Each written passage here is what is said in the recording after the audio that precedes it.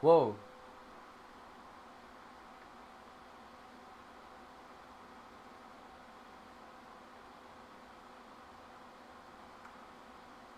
Bondrix has already joined the channel.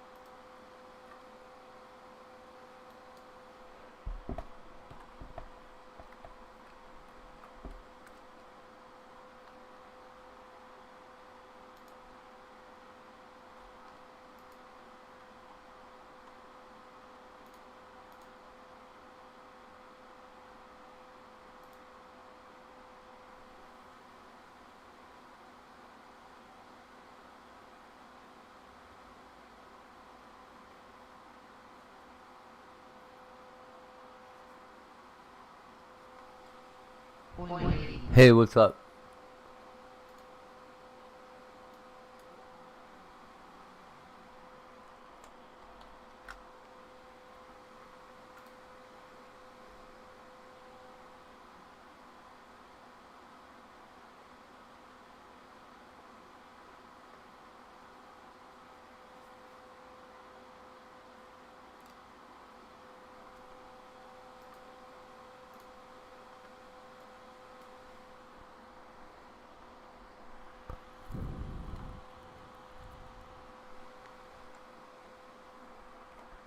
G'day.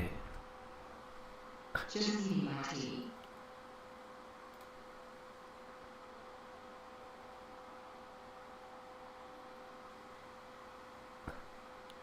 Eating your tea.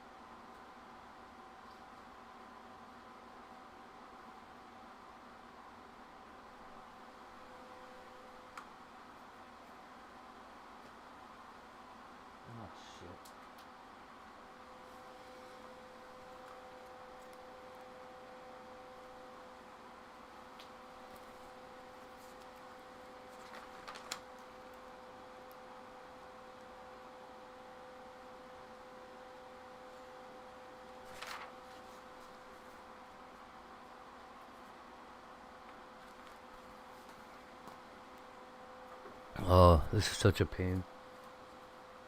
I'm pricing cards.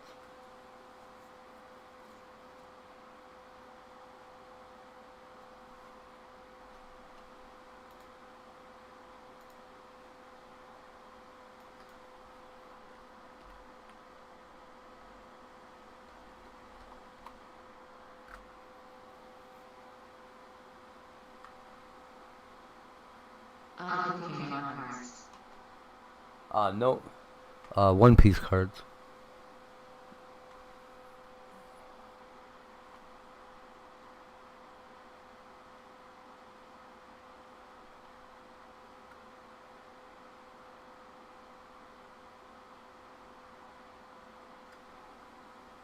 Oh, okay, cool.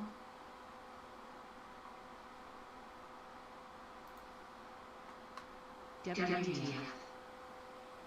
Yo, what's up, Alter Ego?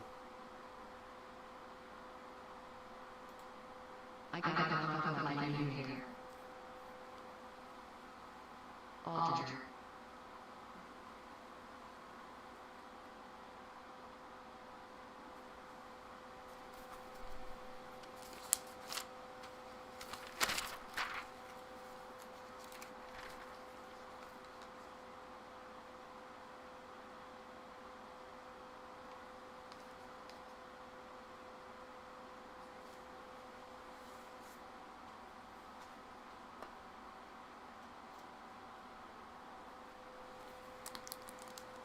Aussie. The alleged gorgeous Australian. Oh, she is. GGC.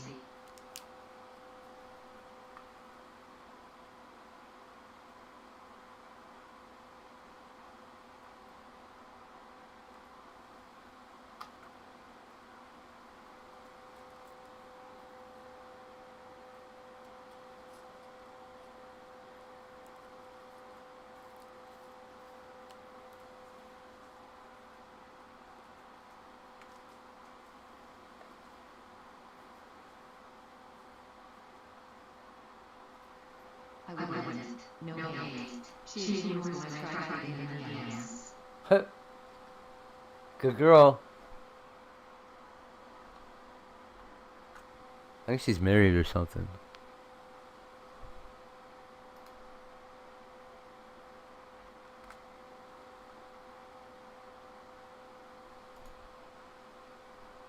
I won't give up though.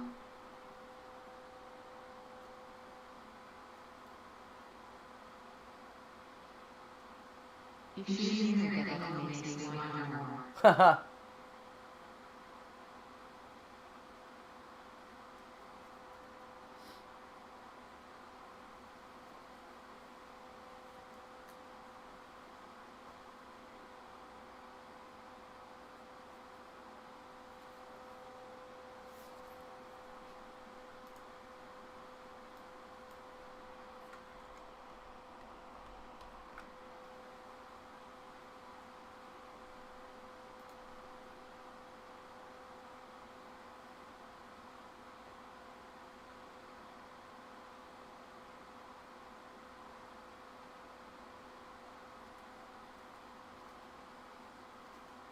Even the pictures were in a sexy red dress state. Thanks a lot. Haha.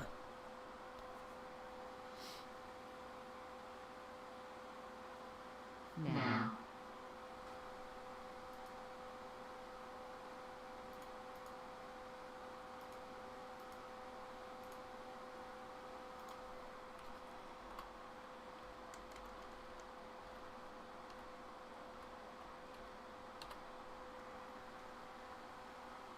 Oh, EV01. Oops.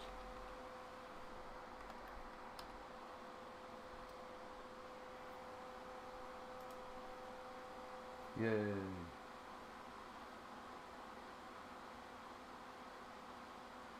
Nobody else said that I are completely within my confidence and never really began to her that way. I ended because she rolls with it. I knew you chose to I grew laughing then. Oh, I know. You're not Brad. Only Brad is Brad, don't worry.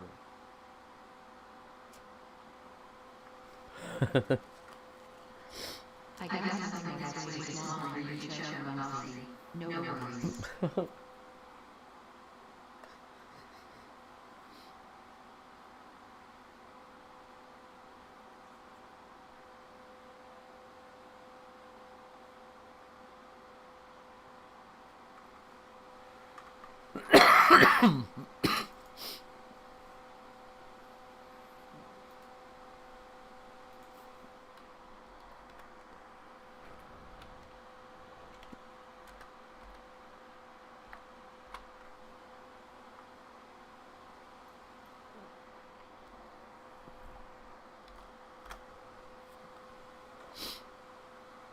His character's name is Koala. What the fuck? I didn't watch enough One Piece.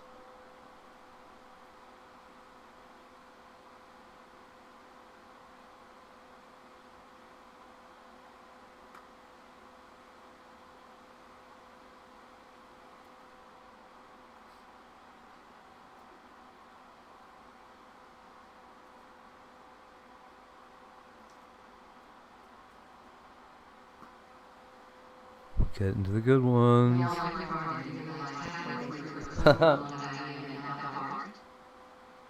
Probably.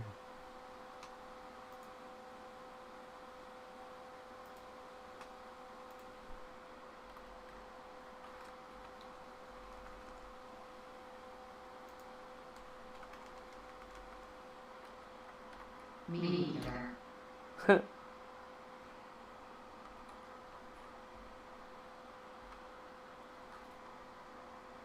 No.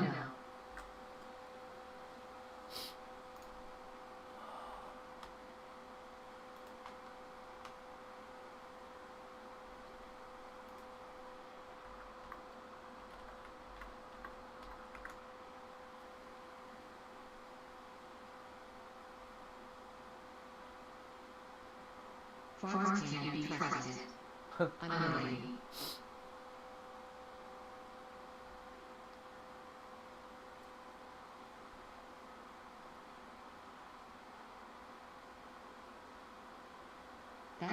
curiosity. Girls body hop. Poop.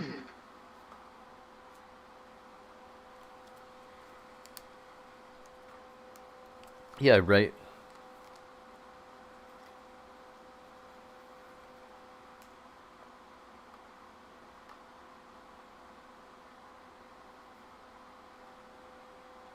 Ooh. Ooh.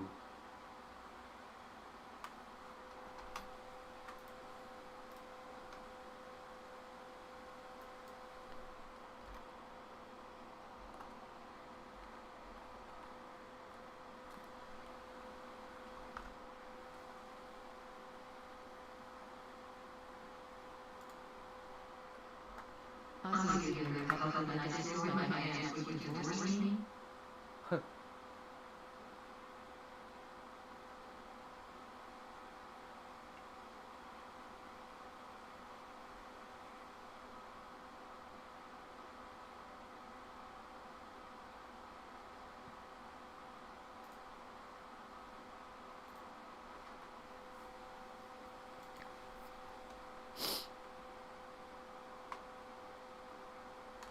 I made a joke about Katie Beth to my kid's mom. She said she believed me.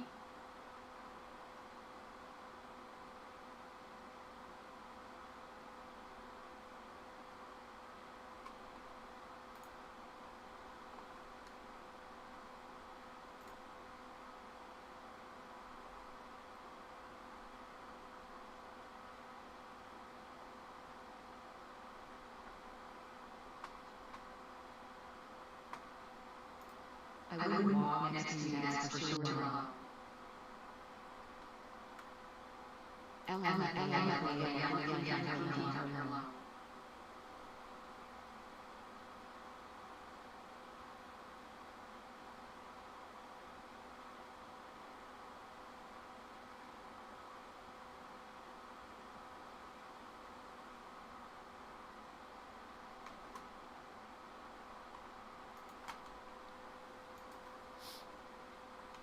Ozzy so what?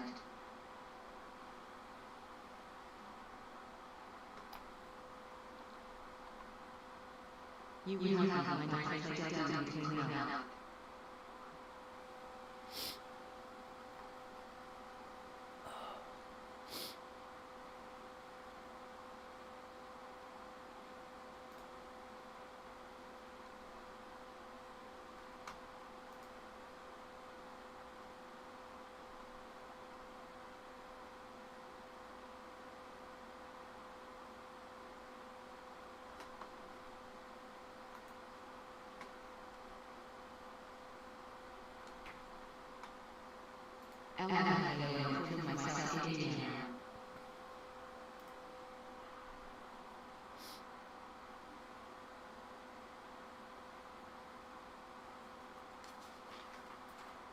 You are right, I would not care for a person like that.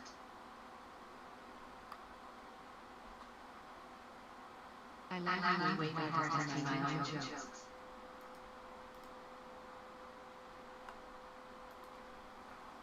Good.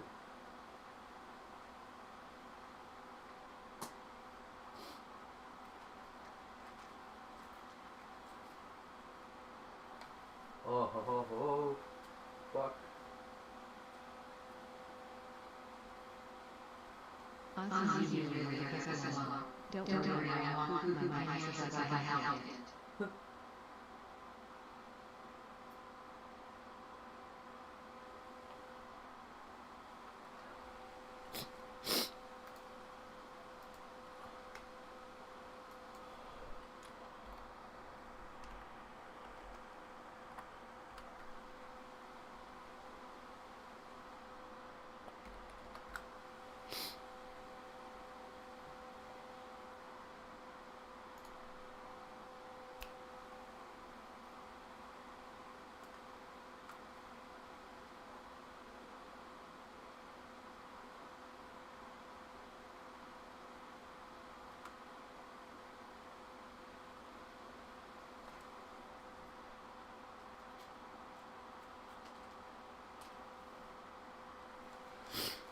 Well,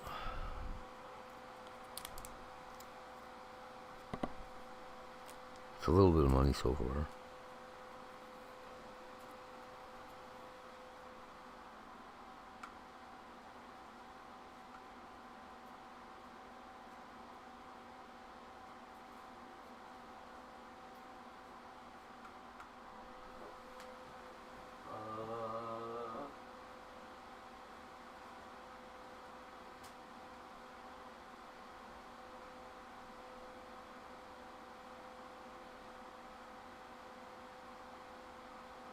My phone was set.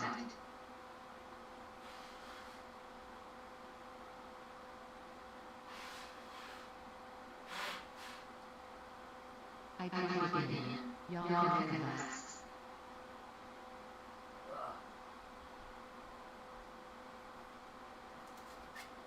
What's that? Oh, thank God. I didn't know completely Huh. death of my friend for the last 7 weeks of my life. That's terrible. That's terrible. What a horrible thing to... Man, that's so sad. I'm sorry. Hey, Trace.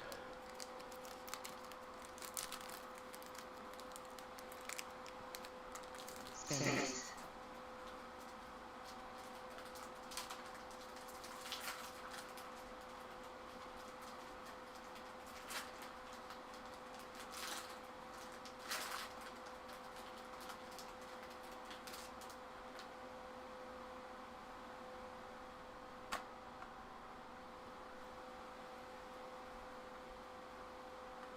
Let's see what we got.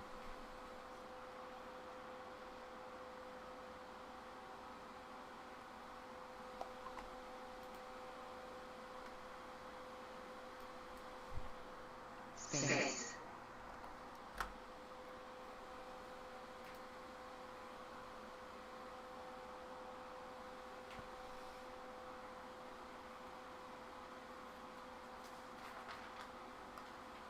Aussie.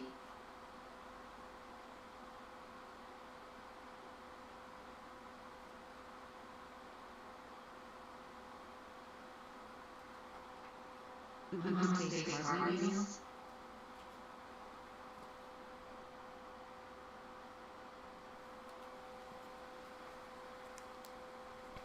Cartwheels.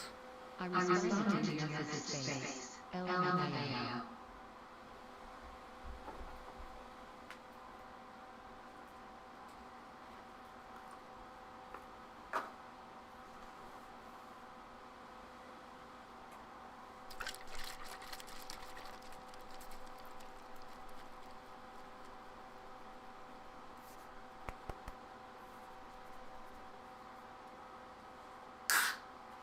Space Factory calls Pacific to Kilo Bar. Are you around?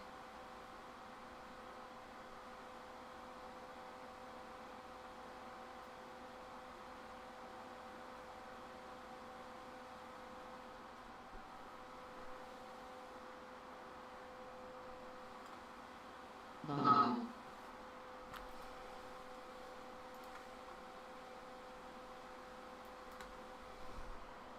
Lyrics.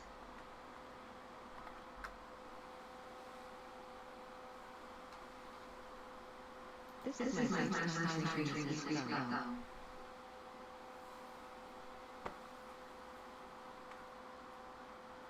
Nice, buddy.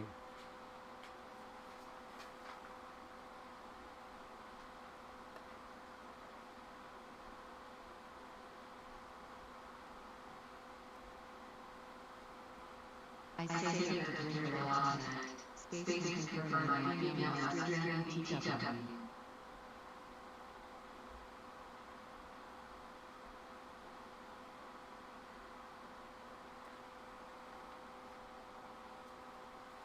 Emergency.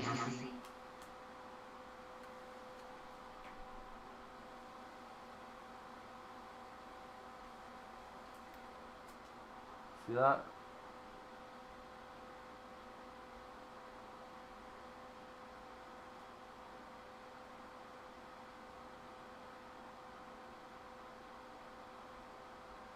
Space say unfortunately our allocated groups are without the free transfer.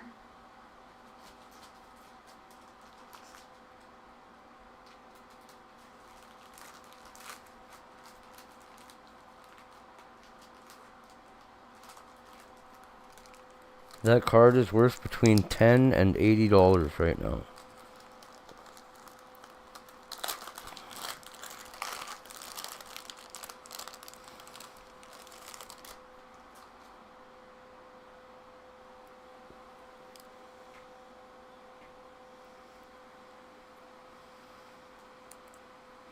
Space all retreat to Inferno.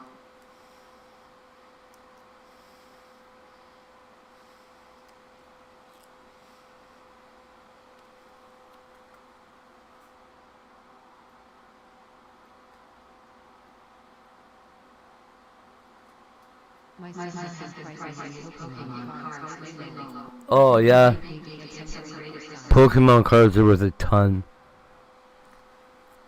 And it's worth, you know what? It's worth, if you can, if you can still get this thing from GameStop, it's worth it. They used to have like a pack that you could buy that, you got like 4 free, gradings with. It gave you like everything you needed. If they're in good shape, it's worth it. As long as you look them up first and see how much it's going to add to the value. Because a lot of them aren't even worth any more when they're graded. It's just a waste of time. I'm sure you know that.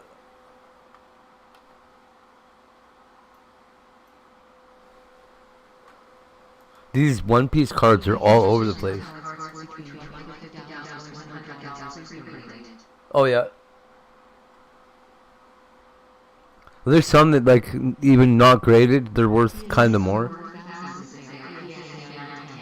Yeah.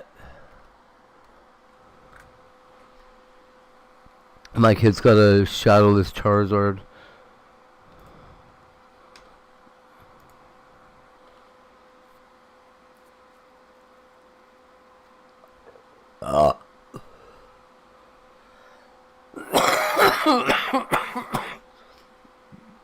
From like 1999 or whatever the fuck it was.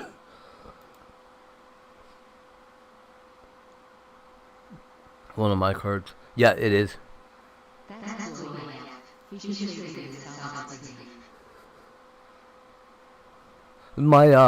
my 20, whatever the fuck old she is.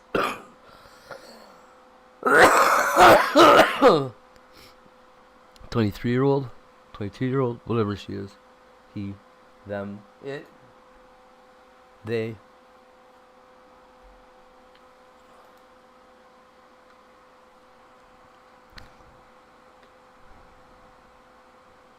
Oh, nice. I have 15 cards when I wrote through them. I still sold them all low. Oh.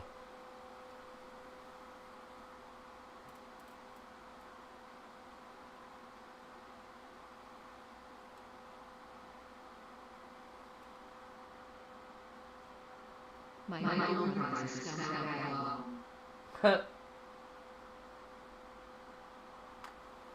You know, my brother thinks that about me, but he also blames me for fucking everything that's ever gone wrong in his life. I don't know what his problem is. 15 value. Probably the actual money value. My uncle stole my brother's rent money one year, or one day, 1 month, whatever the fuck. And, he blamed, like, my brother blamed it on me. He still thinks it was me. And it's like fucking 20 years ago. And my uncle's dead. I was like, man, why the fuck would I keep lying? My older brother thinks everything of himself right above he has. I know. He was a good child his whole life. Love you guys and eating rice and butter with salt and pepper. Hey, Melissa. What's up?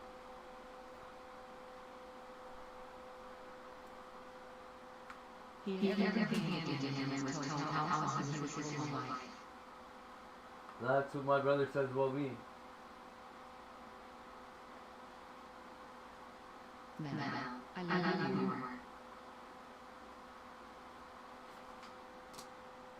I hope my brother gets over his feeling like that.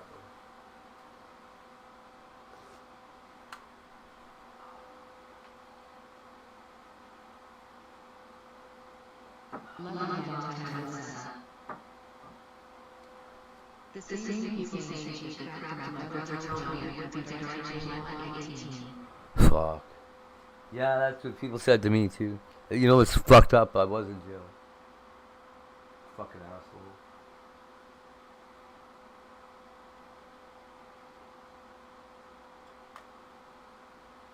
I had to take a shower because I was drunk from Shasosomia. I joined the military and my broke the jail.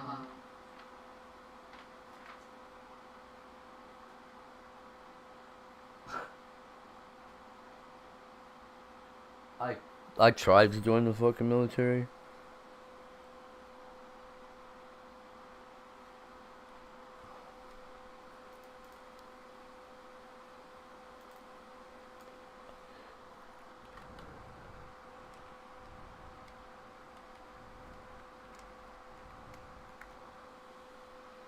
They didn't like me.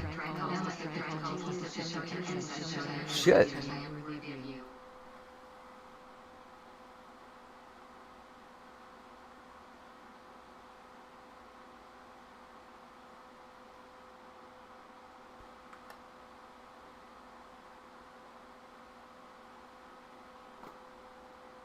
They say they're more pussy.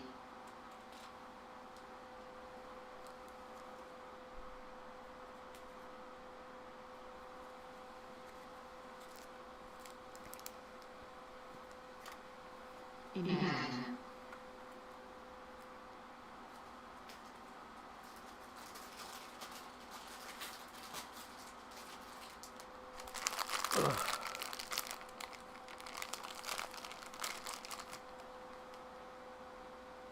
Okay, you know what?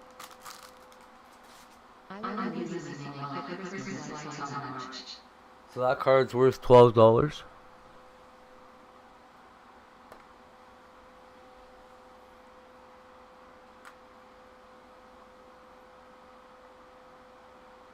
Ungraded, it's worth $12.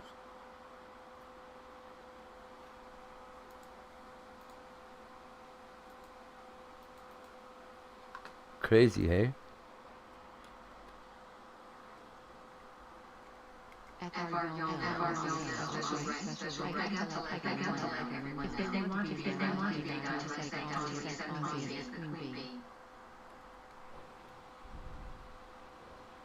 Alright, Ozzy. She is special. What do you mean?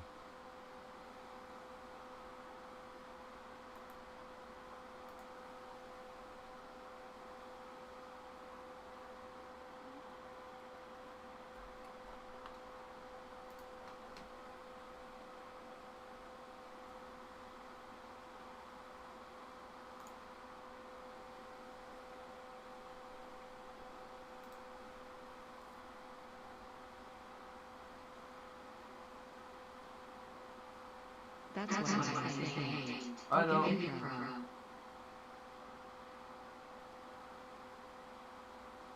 Word.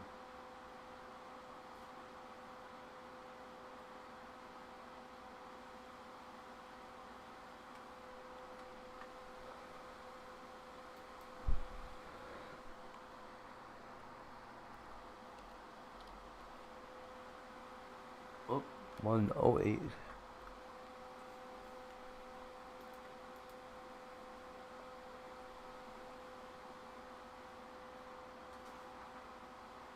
Now that I have to explain hate. Pros are the same thing with Mr. Argo. You will always be fit to kill on that.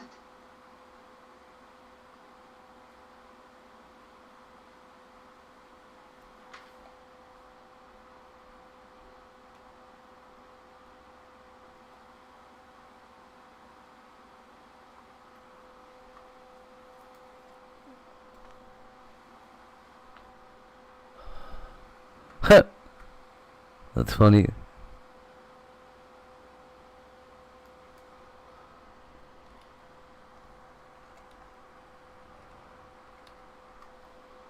Mel. Ill dude. You really are awesome. Yeah, I love you too, buddy. Melissa.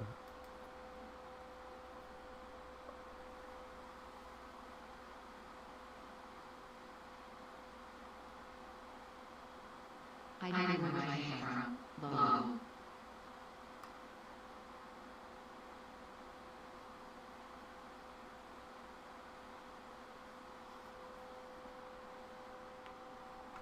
Alter Ego, you did a great job with those guys earlier.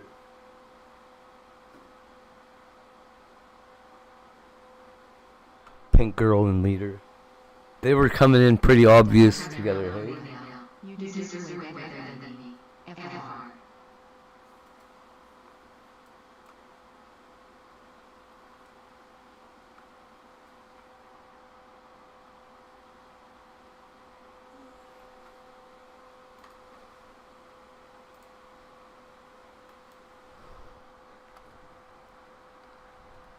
I like ladies. And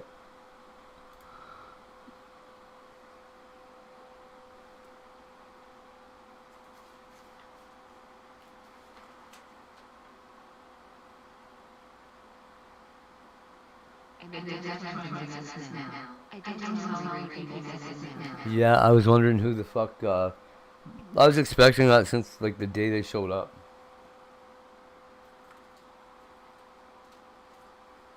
I wonder if they were working up to something for this weekend or what. Or if that was just people out of RD's chat.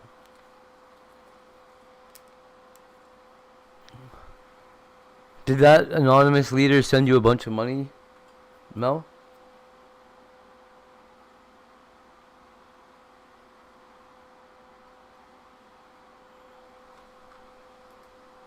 Was I an asshole? I don't really know what I was. No, you did a good job, actually. I was impressed.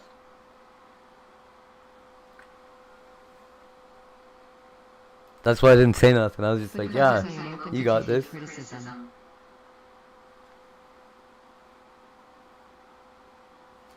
You didn't need backup from nobody. It was really good.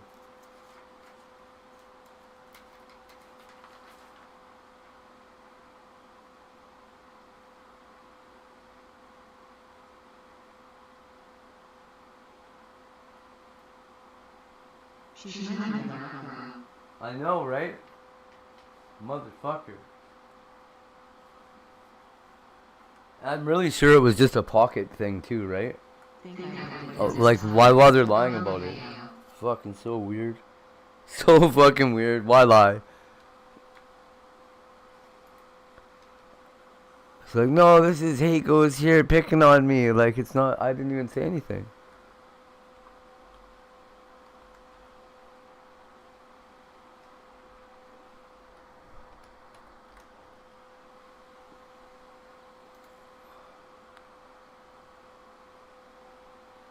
If I disappear, it's just out of severe storm on here. I thought I was the first person she made chat when dude started attending the Avenue. Yeah. Yeah, it just came out of nowhere too. Wasn't there before. Suddenly he's an expert. Fuck out of here. Clowns.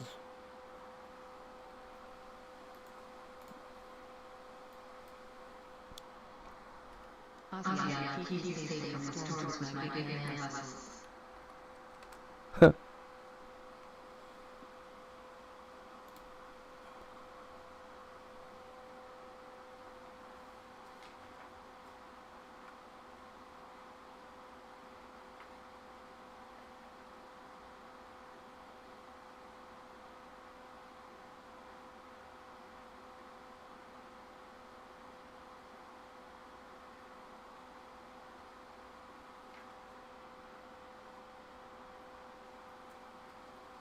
Ozzy is changing how much I like her.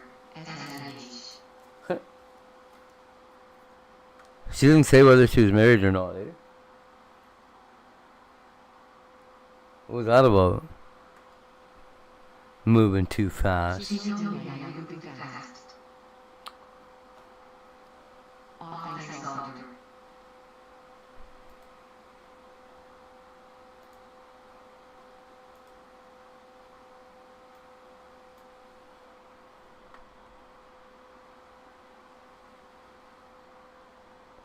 Her husband is into also hanged. Not married. Okay. Well, that's good. I guess. Marriage is a trap.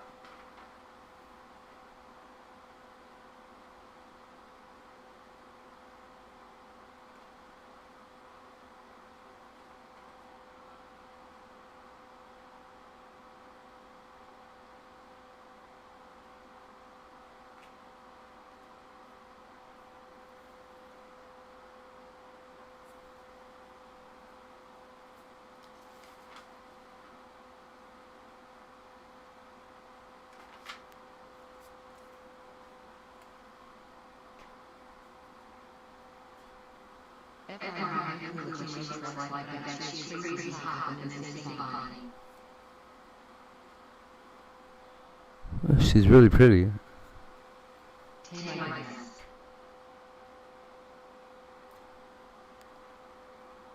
I got $100 on it.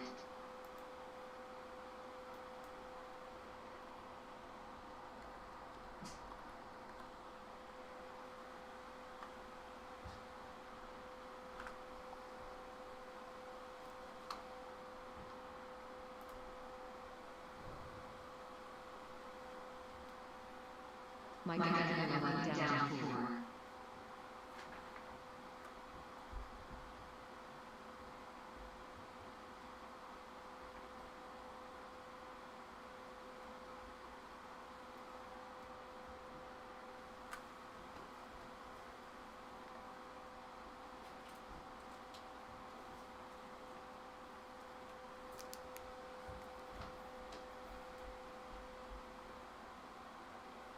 What are you doing?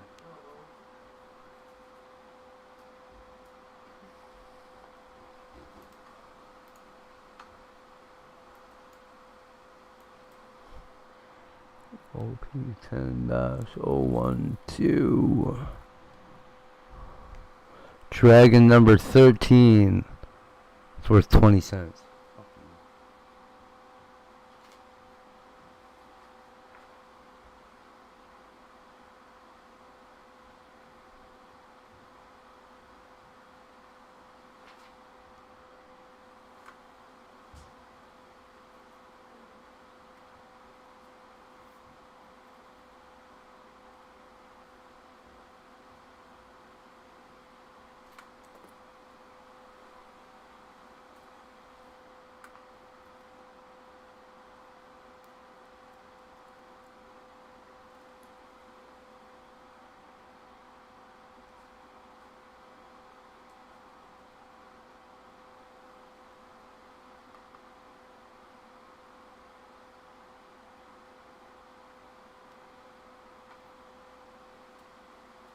Huh.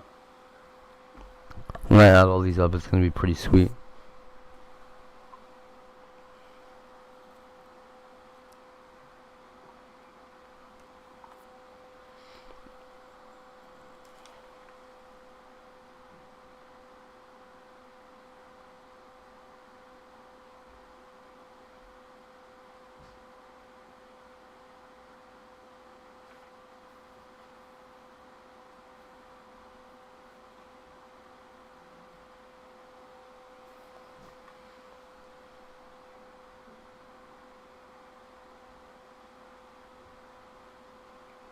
It's about 500 bucks worth of cards if I send the bigger ones away to get graded.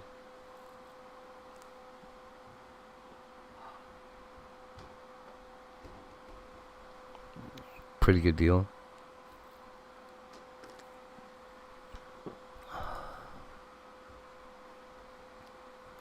Not even halfway through and they were free. Yeah.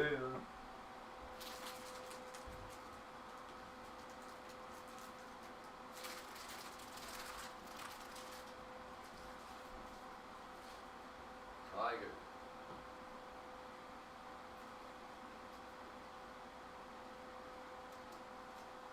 We're at a pile of money so far. You know that? Okay, I'm gonna wait. I'm gonna wait before I do more cards.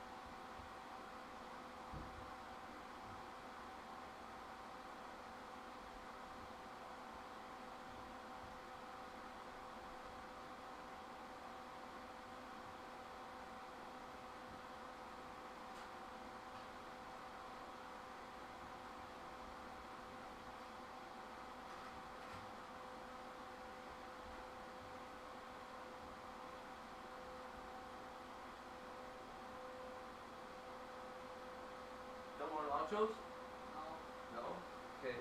Then you should go to bed. Okay? Alright. Love you. Be good, man.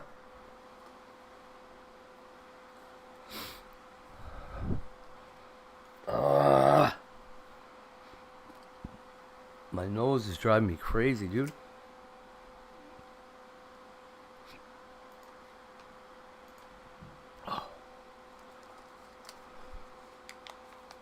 Oh, Trishalicious is live.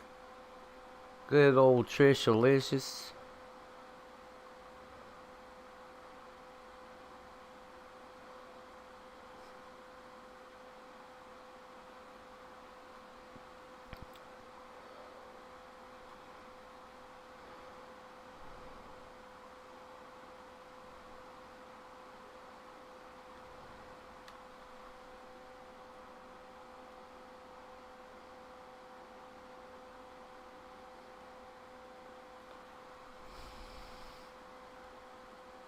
We are living in a computational world. This man says he found a code hidden in the fabric of our reality. There's millions of characters, they're moving all the time. A code that may prove our world is not what we think. It really feels like you're looking through a microscope into a whole new world that you never knew existed. What is the true nature of the world we live in? What is it really? I'm claiming you're about to find out. I'm interested. For thousands of years, The hell? What the helly?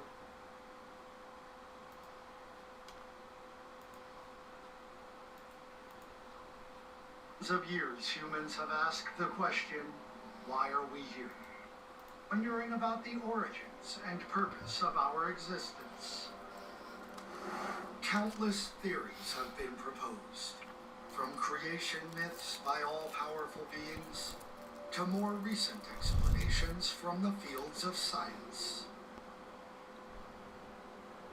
He's talking about the Many of the DMT proposed codes explana- that are in the Many walls. of the proposed explanations include the idea that our life on Earth is not the only dimension to reality. Other realms are thought to exist, everything from Valhalla to Hades and Heaven. Some question whether our world is even real, theorizing that our reality is just an illusion created by the higher beings in these other dimensions. A simulation of sorts. Higher than us. I Haha. recently spent a couple of 'Cause they're on days with a DMT. proponent of this idea, an independent researcher named Danny Goldman. And what is it that you're researching? The connection between consciousness and matter. Danny claims he discovered a technique to see into a different layer of reality. That's what he says. I am the discoverer, or the claiming discoverer, of a unique phenomena in that it is a repeatable experiment that people can do. I'm not suggesting that people should do it, but it just happens to be the case that if you ingest DMT and you project a diffracted laser on the surface, you will see what seems to be a self-executing code of some sort in the surfaces where you project the diffracted laser.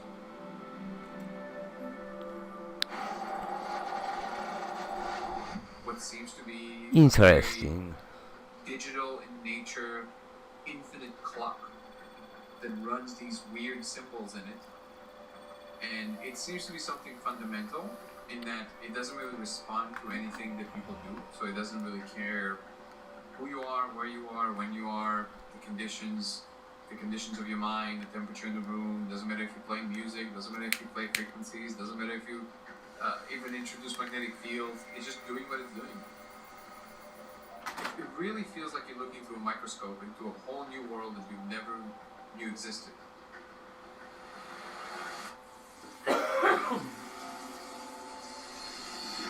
It's not just letters that you see. There are geometries that present themselves. And it makes it easier for multiple subjects to see the same thing at the same time. So I can see that geometry and I can say to you, are you seeing this tetrahedron tetrahedron, like in this position over here. Yes, and can you see the characters that are over here? Yes, okay. Let's match these characters and make sure that we're seeing the same. Yeah, and they both write them down under the same shit. Danny and his business partner Carter are having others Wild, right? participate in the experiment to gather as much information as they can about this phenomenon. The real game here is making sure that we're setting this up for the maximum odds that someone's going to see the content. So it will work up against like this foam sort of material in this particular Faraday cage, but the real ideal is to use something that has like a not too reflective surface, but a very matte surface.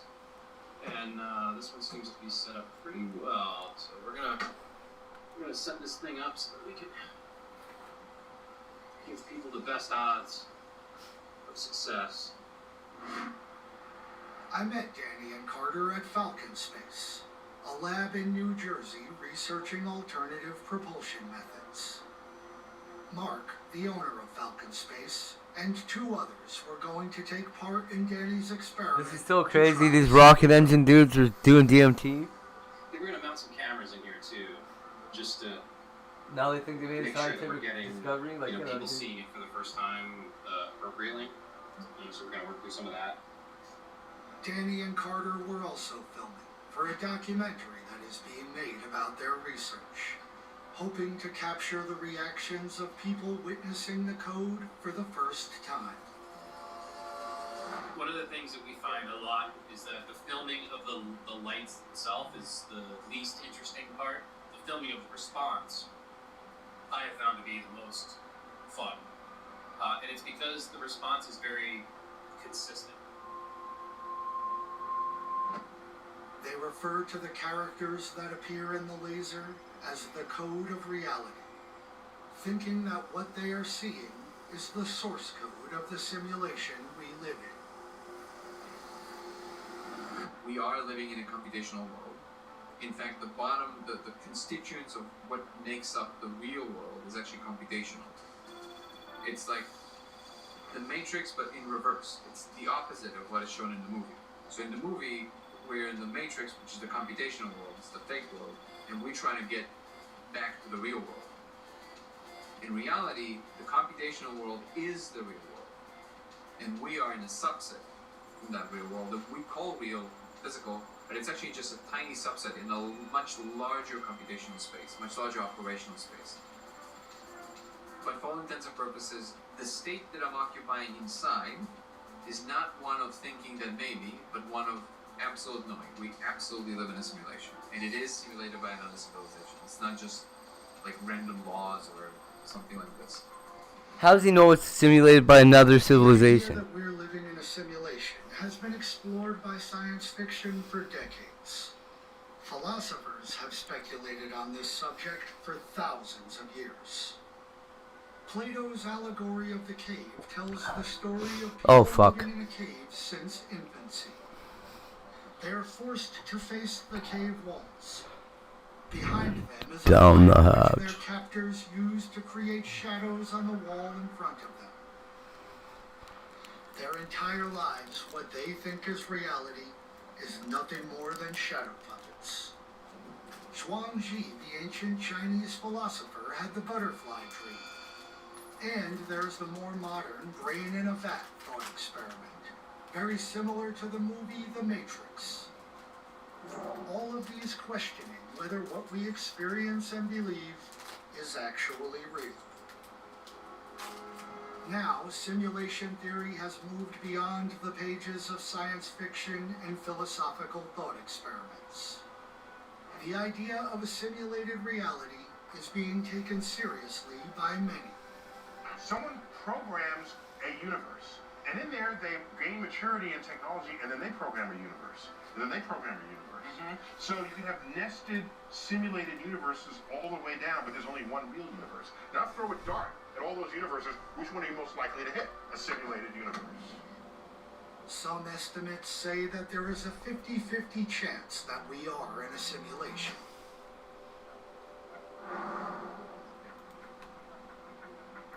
Okay, hold up. Wouldn't it be awesome if these guys made this whole thing up so that they could get Neil deGrasse Tyson to do DMT? of Danny's goal researching the code of reality is to find a way to prove simulation theory to be true. Now we're actually trying to probe this scientifically. So we have a couple of physicists on board, engineers, and we're trying to think about this in more coherent terms. Is there something we can actually show, prove, so we can actually, put something on paper that makes sense even to a mainstream scientist who won't necessarily do the experiment themselves? As Danny suggests, one of the requirements of this experiment precludes a lot of people from attempting it. That is the DMT component. Dimethyltryptamine, which is what DMT stands for, is a neuromodulator. Your body makes it naturally. We don't exactly know what its function currently in our metabolism, but there's recent studies, for example, one by Dr. John Dean with rats. He discovered that they have comparable amounts of dimethyltryptamine in their intracranial liquid to dopamine and serotonin during waking hours. What this means, in simple terms, everybody knows what dopamine and serotonin are. You have certain amounts of those in the blood and intracranial liquid every day, and they're responsible for a big chunk of how you feel and everything. It is the same average amount of dimethyltryptamine in your intracranial liquid, or at least for rats, as dopamine and serotonin, which means it plays a fundamental role somehow in your way of experiencing the world. What it's actually doing, we don't know. It's a very simple molecule. And when you smoke it, so you add more to the system, the feeling is that you're perceiving more of what reality is. Like there's more channels open up. Like it's almost like it's responsible for perception itself. That's what it feels like. Now that's obviously speculative. As Danny mentioned, DMT, when ingested, alters the subject's perceptions. Because of this, it is considered a hallucinogen and psychedelic drug. The United States classifies DMT as a Schedule I controlled substance, but it is the subject of several scientific studies around the world. Some indicate that it may have potential therapeutic benefits for treating anxiety and depression. DMT has been used in traditional medicines for probably thousands of years. Perhaps its most famous application is as the psychoactive ingredient in ayahuasca, a South American brew made from the ayahuasca vine and the leaves of a plant containing dimethyltryptamine. Ayahuasca is traditionally administered by curanderos and shamans during spiritual practice for healing and visioning. Many users of ayahuasca report intense mystical experiences and spiritual revelations, often accompanied by visiting other realms and even seeing entities. It's experiences similar to these that led Danny to develop his experiment. How did you come across this experiment? It's a long story, and the short version of that is that I became very interested in the question of whether there's a way to discern whether the psychedelic space is real or not. And what I mean by real is, does it exist even when we're not looking? Like, does it have its own reality outside of our perception of it? And because my experience with DMT was so realistic, as for many people, I decided that if the space in fact is real, there should be some way to determine that. And I started thinking about this from first principles. One of the things that I realized that light must be involved somehow, because I see it with my eyes, the psychedelic space, content. The other thing that became clear is that if the space is real, and all of those obviously were under the banner of if, we don't know, but if the space is real, then it's operating by some rules. It has a geometry, it's a topology, it has some regulations by which it's functioning. And it has some entry point for us. So even if the space is infinite, sometimes we see it, sometimes we don't see it. So that means that somehow we cross a boundary of some sort sometimes. And that sent me down the path that was very long and windy, and eventually I came up with a set of ideas that became some early attempts of trying to do something with light, and then with lasers, and then all of a sudden, boom, lo and behold, You project an effective laser and you see code.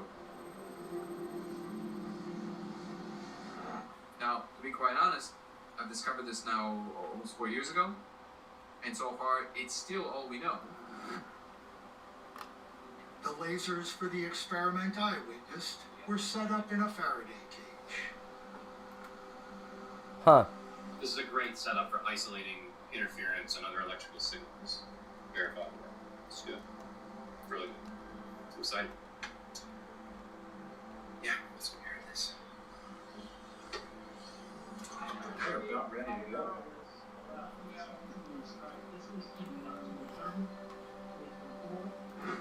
Mark went first to attempt to see the code.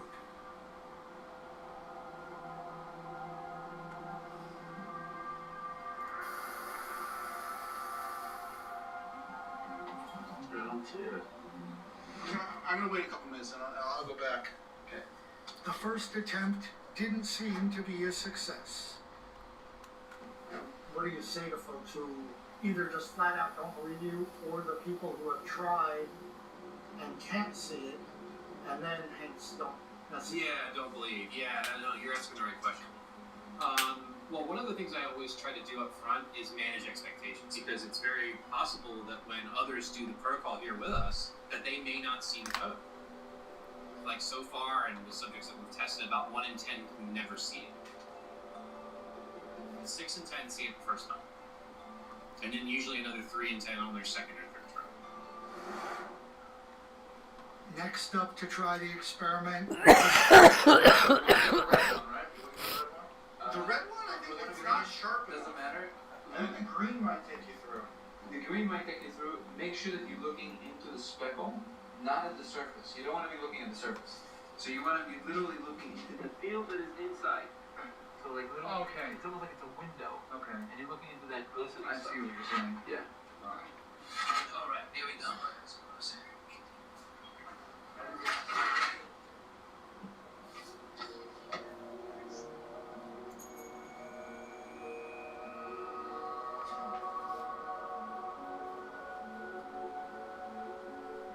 I can see the depth now. Yep. So now look into the depth. And then see if you can resolve anything of the little tiny things. It's almost microscopic in here. Yeah, so small. Yep. They look so far.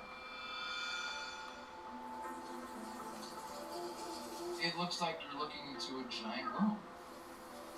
Screen and black dots everywhere. It looks like a giant sphere, is what it is. Just like, and then as this moves, that doesn't move. It's like this.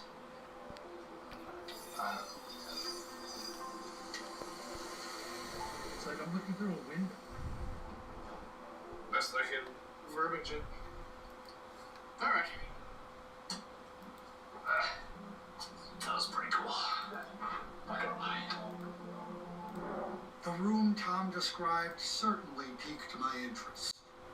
But part of the technique to view the code is to diffuse your focus, similar to viewing an autostereogram like the popular Magic Eye posters from the 1990s.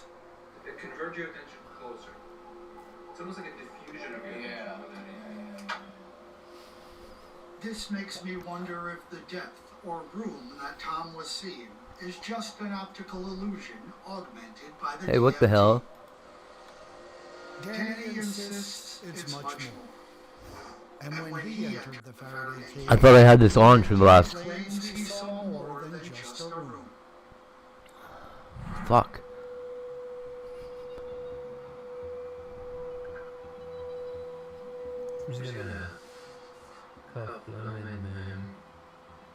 Schein ein, Licht, alle. So all the people that is listening to this hearing.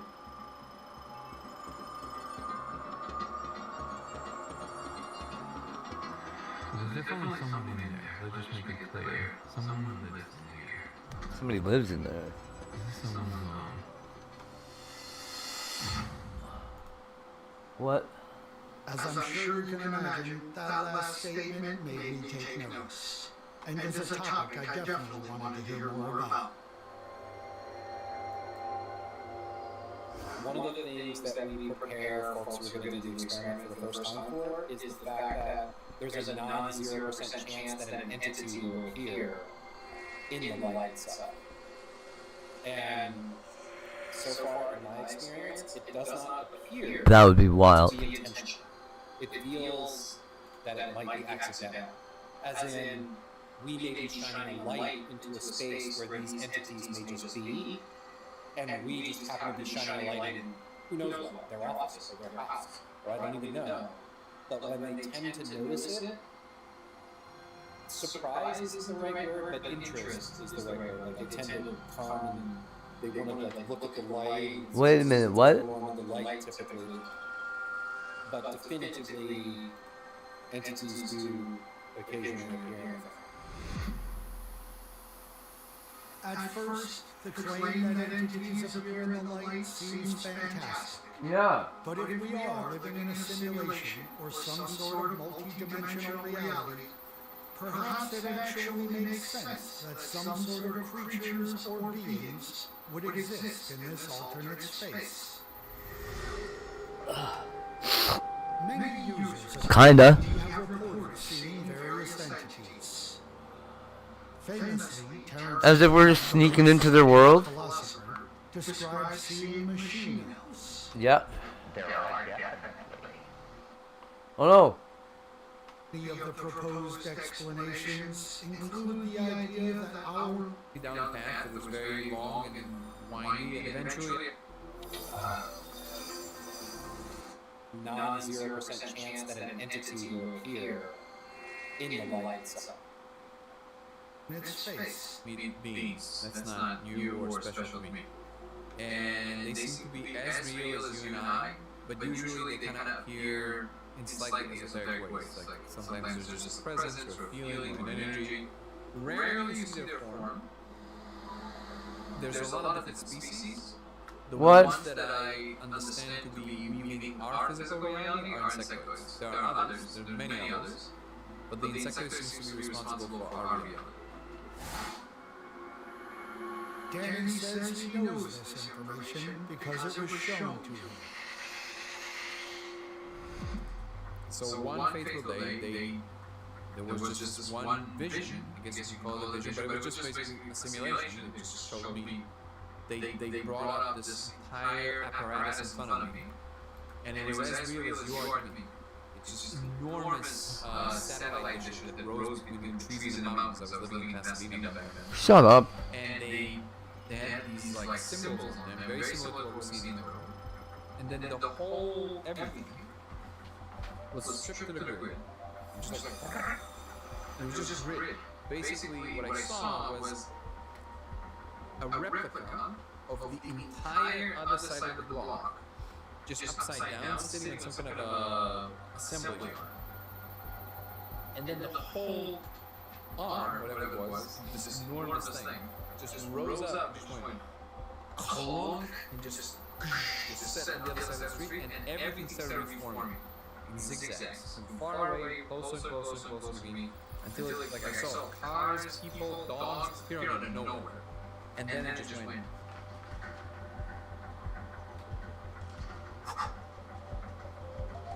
And then there was just silence. And I have to be honest that I actually never thought that even if I would know the simulation, it would do anything. Because I thought, well, who cares? Like, my experience is still real to me. You know, if you stop your toe in the middle of the night and it hurts, you don't care if somebody comes and says, oh, don't worry about it, that's simulation. No, it hurts, right? That's real to me right now. So I never thought that it would matter. But I was wrong. There was something in that moment, there's a gut punch. You do feel gutted. It's like it's like, because there is this sense of like, wait, like am I a puppet? Like it's kind of meaningless? Like what is the... I later realized that it's not the case, because all they're showing you is that there's just a larger picture of the situation. If a civilization that is way more advanced than you runs you on their, computer, if you have consciousness, it's not different than being rendered by the laws of physics. Like really, there's no difference. Like as long as there's real experience, that's all that matters. It doesn't really Huh. matter. Haha. It's simulations all the way up. Just simulations on simulations on simulations. They're also simulated, so it just keeps going, right? That was that pivotal moment where I moved from thinking that it might be the case to knowing for a fact. The possibility that we're in a simulation raises all sorts of questions. It makes me think of modern video games. Am I the player character being controlled by some other entity? Am I the non-player character, just repeating the same handful of programmed actions? Even if we are in a simulation, video games are a decent and imperfect analogy Right on. for the simulation hypothesis. Can you hear this shit? And makes me think about something Danny said earlier. I became very interested in the question of whether there's a way to discern whether the psychedelic space is real or not. Does it exist even when we're not looking? If we are living in a simulation, this idea of something not existing when we're not looking at it could be the reason he sees the code in the laser to begin with. After all, this is how video games work. It's so crazy. Video games have a limited amount of processing power to work with, and only draw assets on the screen that the player can see. If the player is inside a building, the system conserves resources by not rendering the world outside. Maybe the simulation we live in works the same way. Perhaps shining the laser onto the wall is showing source code. No one can see what's behind the wall, so our simulation doesn't need to render. Maybe this laser is a glitch in the simulation or Easter egg that allows people to see the underlying code of our reality.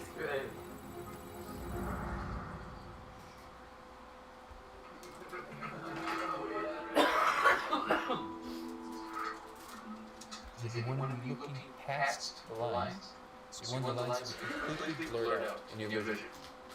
After some instruction from Danny, the third participant tried the experiment. Video's not focused so much as fun. Yeah, because it's inside the surface. The focus is the actual thing that does that. This is super clear, like the good way. I tried to teach people how to do this. You see these like field of buckyballs in the code they can make up this diagram. After a few minutes, Jay began to see something. I feel like there's Hebrew letters trying to come out. There you go. Now It's everywhere. It's billions of them. usually people describe it as either Japanese or Chinese, but it definitely has a lot of Hebrew in it. I'm not saying definitive letters. The shapes are familiar because I know Hebrew language. But it's not sharp at all. It's almost like my brain is telling me to see things that aren't there. Individually. Yeah. So I couldn't say that this is, oh, I'm seeing it, or is this the placebo effect? Jay was able to see shapes in both the red and green lasers. Afterwards, he was still trying to make sense of what it was. How do you describe it? So everything focuses on one point. And now this point, imagine the point is the size of the tip of the pen.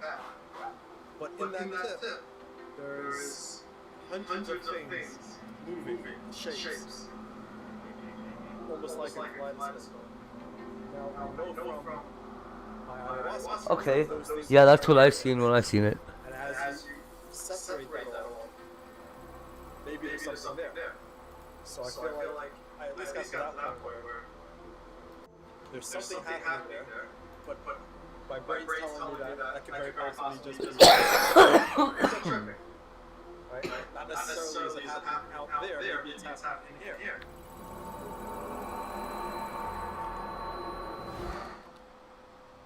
Jay's hesitation to attribute what he saw to an external phenomenon is understandable given the hallucinogen component to the experiment. Now, all of this is kind of geared around individual perception. So how do you prove any? Oh, that's a good question. Well, consider this. We have a code of law, right? That derives on evidence. And much of the evidence is human witnesses, human drawings, human recollections. And in that space, it's fair to say that human recollections are not very good. Right? Which is why one witness is oftentimes not enough. And so the thing that I consider is, well, how many witnesses is enough to say that this thing is true or not true? And we're up to about 3,000 subjects who have now seen the code. Is that enough? And my perspective is, well, that's enough for me to move on to other levels of experimentation.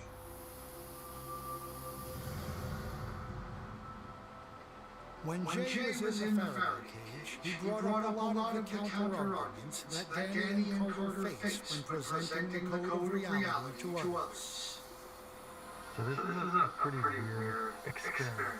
I'm staring at a piece of paper against the wall, seeing if I'm going to hallucinate something.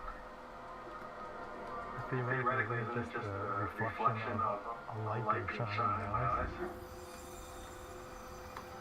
What is causing people to see the code? Is it just a hallucination? Is it just a phenomenon of reflected light? Is it the power of suggestion? It's questions like these that make me wonder if this is a real phenomenon. How can it be proven? The truthful answer to your question is one that almost sounds defensive, but I don't mean it defensively. I am actually not trying to convince anyone of anything. I'm making information available. So I'm interested in what in fact is true. Because I am of the mind that this is true.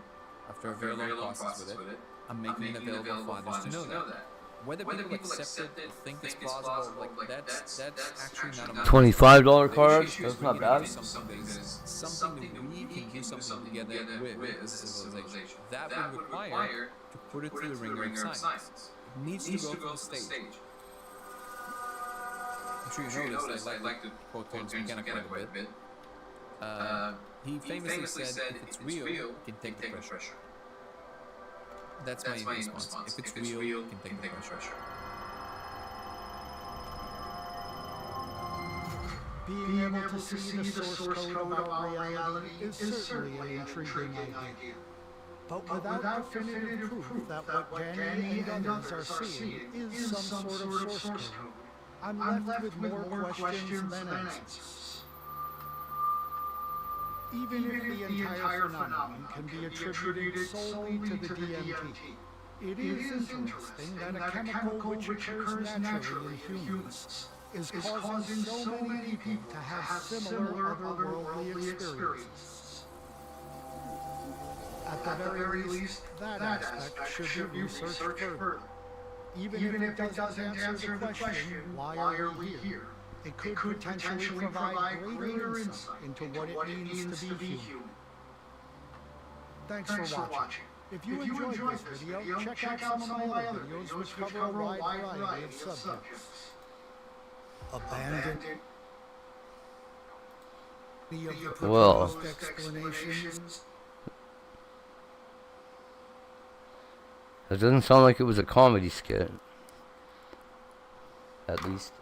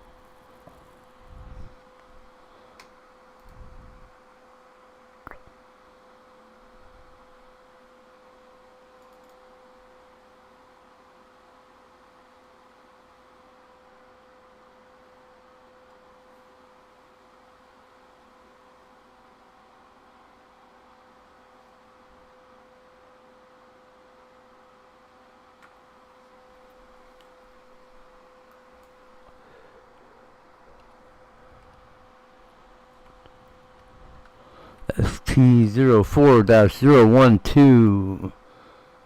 A character called, I don't know. What the fuck? There's no price.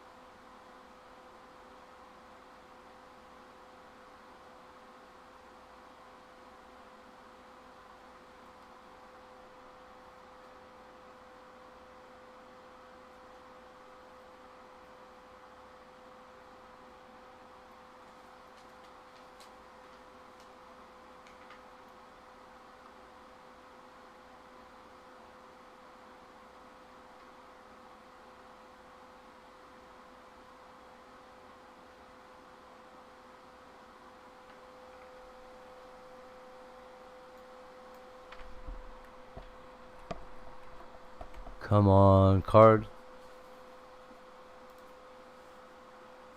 20. Oh, hey.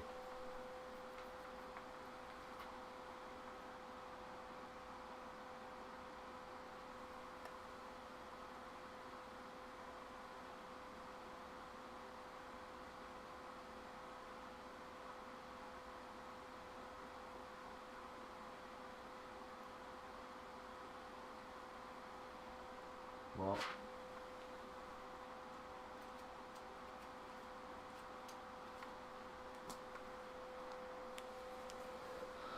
That one's getting sent away to get graded too.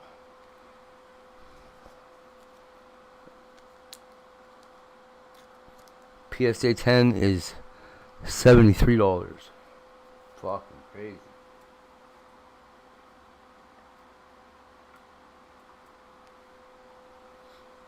It's not all crooked or fucked up.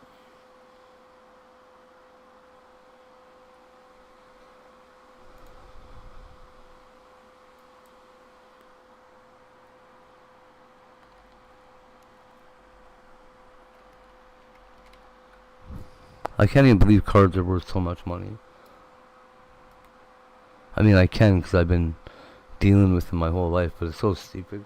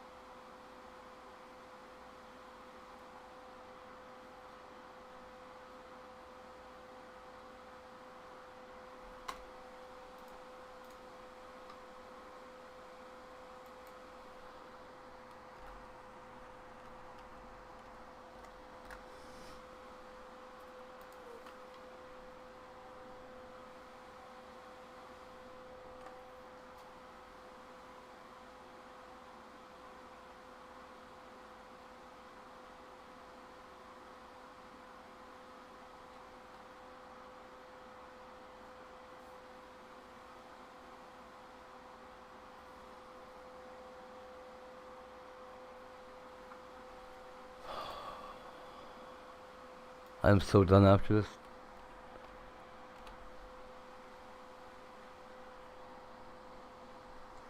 I was gonna open some Pokemon cards, but not now.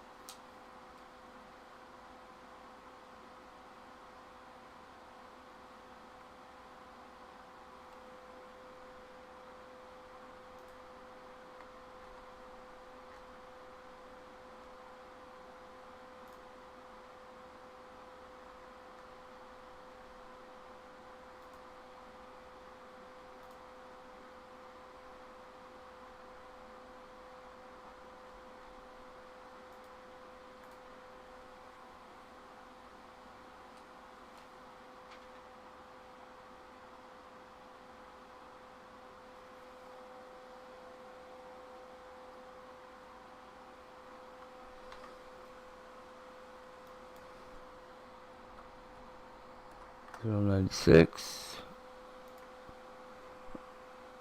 99 cents.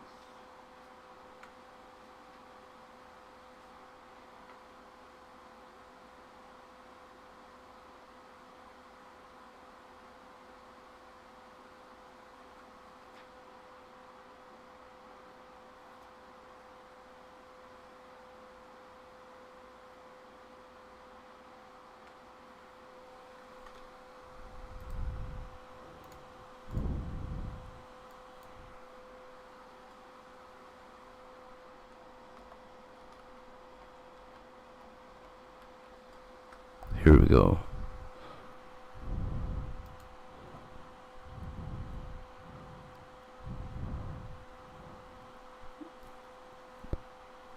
$5.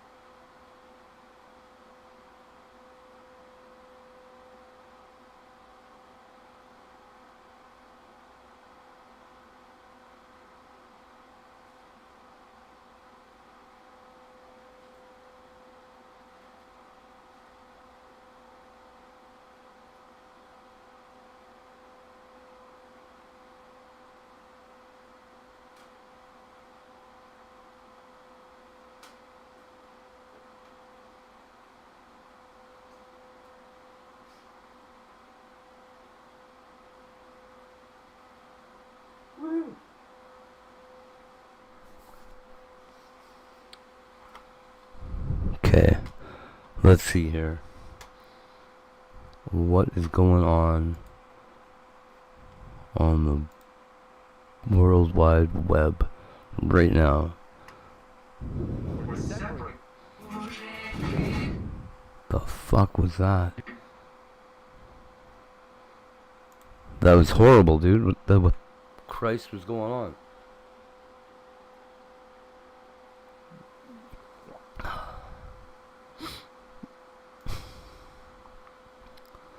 I don't know what happened to Trace. She was here.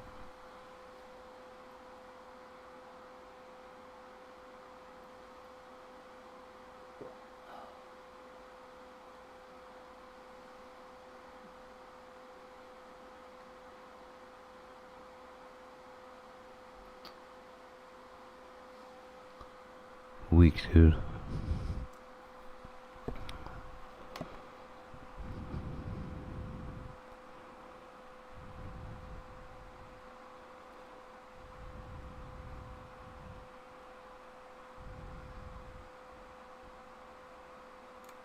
OnlyFans for teens. I had no idea this was going on. So if you're not familiar with OnlyFans, it's a website where people can sell their bodies for money. That's for adults. There's a site called Brand Army. You can join the site as early as 13 years old, and they have a policy of how many bikini/revealing photos that you can post. You can post, let's say, one bikini photo, and then it has to be 2 normal photos, and then another photo that's revealing, and then 2 more normal photos. And these are 13-year-old girls or boys. The other part of it is you have to be 18 years old to subscribe to the children's content. There's a house in Florida. What? Thought house. Thought is like a slang term kids are using for like or whatever. There's a lot of OnlyFans girls living in there, but one of them was under 18, and they were waiting for her to turn 18 to bring her on to OnlyFans, and they were using Brand Army before that. They knew exactly what they're doing. It's not like a misunderstanding. The parents that are doing it and letting their kids use Brand Army, their children, and profiting off it, they're fully aware. That's fucked. For teens. I had no idea this was going on. So if you're not familiar with OnlyFans, it's a website where people can sell their bodies for money. That's for adults. There's a site called... Man, if y'all don't think the spiritual world is real, check out this guy's story. The bartender slipped me a note. Don't leave her. She kind of walked up to me and she ordered me a drink, before I even introduced myself. She said, I like your energy. She told me my face looked like it told stories. She reached and touched my birthmark and she whispered, I like the broken parts. So we talked for like an hour, y'all. Kind of conversation that make you forget where you parked at. I got up to go order a second drink. The bartender slid me a glass, but it slid me like a little napkin with the glass, but it was like kind of folded up and said, don't leave with her, you're not the first. I'm too faded for this. I turned back and the bartender was gone. So I turned around to the table and she was gone too. The drink was there though, and it's still like, dripping like sweating on the table. This lady comes from the back, whatever, she asks me, okay? And I'm like, I'm looking for my friend. Tell me what I'm talking about. So she's like, come look at this. She showed me the security camera. I was sitting there by myself all night. I still got the little note. Well, I had the note after the fact. I'm like, well, where did this note come from? Man, if y'all don't think the spiritual world is real, check out this guy's story. The bartender slipped me a note. Don't leave her. She kind of walked up to me and she ordered me a drink, before I even introduced myself. She said, I like your energy. She told me my face looked like it told stories. She reached and touched my birthmark and she whispered, I like the broken parts. So we talked for like an hour, y'all. Kind of conversation that make you forget where you parked at. Uh-oh. I got up to go on the table. This lady comes from the back, whatever, she asks me, okay? And I'm like, I'm looking for my friend. Tell me what I'm talking about. So she's like, come look at this. She showed me the security camera. I was sitting there by myself all night. I still got the little note. Well, I had the note. Shut up. Shut up. What a dumb story. So what? So he's at the bar with a ghost? Shut the fuck up. And the ghost bartender too? Ooh. That sounds like a real story.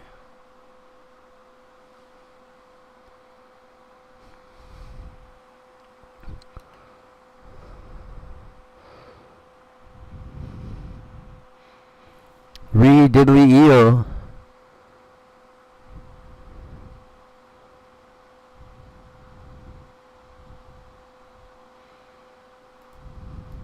Today we're going to share a No. serious and heavy. No. It's the extra booster English version EO2 One Piece. No. Memorial of the anime collection. I don't actually think the word memorial is in there. I just think of like anniversary, but this isn't an anniversary. It's the anniversary of the anime. That's not what I clicked. This booster pack, booster box. What the hell? I don't know. In Ozzy's DMs maybe.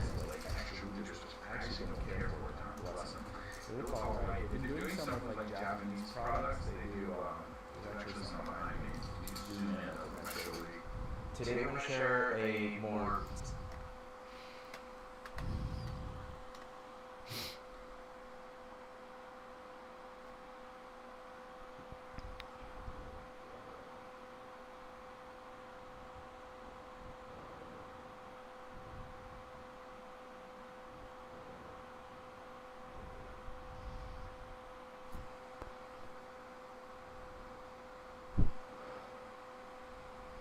Hey, Ozzy. The human hero. There he is. My years lost celebrating.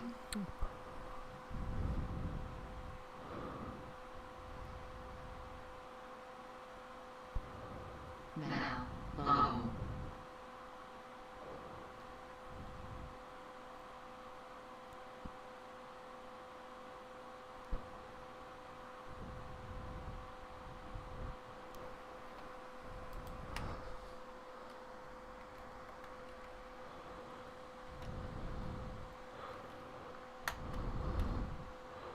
He's a cheating on me. He's going to touch me like I get him.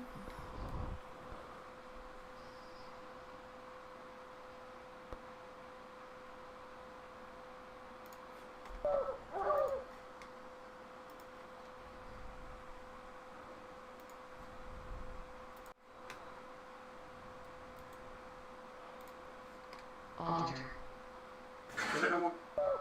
She's keeping his love on me. Oh. Oh, this would be easy. You just dog him up? And then shoot him out of the tree? That's fucking evil. This is so easy.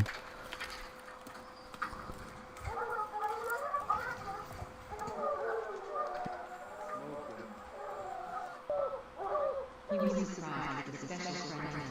I think it's shot early. That's a lot of shots. Okay. That's an easy $8,000 right there.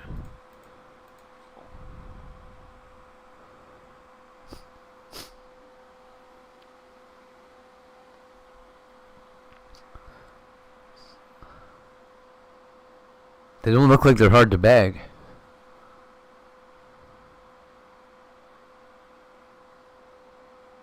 That's how you put the suffocate. Well, right on.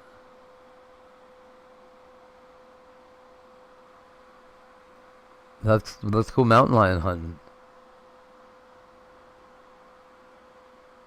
Just shooting them out of trees, man. So easy. Oh, it's a baby. It's not my business now. As long as he's happy. I'm going to sober now. I'll take a shower. Look at it. It killed somebody's cat and then came back. It wanted to be that house's cat. Enough time to calm down before their panic. It's so little. It's a baby. Anxiety has worn off. Just 9 hours after Whoa, that's not the same one. that was deadly for their family pet, the cougar responsible came back. Was still acting very menacingly, so it just makes me more. I don't think it was the same animal.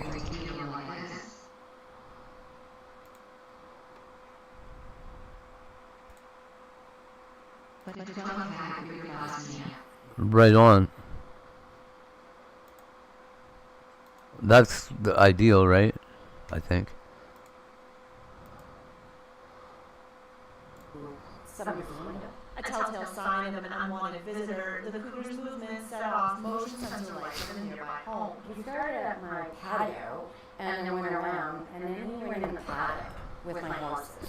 So my son-in-law said, yeah, he's here. Wildlife experts say it's likely the cat returned to look for the prey it left behind. Oh, their backs are so weird. Typical of the predator. This behavior. Oh, it killed the cat right there. They know where there is food. Isn't necessarily unusual. However, it's confident in certain ways. Alberta Fish and Wildlife continue to search for the cougar with capture efforts underway. In a statement saying officers are actively monitoring the situation and are currently evaluating the next steps to ensure the safety of both the residents Let's get and 'em. wildlife. But residents are Only because he gets it now.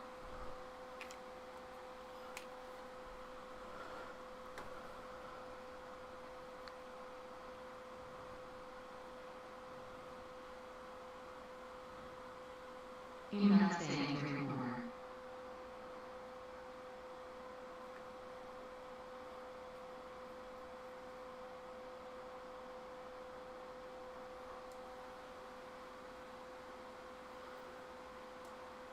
No one lives in that anymore is the right choice alone. You sound like Bubble Boots.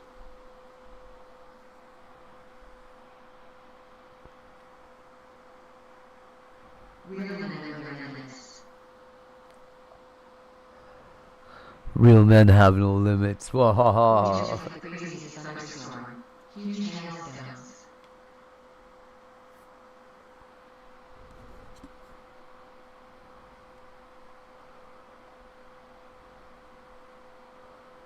Okay, okay, so these cougars do attack people.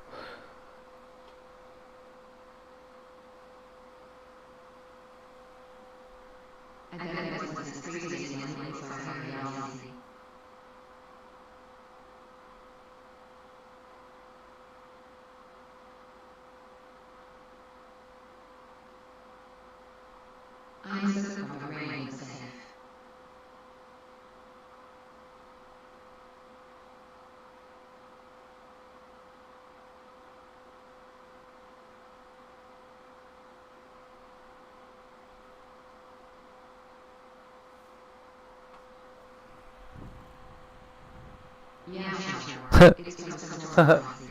I can't think about it.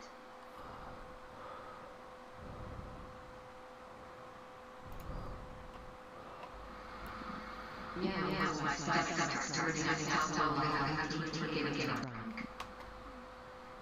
Okay, let's see. Where is it? Where is that at? Do you see it yet? Oh, right there. I bet. Yeah. Did you see that? Okay.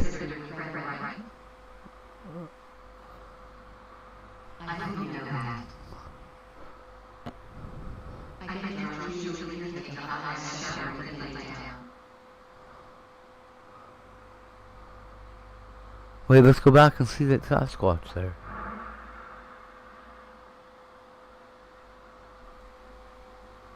This guy's just doing donuts in his fucking truck or what? Ha ha.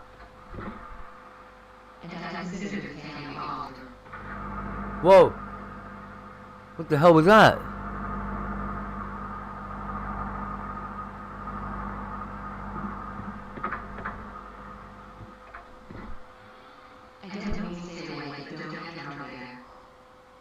What was that?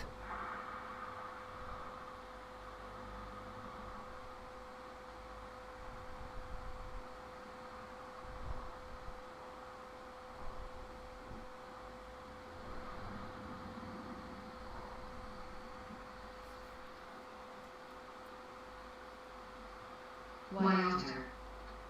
Gannett.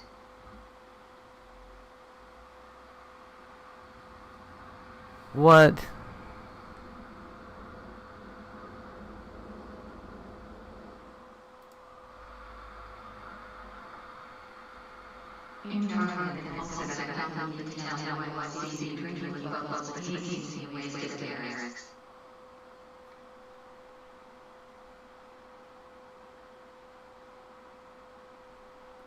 So that's it right here.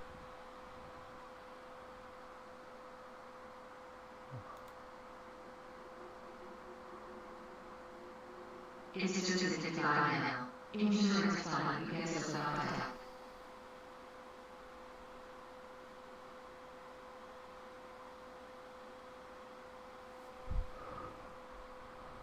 I get it.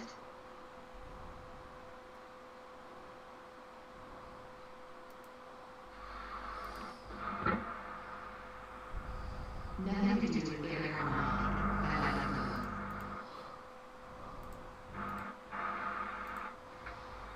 See, why does he get out and run like that?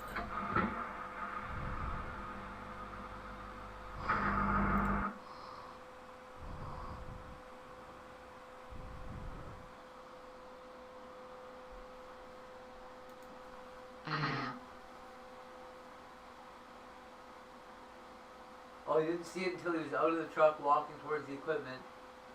And then he saw it and he ran.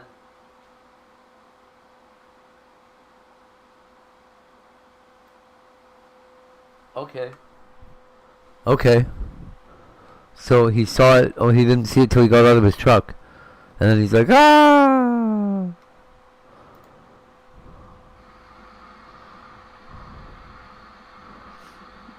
Thank you for telling me. I appreciate it. It really is my place to even say anything. I'm sorry now. Hey, I'm with you, alter ego.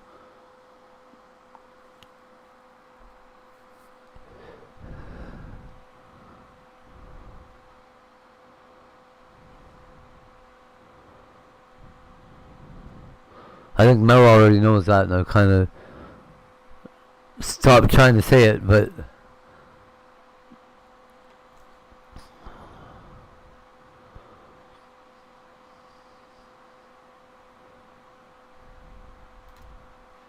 ladies and gentlemen, in this video, I wanted to talk about some strange and unusual things that happened in and around the Twin Towers. it kind of is your place as her friend to at least, you know, say that you care.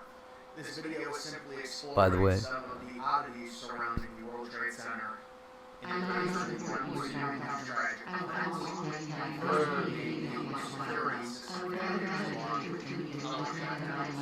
Things that happened before 9/11 was a reported security shutdown and power down event that happened inside the Twin Towers on the weekend before the attacks. Now, understand the timeline. The attacks happened on Tuesday morning. This would be the Saturday and Sunday right before the attacks. Normally, a place like the World Trade Center had a advanced security system with 24/7 surveillance, yet in the days leading up to the attack, something strange happened. There was reported missing security camera footage. After September 11th, investigators found a significant amount of security footage from inside and around the World Trade Center was missing or unavailable. This is highly unusual because the World Trade Center had an extensive surveillance system that should have recorded everything. Some footage that did exist has never been publicly released. An IT worker that worked in the South Tower talked about the strange power down event that happened on September 8th and September 9th. The South Tower underwent a full power down, something that had never happened. I love you all your thoughts and opinions. I know you're telling because you love us and you did what you even further. I'm special and I can't help being honest. Now that I do everyone else, I don't like people before, at least since this worker began working there. During the power down event, it was reported the security cameras were, of course, offline. Electronic access systems were not working. Unidentified work crews were going Word. out of the building. The worker described it as the only time he has ever seen such a huge shutdown at the World Trade Center. Some have suggested it's related to maintenance or system upgrades, but no official records confirming this have ever been released. To be honest, I'm glad it cops. details surrounding the shutdown are very easy and murky in regards to it, although it is very interesting if it is true. And probably security guards, The next thing I wanted to bring up was actually authority figures. by the name of John O'Neill, who was a counter-terrorist expert and O'Neill joined the FBI in 1976. Very quickly developed a reputation as a counter-terrorist and outspoken Damn right. in the 1990s, he became one of the agency's top counterterrorism experts. His deep focus on Osama bin Laden and Islamic extremism came after several key attacks, including the 1993 World Trade Center bombing. There were several other attacks involving Islamic extremists, which prompted O'Neill to push for more aggressive investigations into Al-Qaeda, warning that Hey, Boots. bin Laden was planning something much larger. As head of FBI's counterterrorism unit in the late 1990s, O'Neill was one of the few American officials who saw bin Laden as a significant threat. His warnings, however, were dismissed or obstructed. He believed that Al-Qaeda was planning a major attack on U.S. soil, likely targeting major landmarks. He was very frustrated by the intelligence agencies withholding information, such as the presence of Al-Qaeda operatives in the United States before September 11. He pushed for more aggressive resources in response. but his warnings were largely ignored. Despite his expertise, his career with the FBI ended under controversial circumstances. In 2001, he was accused of mishandling a classified document, though many believe it was politically. Welcome back.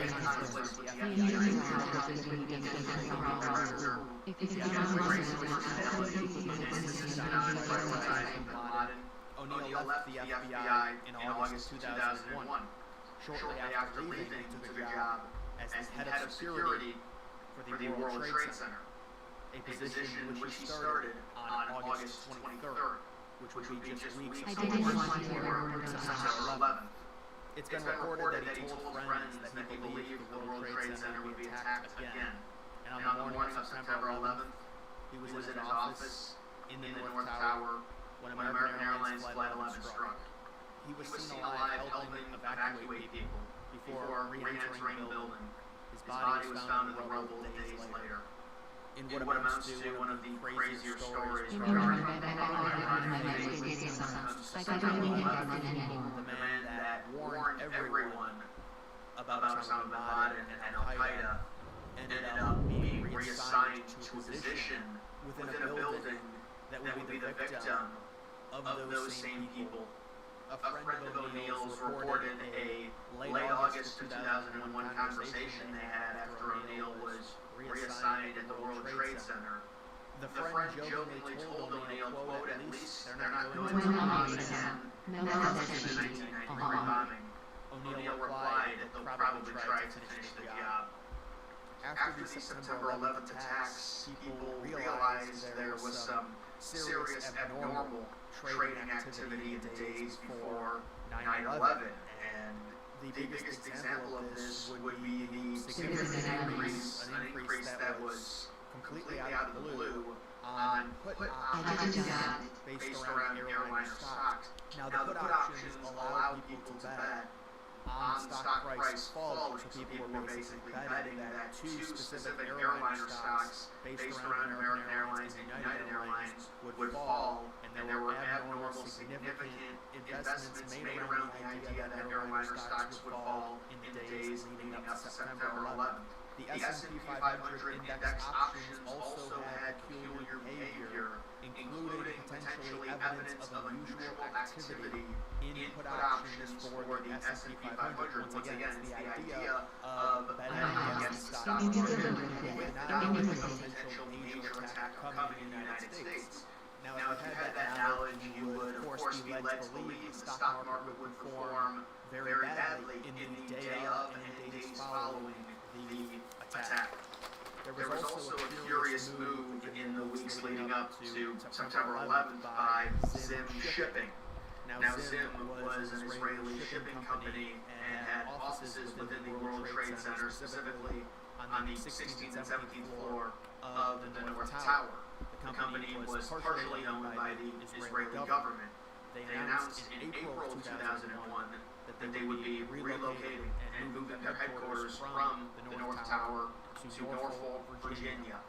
The move ended up happening on September 4th, 2001, about a week and a half before the September attacks. There were also claims that Zim broke their lease, forfeiting around $50,000 in a security deposit to vacate premises, basically meaning vacate the World Trade Center complex early, which is very curious considering the event that would happen a week. So far, we got. Wow, man. We opened up. If I can sell. So we'll only get about 70% of what they're worth. But right now, it's at $600.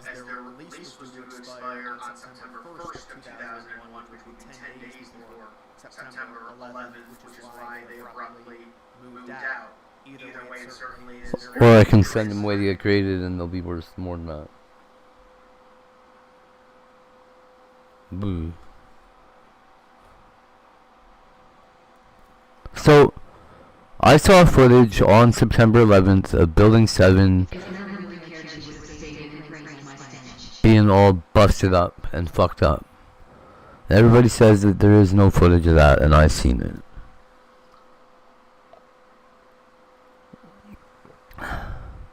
There's a fucking kindergarten in the school across the street, or the building across the street, and that was Building 7.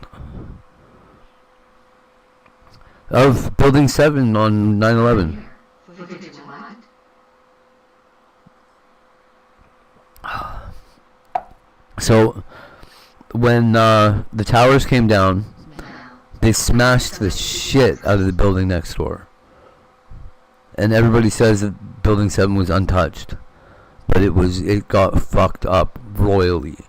Like half the building was gone.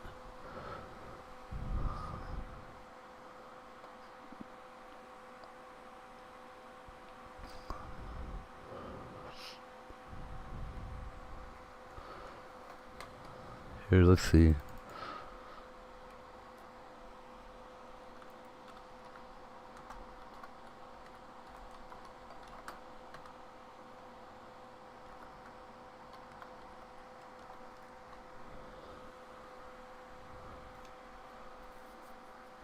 I know this is something that could be hidden.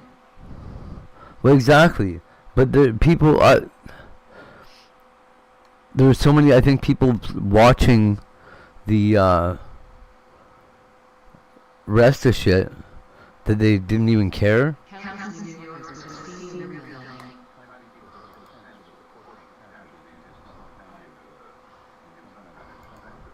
So in fuck, I can't remember the name of the 9/11 movie, the Michael Moore one.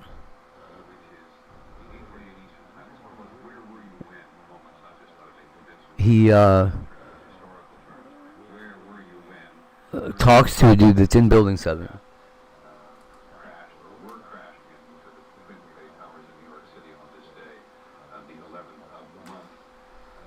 Yeah, whatever, Tom Brokaw.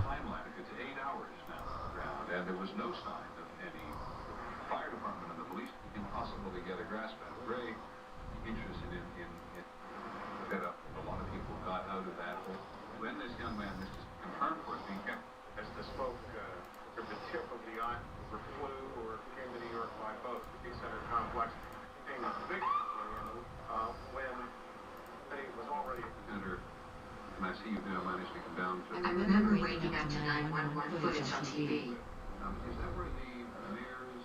I honestly, number 72, remnants of number 1 and number 2. The first tower got hit right before I went to work.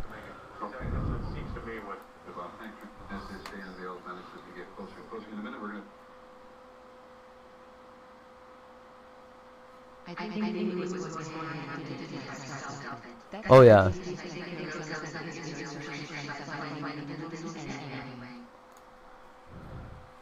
Here we go. Yeah, see? This is the building that had no damage.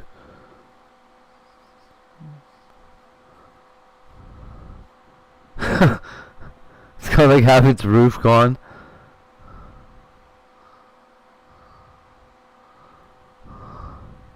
Look at this fucked up.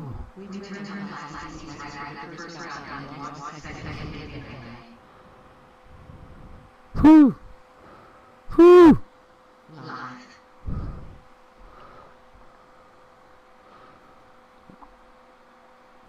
Yeah, you see the flames in those windows back there? That's Building 7.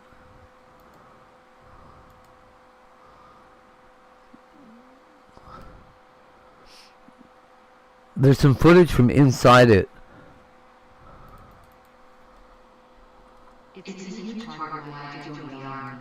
Oh, wild, hey?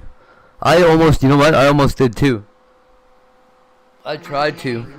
That is when I tried to join the military the last time, and they told me to fuck off. Well, they just said no. They didn't tell me to fuck off.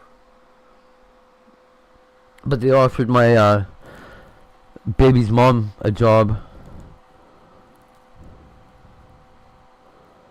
Fuck. Oh yeah.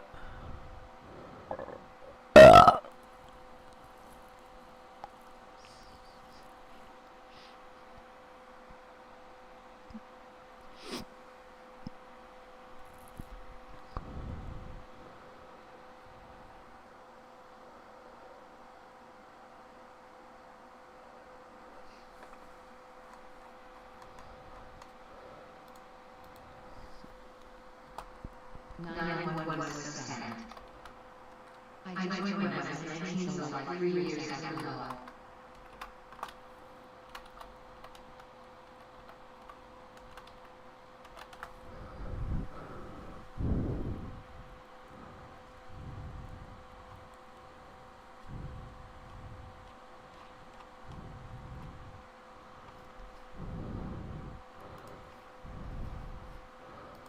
Man, everybody gave George Bush such a hard time about the way that he handled that. That he like sat there and finished reading that story and shit. Fuck off. He did exactly the right thing. I think. I don't know.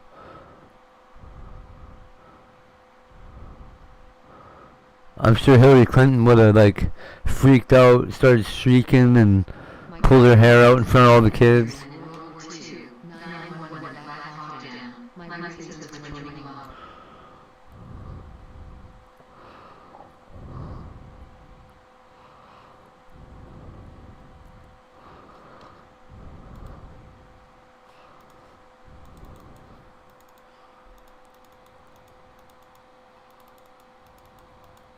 Oh, come on.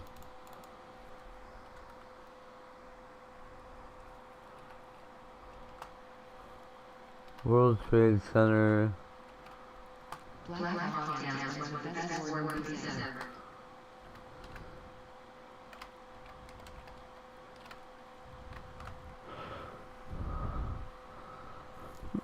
So did you know that there was a fuel pump in the basement of the World Trade Center and it pumped pressurized diesel fuel up to the roof for the elevators?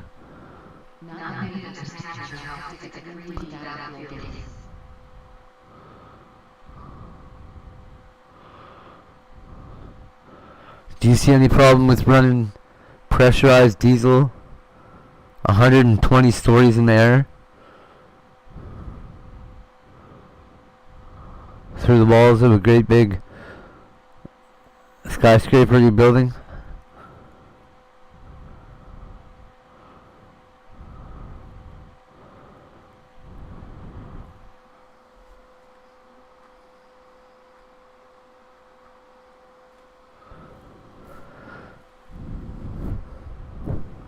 Oh yeah. Woo! What about have you seen, is it Saving Private Ryan? What's the one What's the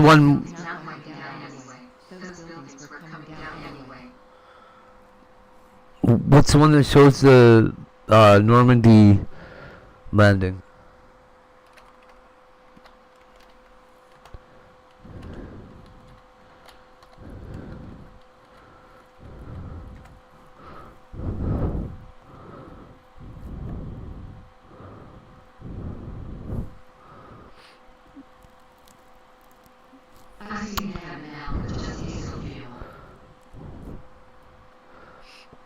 Yeah, well, I think that that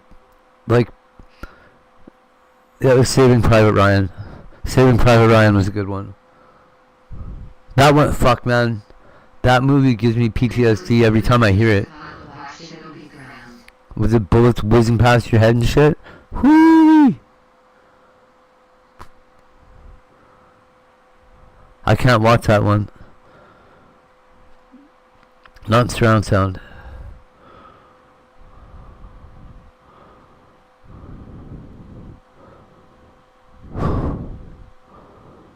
Oh.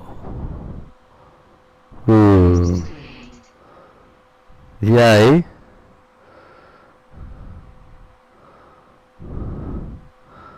Man, I don't think I'd want to be used to it. Yeah, eh?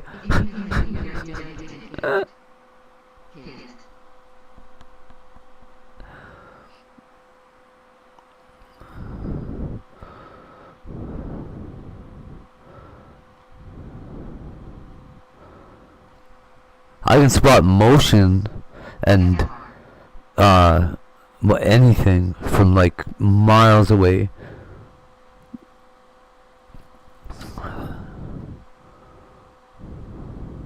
as long as my eyes are able to see it.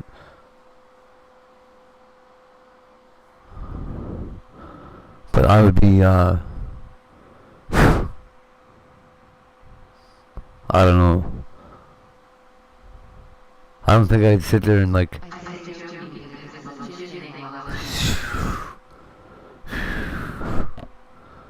Right?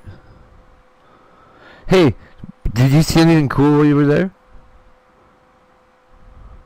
Like, people had their faces burned off with lasers and shit? Or is that just all bullshit? Did you see any Harry Potter cloaks?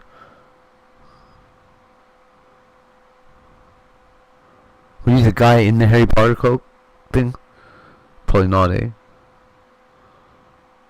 Man, it'd be cool if you were. Just saying.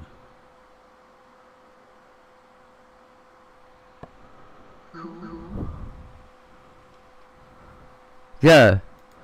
Like, well,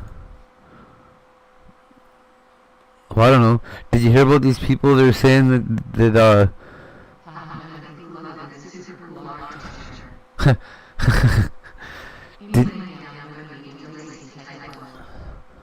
so over here stateside, some of the word was that you guys had some high energy radioactive radiation laser weapons and were burning the faces off suicide bombers as they drove up to your trucks. Like lasers and shit. Blah. You ever see anything like that? Like a burnt up skeleton driving a truck? Do I think it's true? You know what? I saw... Okay, what I saw looked to me like somebody got hit with some fucking Willie Pete.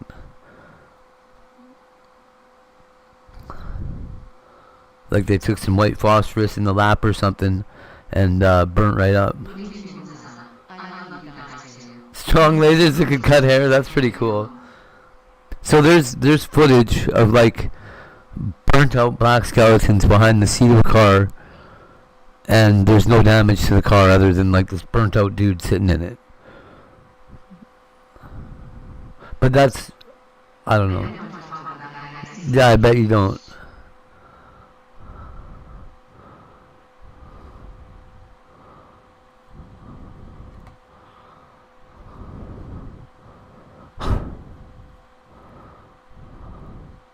I just want to shoot people with a laser. Boo boo.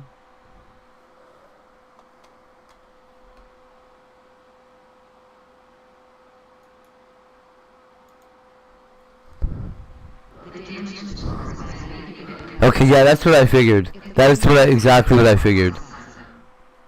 That is precisely what I thought. Is it like these guys are just camera angling it, and they're like, oh look, there's no damage, and really like, yeah, because of the tracers. I knew a guy that got to shoot some of your depleted uranium rounds, and he said they were just fucking amazing. They're like cutting holes through cars and shit. But that could be like the tracers too, right? Radioactive tracers, holy shit. Woo!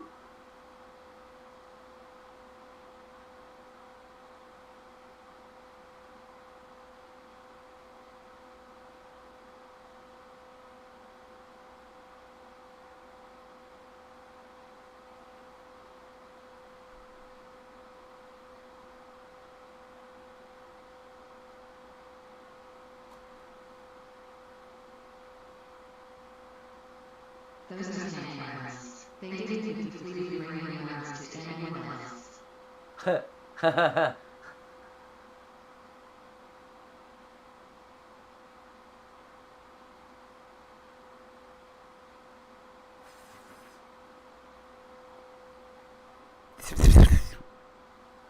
Like butter, eh?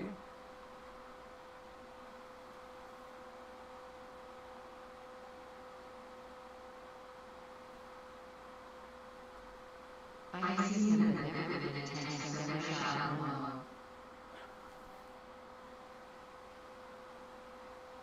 Oh, really? Only tank rounds. Huh. I was told that there was some maybe smaller arms.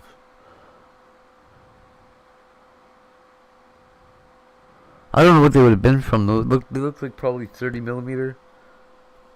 Something like that, 20 millimeter. Big fucking big fuckers.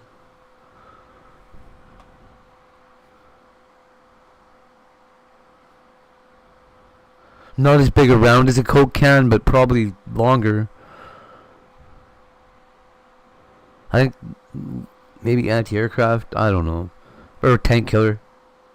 Probably the same guns, right? Okay. Yeah, tank rounds are humongous.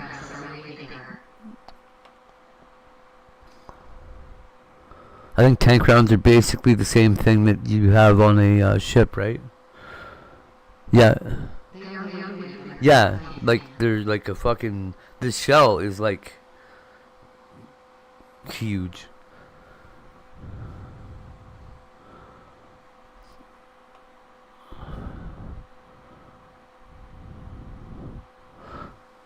Somewhere that I was, I saw a like an ashtray made out of a tank shell, like the brass.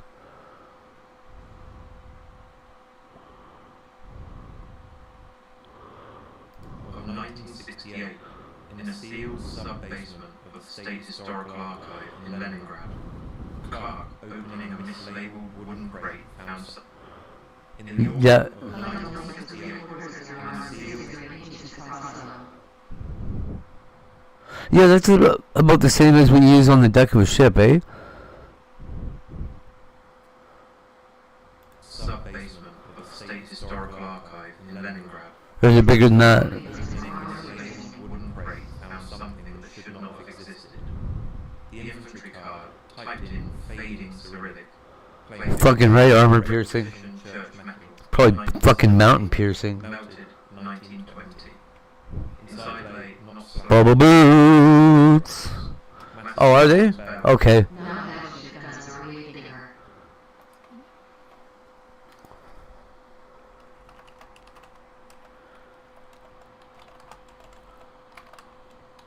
I may get these sizes.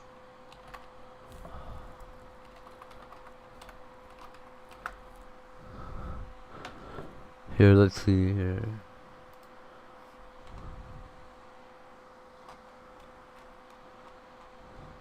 Okay, not these sons of bitches. Holy shit.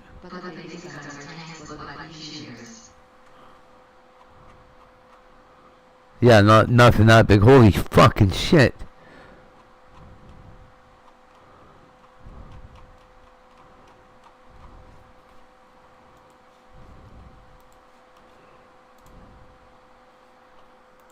What I'm thinking of is like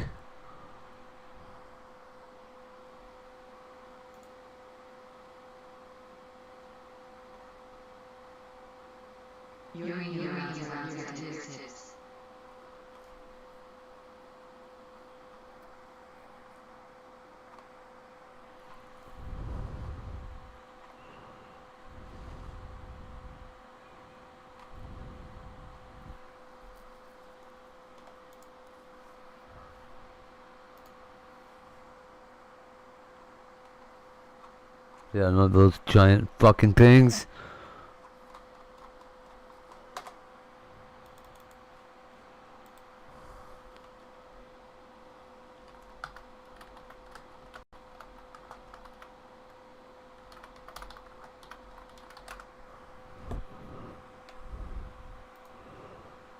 No, not Canadian Tire.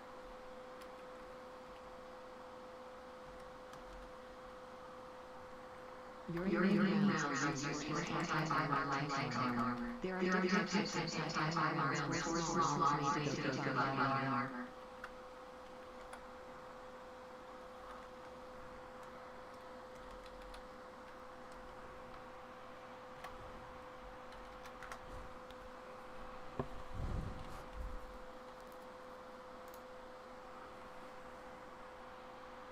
Woo!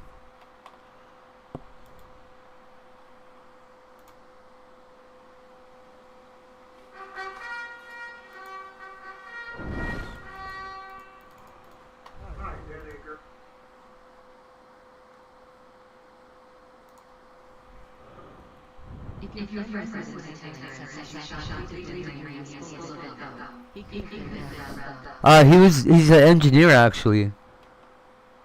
That's what I'm trying to like. What I thought he shot was more like.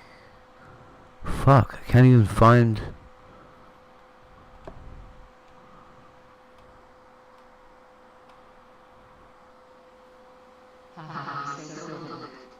Well, that's weird, cause he's I don't know if you know what PP3PPCLI is.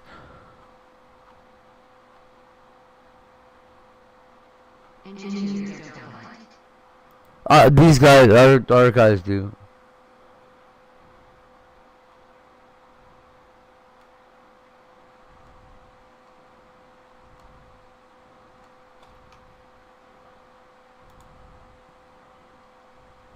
They like fly it and they blow shit up and build bridges, all kinds of retarded shit. These guys. Okay, so you see this one with the blue tip on it? No, that still looks immense.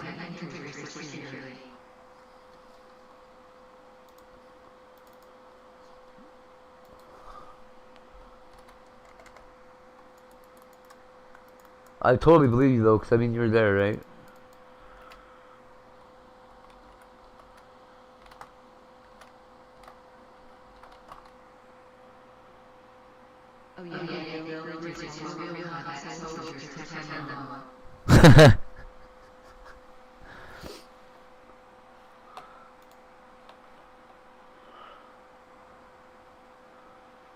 So this is more, yeah, like this. Like these red tipped guys here. That's about the size of the bullets he was talking about. Whatever that is. Like these, maybe those. Yeah, that's about the size they are. These blue ones. These fuckers. Do you know what those are?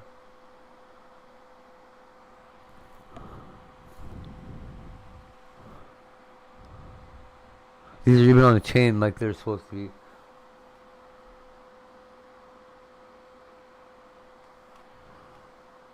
Woo! Okay, enough of that. I don't need to see all that shit. The yellow ones look like 50 calories. Oh yeah. What kind? Not like a. That's a crazy 50 cal.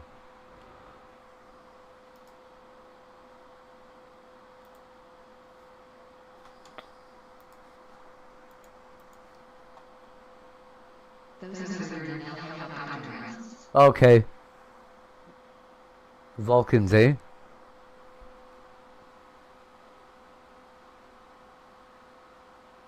I've seen these pointy sabo things too before. They're pretty weird.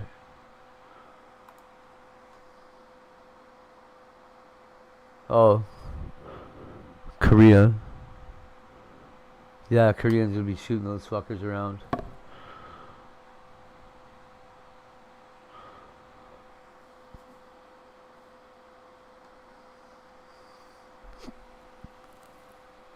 The red ones. That's. I thought they were 30.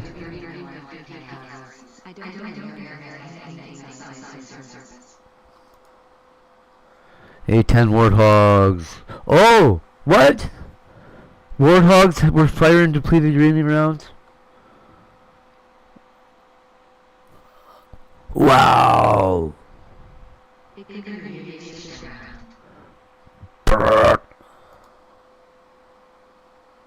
You're right, 30 millimeter.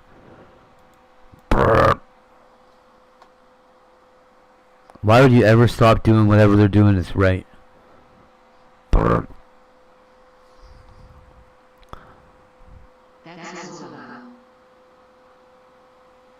Woo-wee. Woo! Yeah, I know. It literally sounds like that. I love the way that thing sounds. It's so scary. Or like us. Yeah.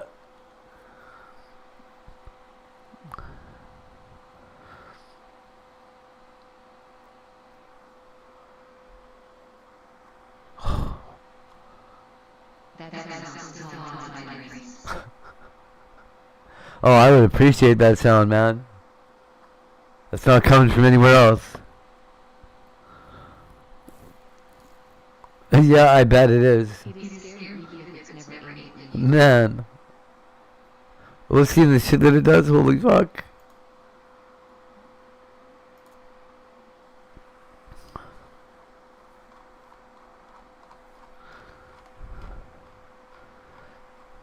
And, man, the fact that it's such a slow moving plane is like menacing as fuck.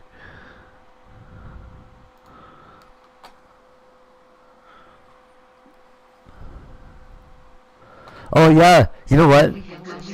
The guns, man. The noise boats make when they fire off them same, are they the same 30 millimeters? Probably. It sounds so fucked up. I think it is the exact same thing. Like the automatic guns that you guys have that are, to take out missiles. Crap.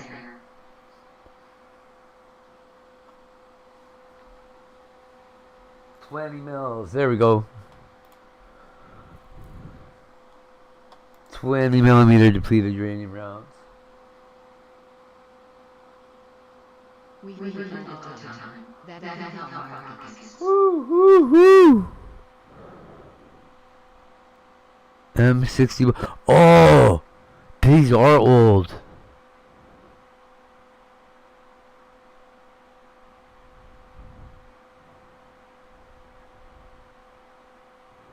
Cause that got changed to a 30 millimeter. I didn't even know there was a gun on the fucking on the F-16.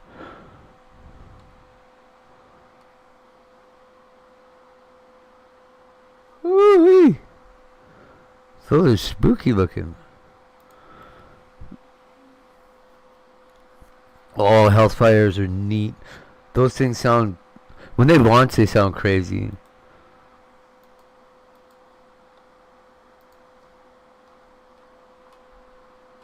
I would, yeah, I'm sorry. I'm sure you don't want to think about that. I know they could cut Yeah. Well, and they were pretty, if I remember correctly, back then they were pretty, hush-hush, right? Like they weren't, openly communicating about them, usually. Yeah, this Warthog shell's bigger than the one I'm thinking of. That must have been like a 20 millimeter.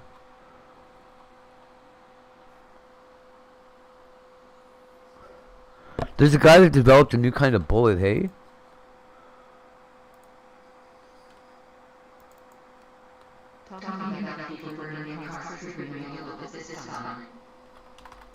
Sorry.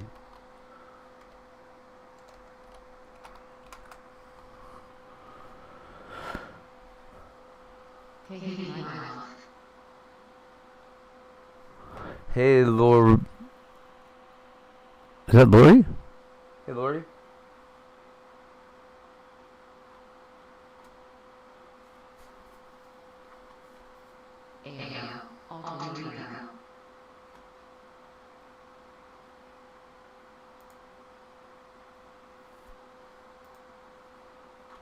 Lori, yeah. Not to be sorry. You do know it's your life.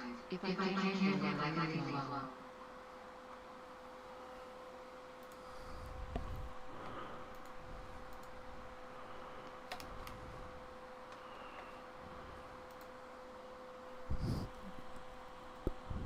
It's good to see you, Lori. Lori! Carl! Where's Carl? Lori. Hail Hooray.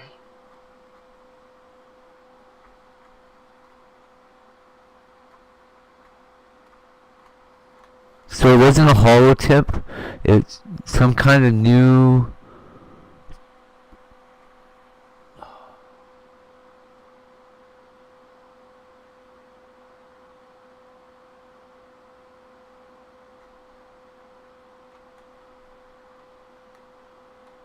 I would say if I was navigating something, I would say when I don't want to talk about Superman. Rubber gun ammo.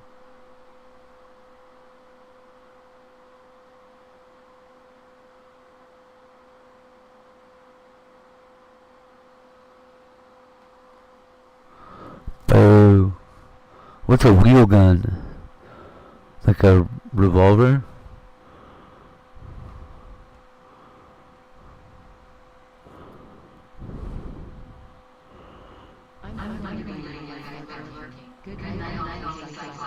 Alright, see you later, Ozzy. I don't know if people actions control me in that sense. The only thing I can control is myself. I just Word. have to keep Rory's dead anyway because it confuses everyone why I make my full name Molo. Okay. In order to make that Ozzy. Alright.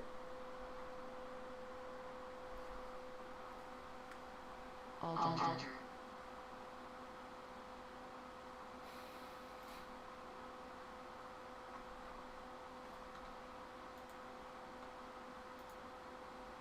I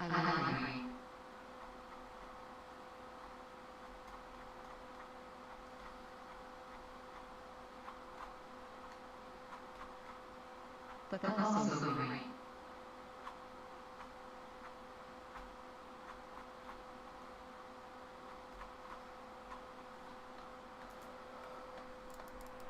And then Rory.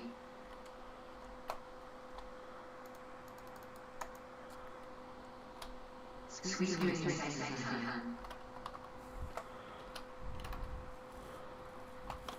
Oh, what are those things called? Thanks, Rory.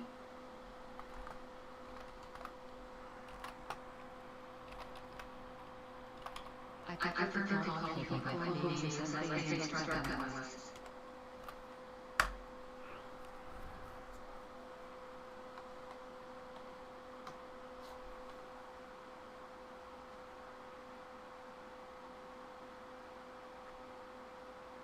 Whatever you like to call me, my dear friend Antonio. I would say sweet dreams Ozzy, about the people I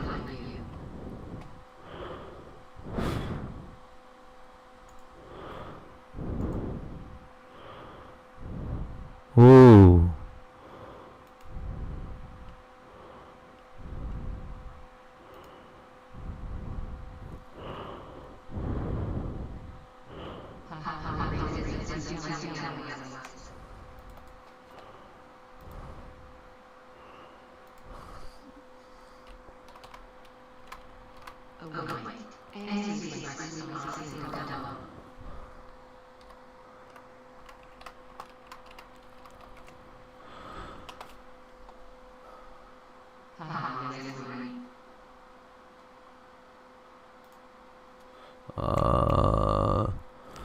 What's it called?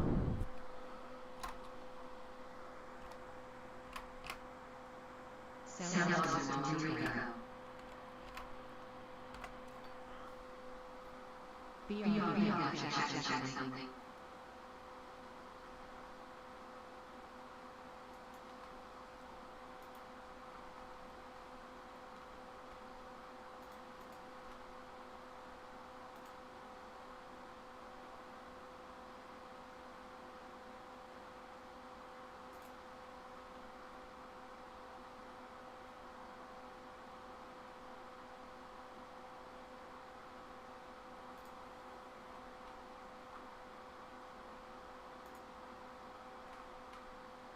Sweet is beautiful, Ozzy girl.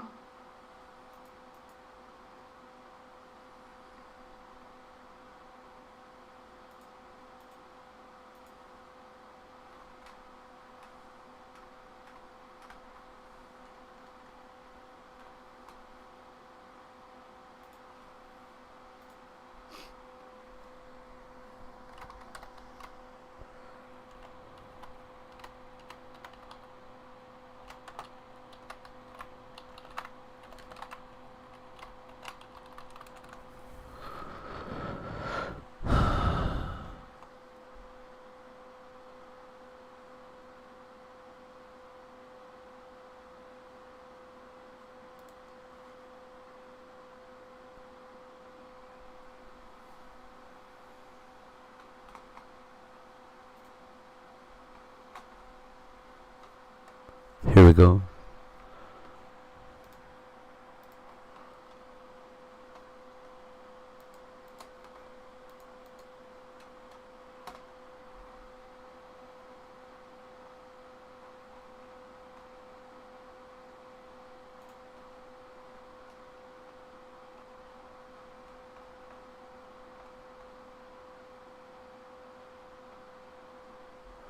Okay, I want caffeine, buddy.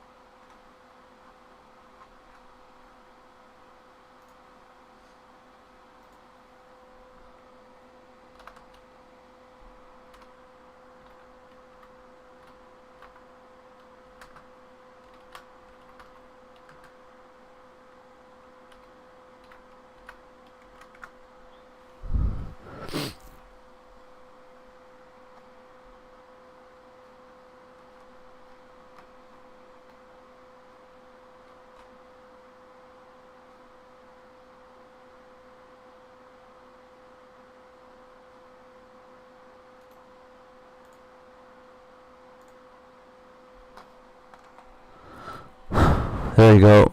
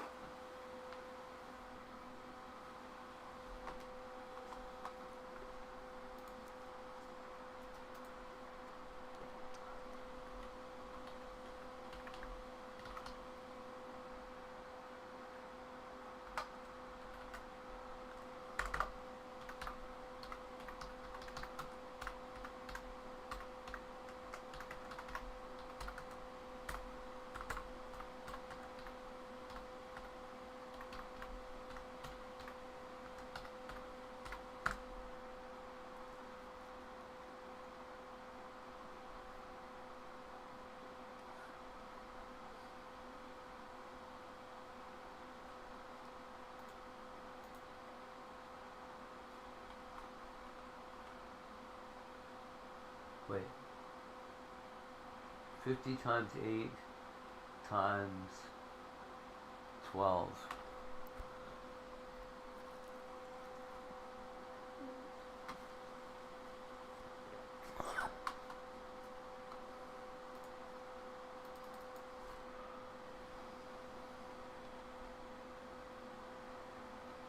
It's like 4,800. 50 times. What did I say? 50 times 8 times 12.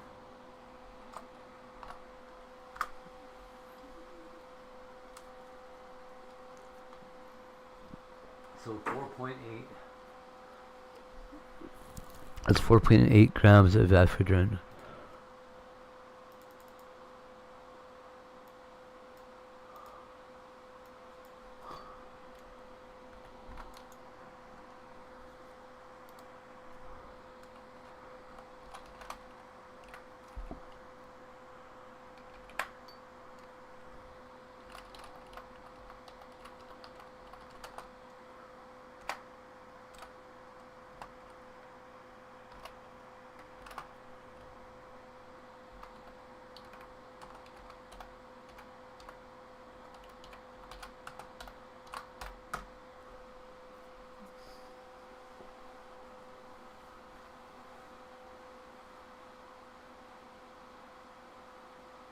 Oh.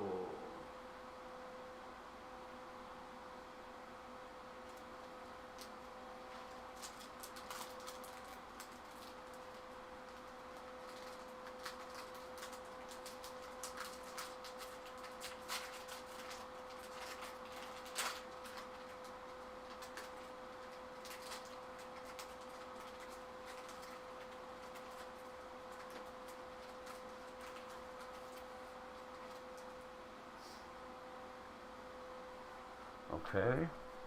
No.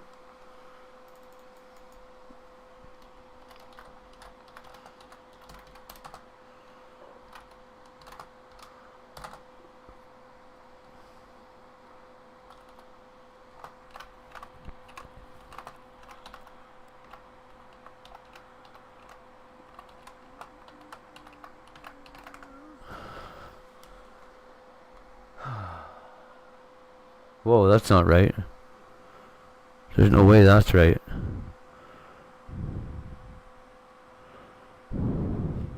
$100 is more like it. Yeah, $50 is more like it. There you go.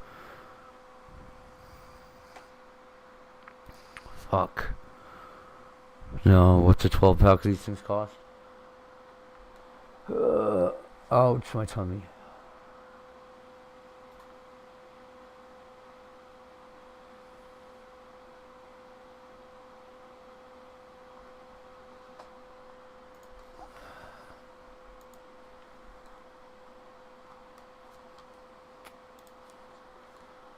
Come on, how much is one?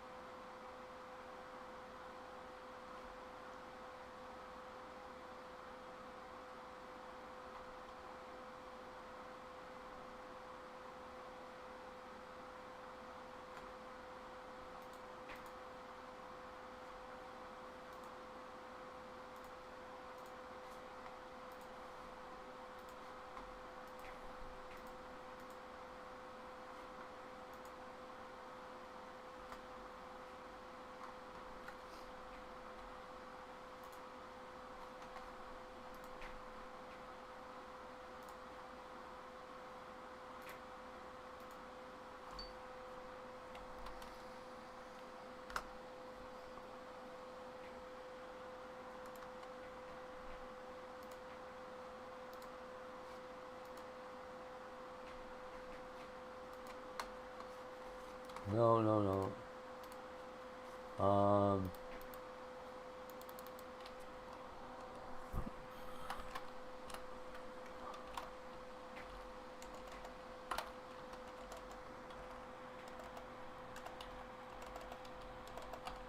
Come on.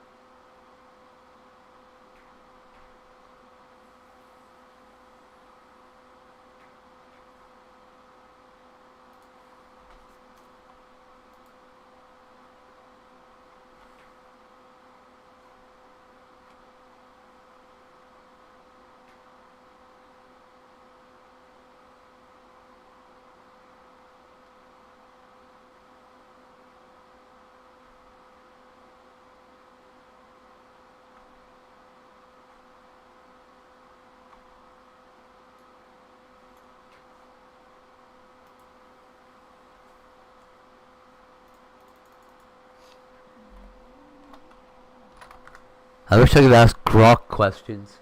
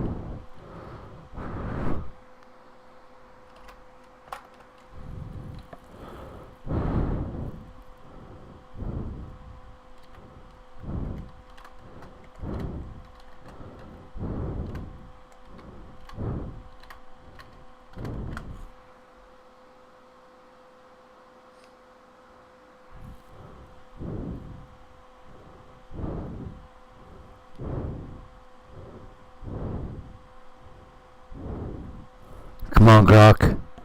You can do it, buddy.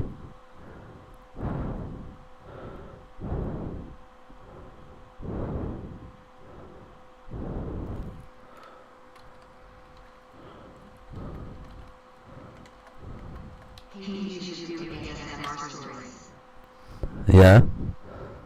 I don't know what I would do. What I'm thinking about doing actually is starting a radio show. But we'll see how that comes about after Tuesday. Big day coming up.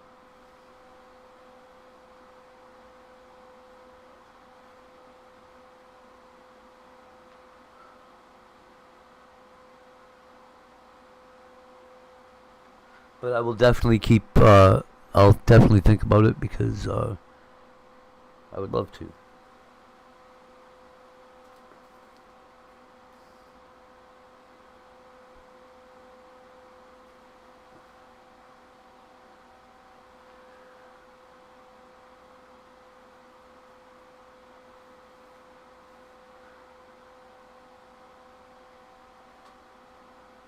Awesome. I would listen for sure. You have a wonderful voice. Well, thank you very much. I appreciate that. I do my best to remain calm when I use it. If you ever heard me angry, you would not, you wouldn't think it was a calming, relaxing voice anymore.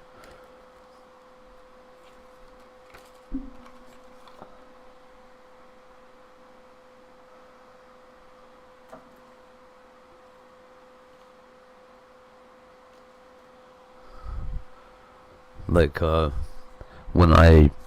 if I need to, say I need to move a crowd or some people, stop someone from doing what they're doing. I got a really, really good voice for that too.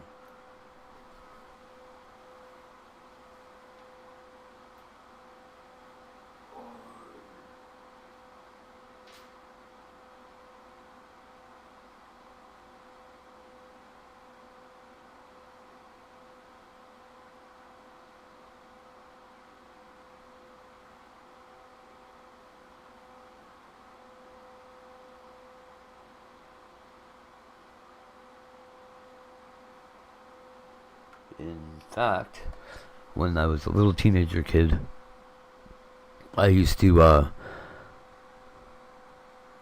scare the shit out of people by I'd just like shout from up the bar, "Hey, what are you doing?" Shit like that, and people are like fucking run like motherfuckers. It's a good way to, like, I don't know, steal other people's stuff.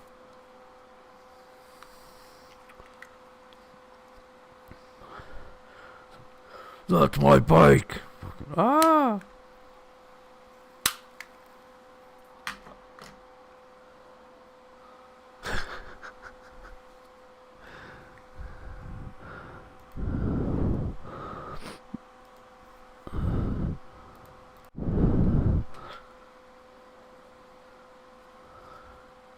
Or like, if there's people screwing around in your back alley, nobody better than me to get rid of them.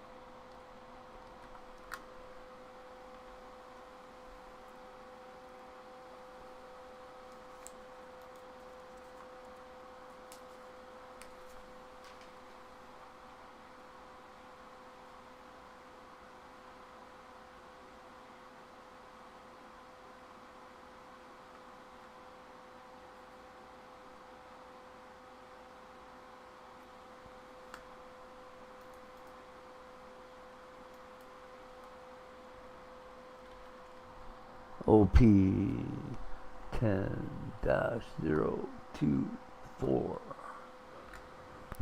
We have Edward Newgate. 7 cents.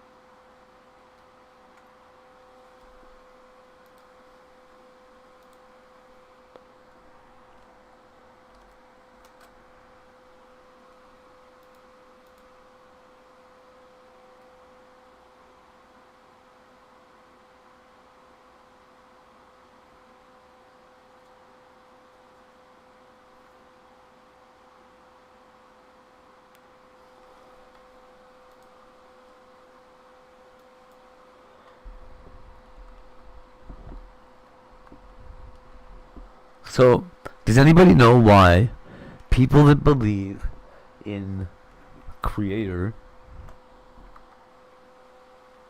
have such a hard time understanding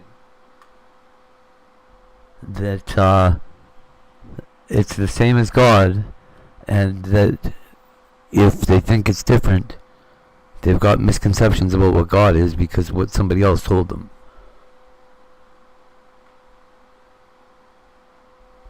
Why is it so hard to believe, or why is it so hard to understand, to reconcile the two, you know?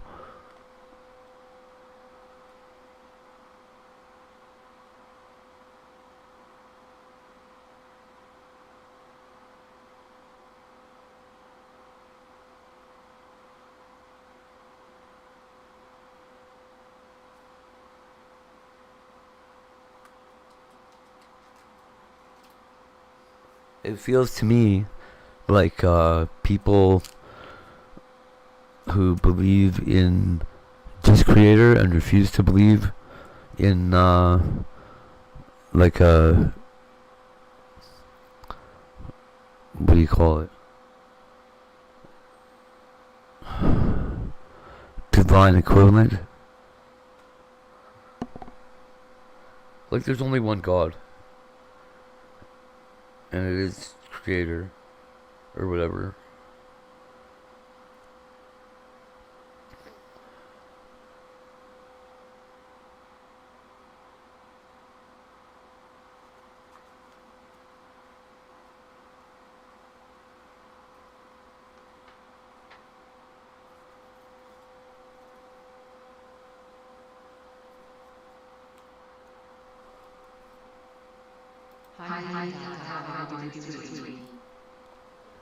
Hey Carrie Ann, what's up? I'm good, I guess. I don't know. Not really great. Got court coming up. Kind of not great.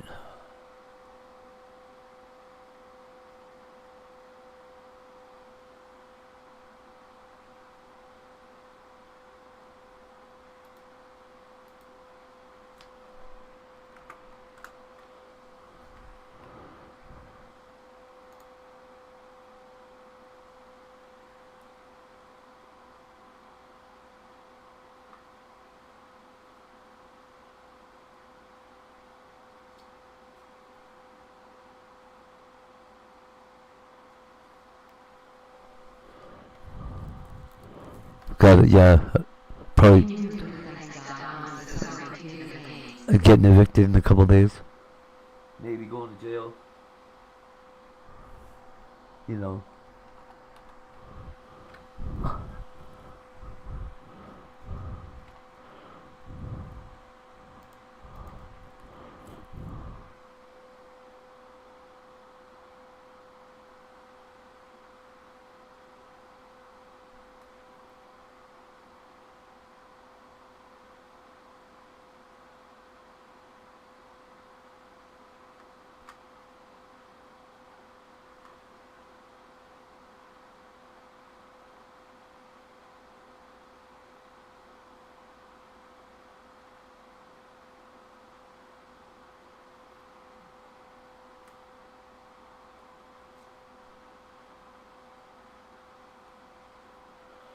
How's the family doing?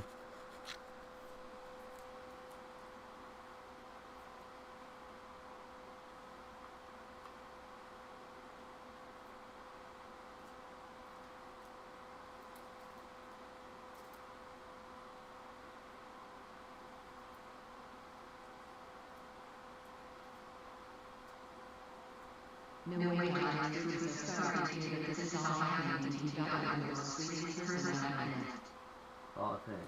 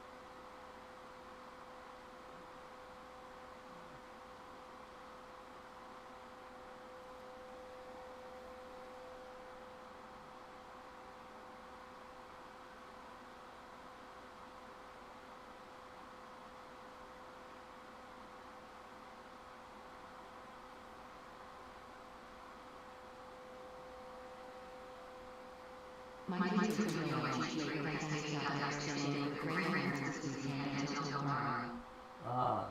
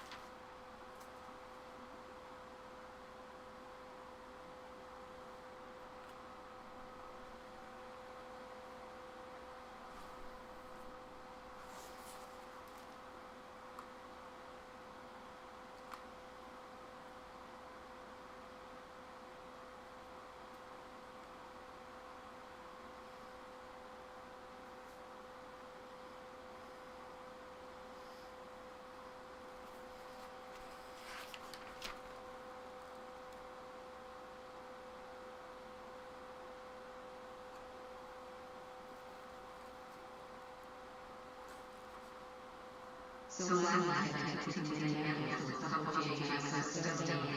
I could hardly keep my eyes open to still be affected of this morning alone. Way.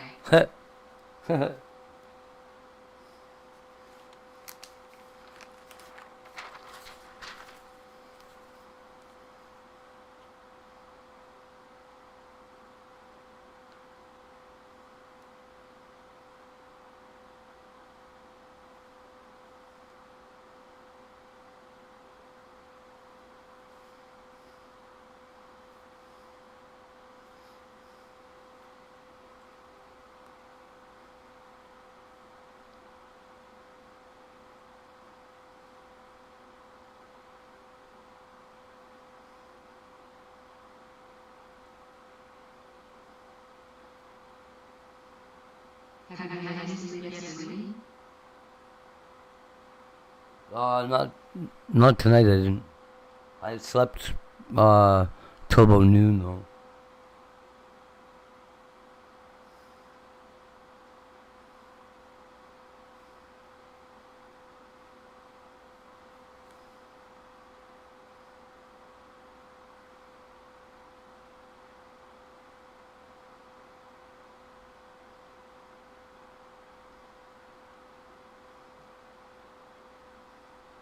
You're so mellow.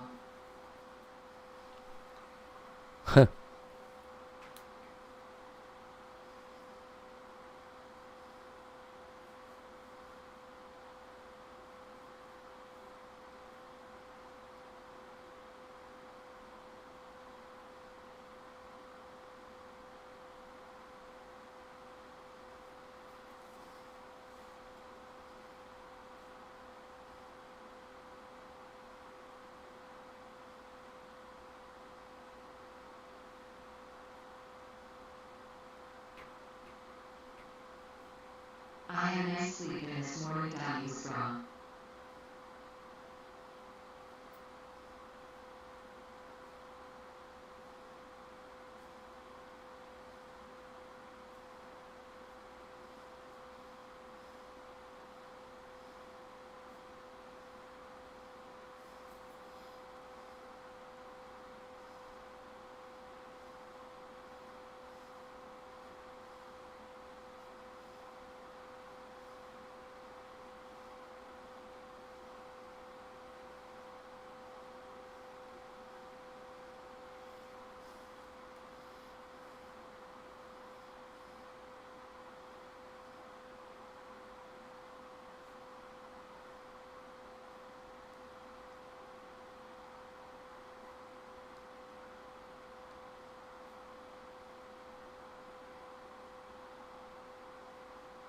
Are you drawing a page just now, Nate? No.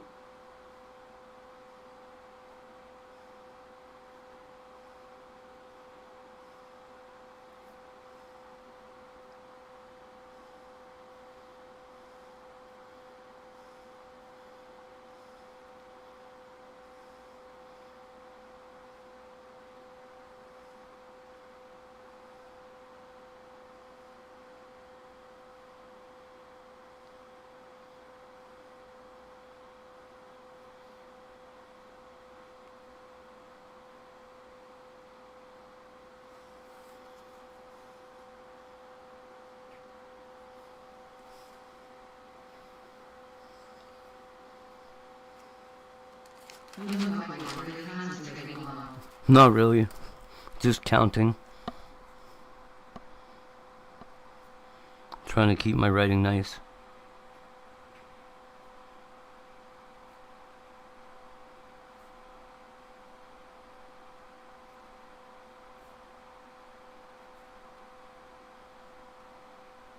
You know how to pass that.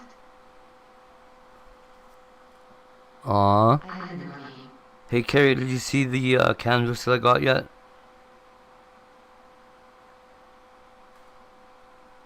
Probably gonna be the last piece of art that I do. Probably for the rest of my life.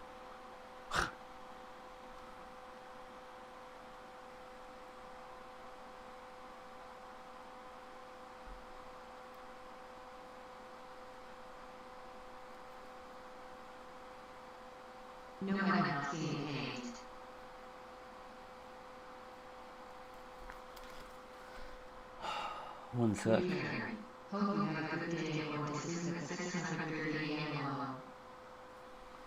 Haha. Autumn, please don't say it's Well, raining. carry on. I guarantee if I go to jail, I'm not getting back out.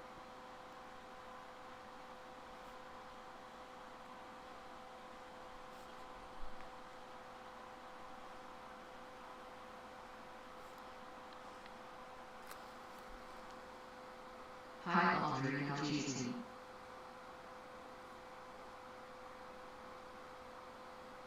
Have a good day, Hank. Don't go to jail before I wake up tomorrow. Yeah, I won't. Well, I hope I won't. Holy fuck, man. That's not funny. Sweet dreams, Alder. It could happen, you know. I could walk to the store and that'd be it. So, yeah. Just be ready.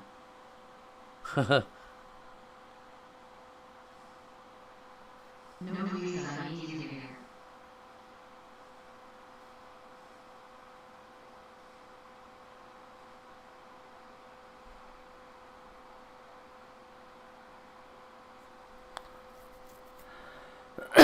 Yeah, it is dumb. That's warrants for you.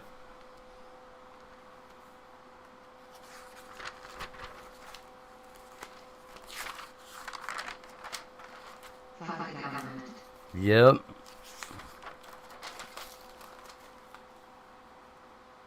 Yours is my law.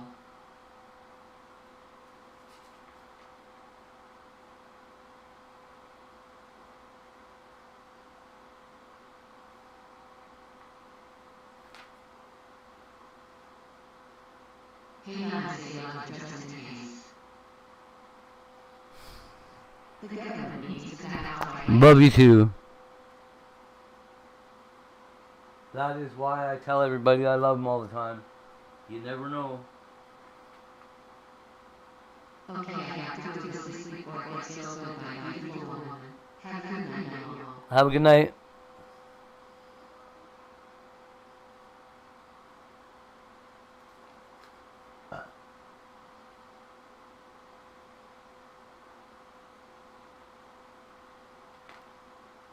Good night, Ozzy.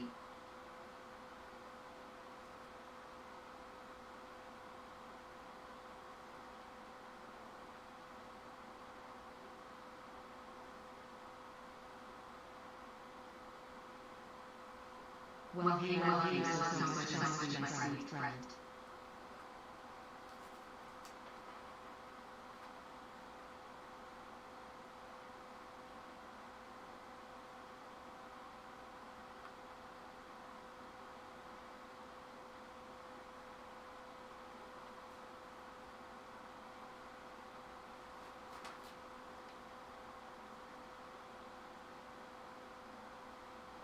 Now, Alder.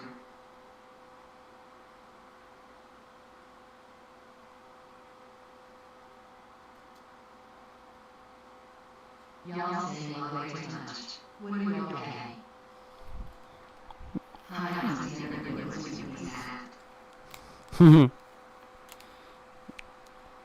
Pretty gay.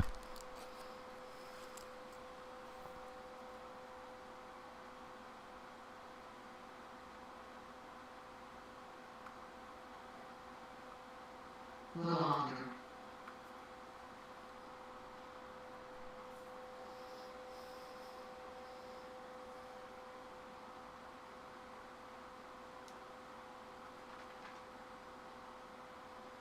Hey, Harry.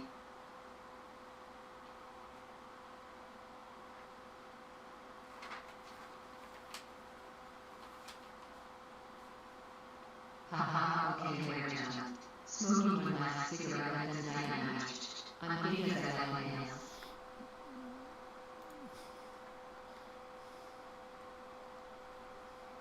It's on Rico, it's on Rico, 34 level 11.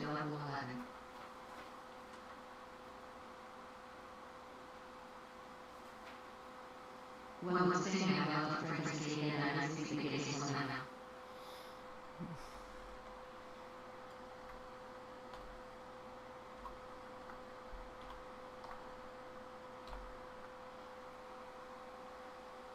Military.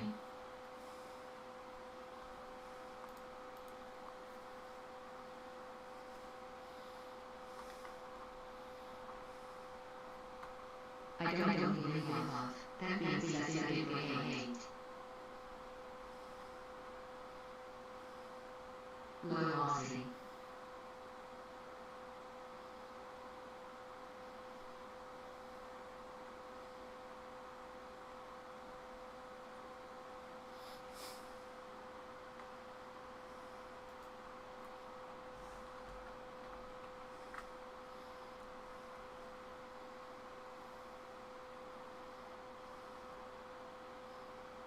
Honor tells neighbor.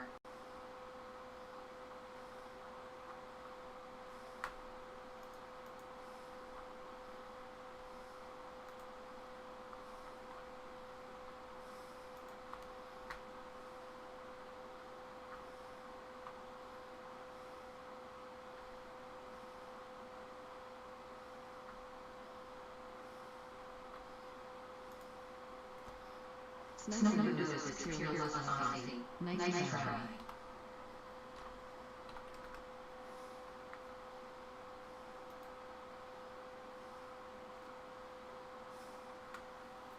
Damn to well.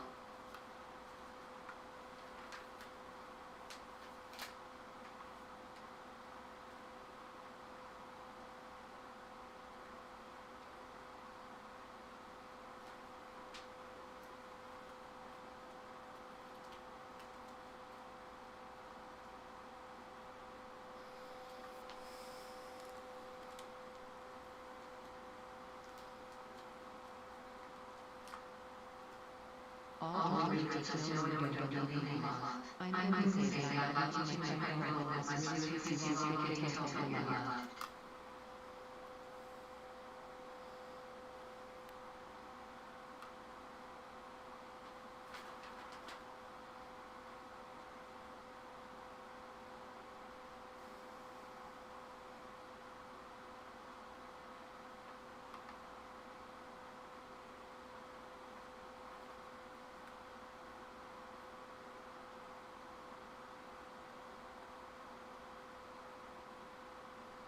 I'm still going to hate. Heard the name just want to say I love you. These days they don't know the house. What nail thing? Tolerating someone once you get to know them. Love is nonsense and wrong. Unless it is for children. I love somebody that is not comfortable to anything. Jane Nail.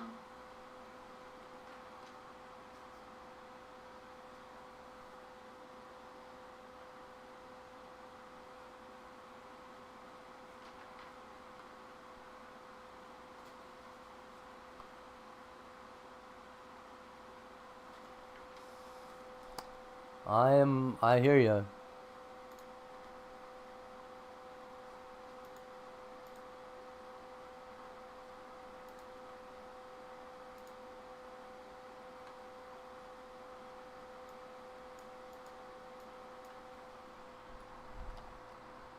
No doesn't bother me. In having my friends care about me and them.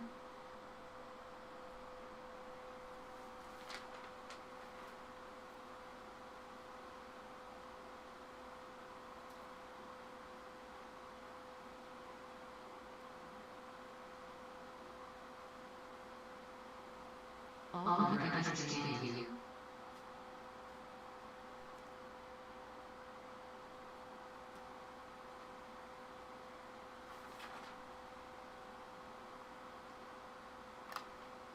I know I have the capacity to care about others.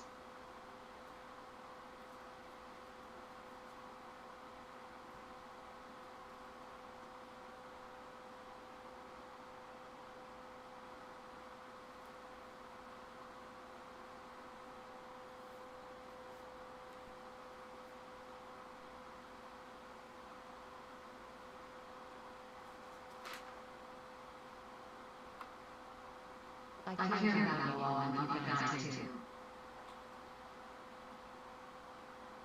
I am just special, Adele.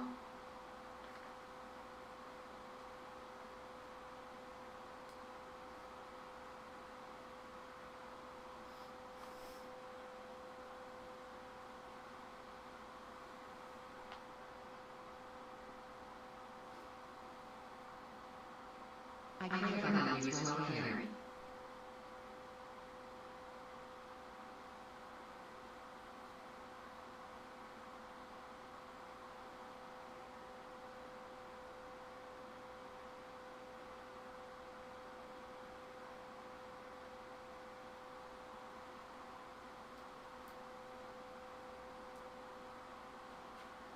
Good night, y'all. Good night, y'all.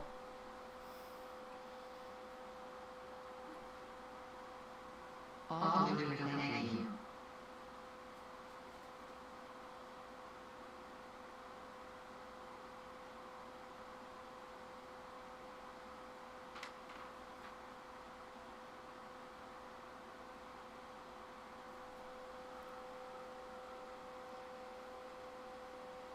Good night, Audrey. Sleep well. Good night, Goldfish Alder.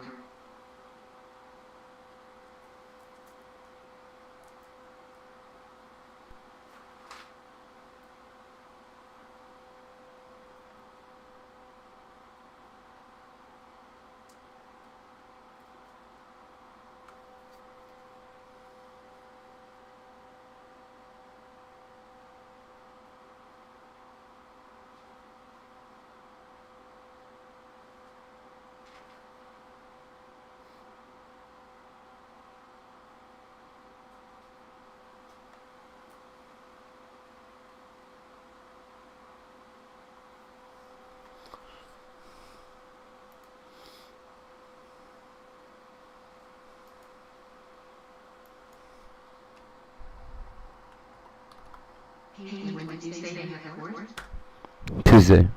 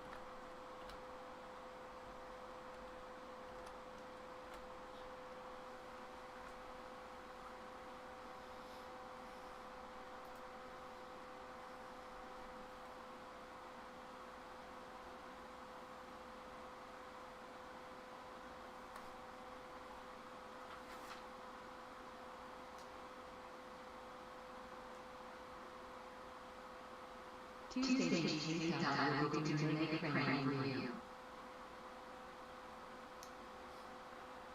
Thank you.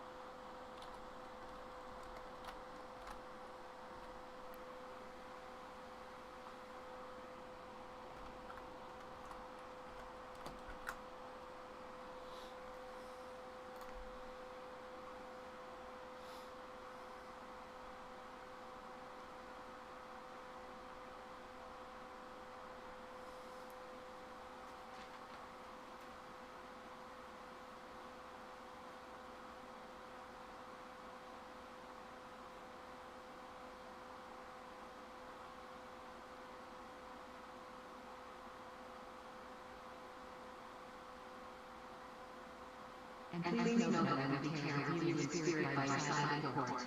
Oh, thanks a lot. I don't know if you heard or not, but I had it out with Brad in chat the other day.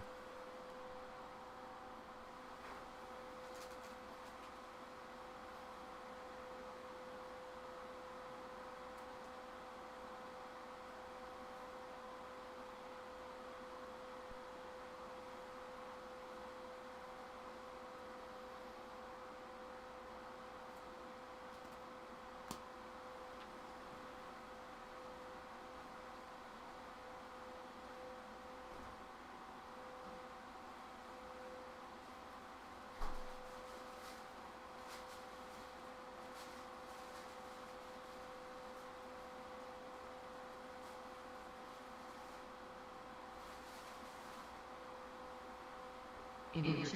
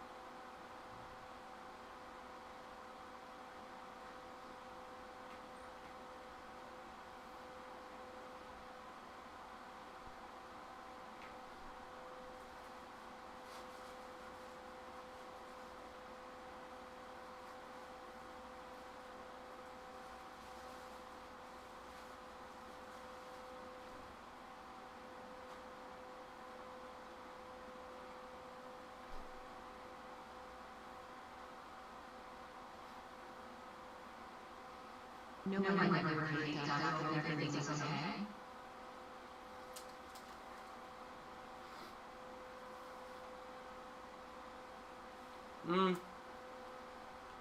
No, in Melissa's chat. No, he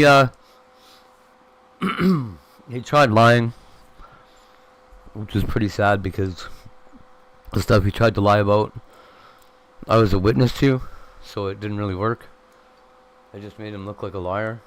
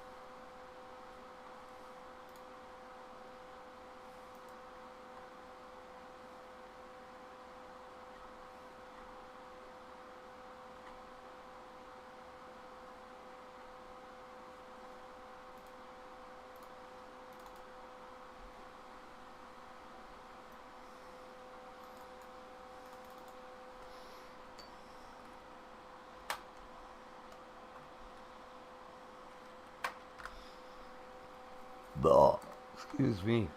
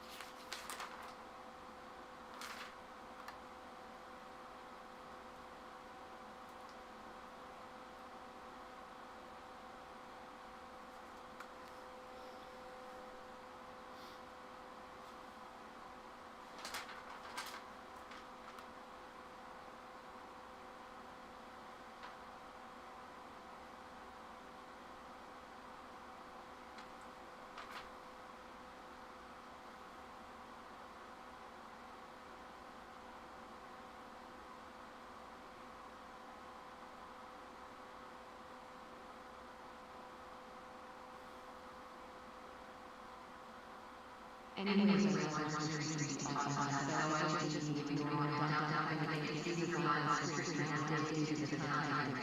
which sucks.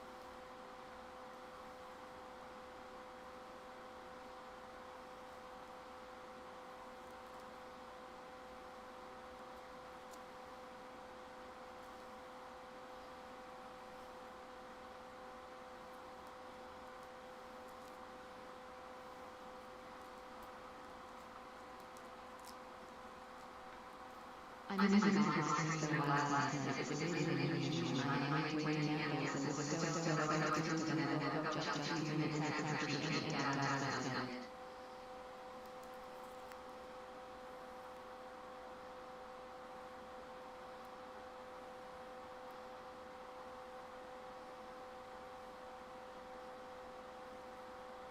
Long.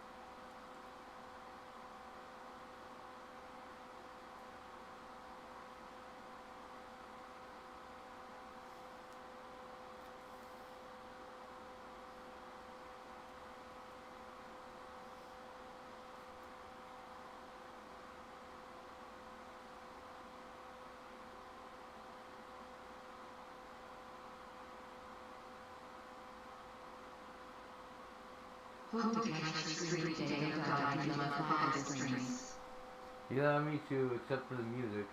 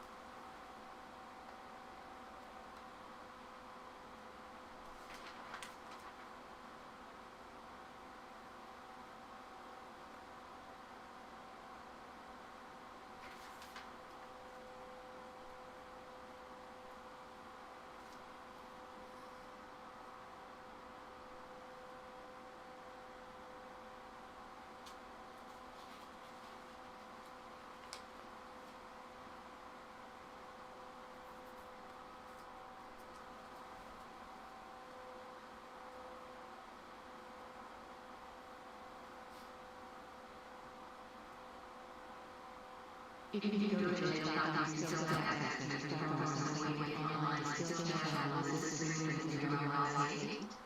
Fuck no. I wouldn't even, dude. If I, you know what? If I go to jail, I will, guaranteed never be on the internet again out here.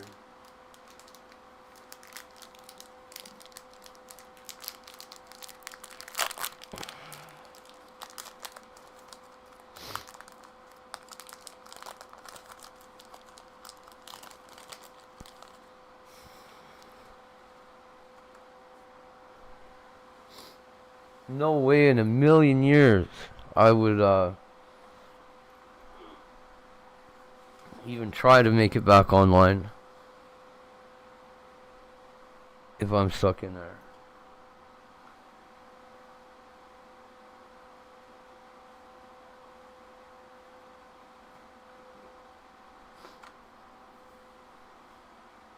I'll be so focused on making sure I don't wake up tomorrow that it won't be it would never even be a concern.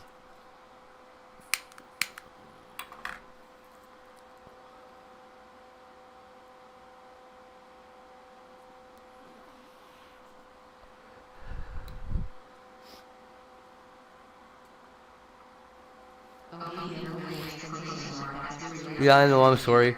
When I'm in there, I have no interest in talking to anybody out here. There's nothing good that'll happen out of it.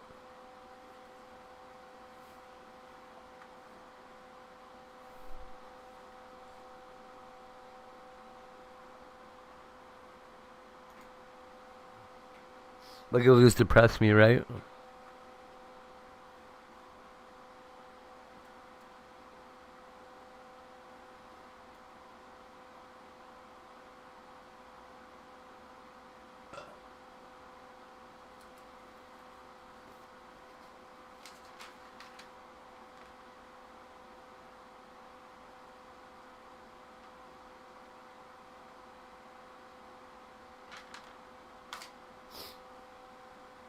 I mean, as it is right now, the only reason that I'm still breathing and shit is because I wanted to be here for my kid. The second that's gone, I am out of here.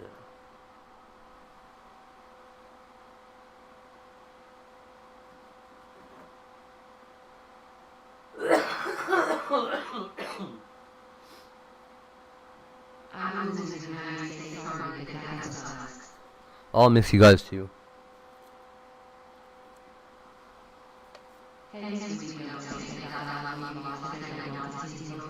Well, Carrie, is there any chance that I might not go to jail? Yes. There's a couple chances that I might not go to jail.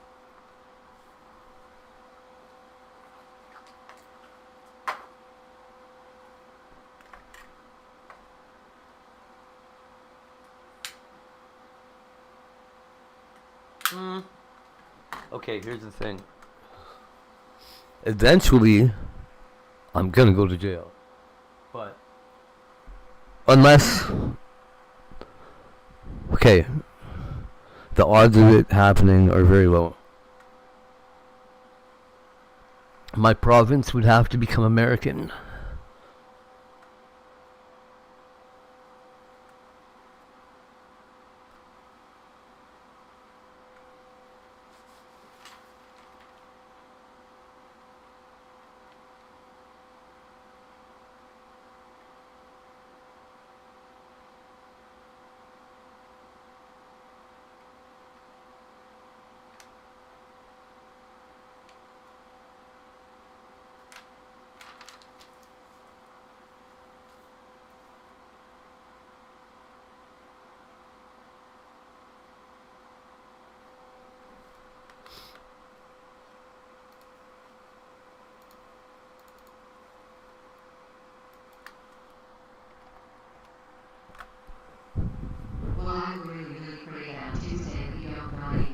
Thanks.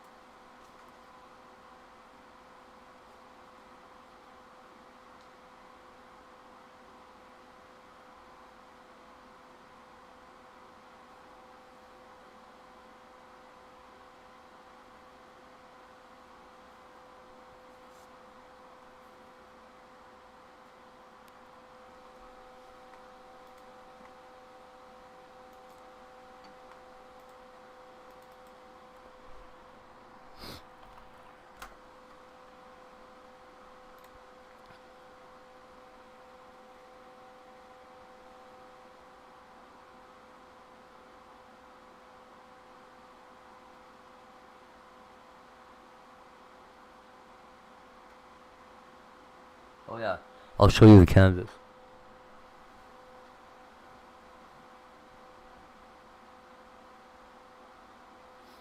So I've just got it painted white so far, and just started to, but it's gonna be all right sized.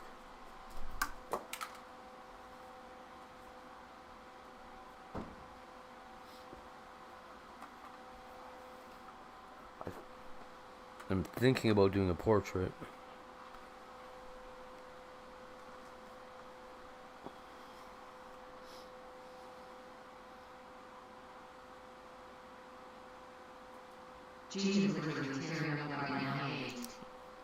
Well, don't please.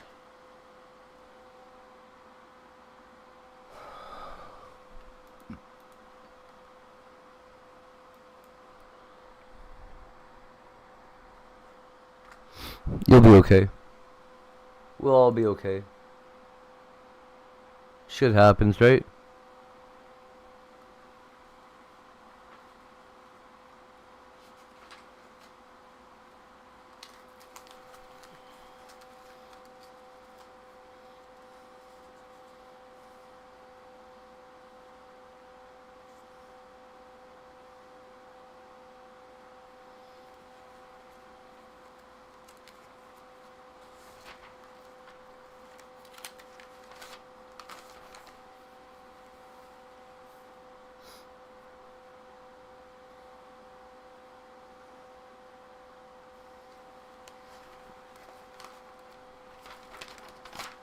I hope you will be okay soon.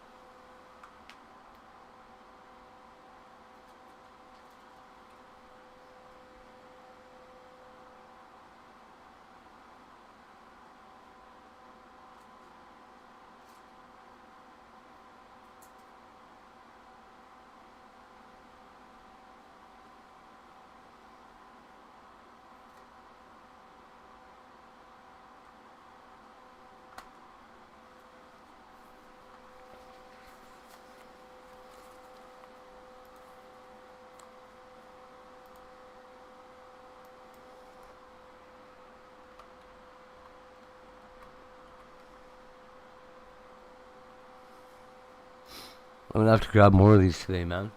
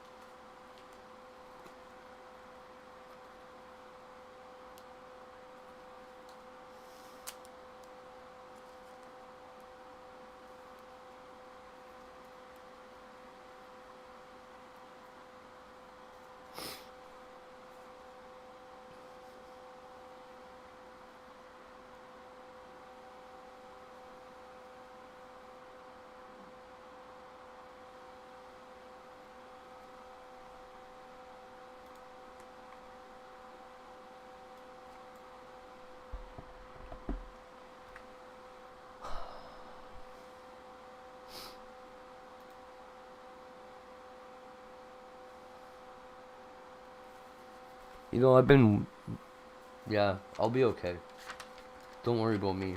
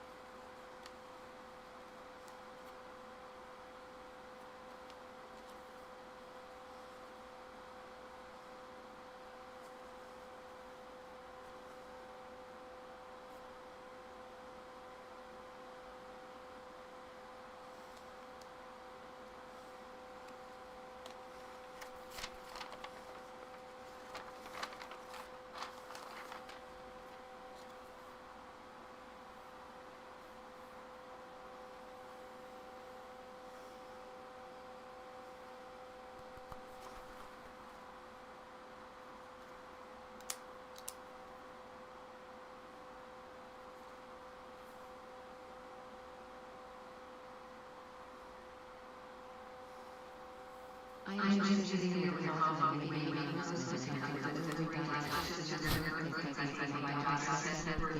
Aww.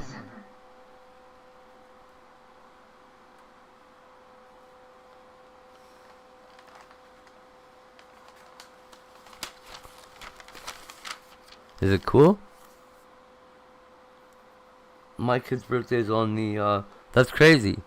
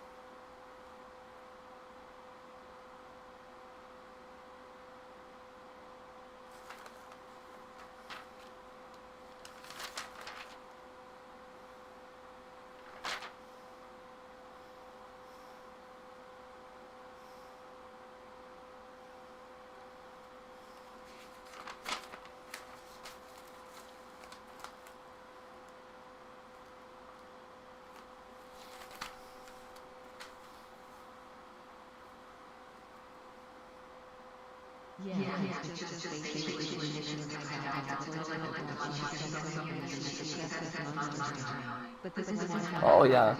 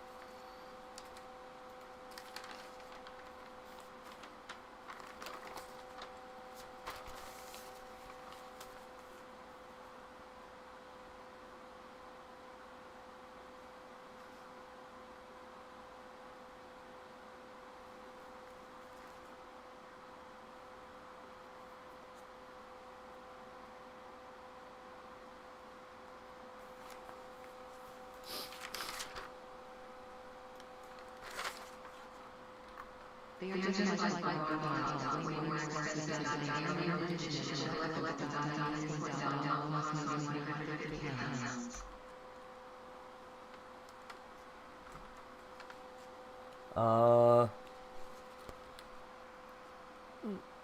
Here, let me see here. Which one?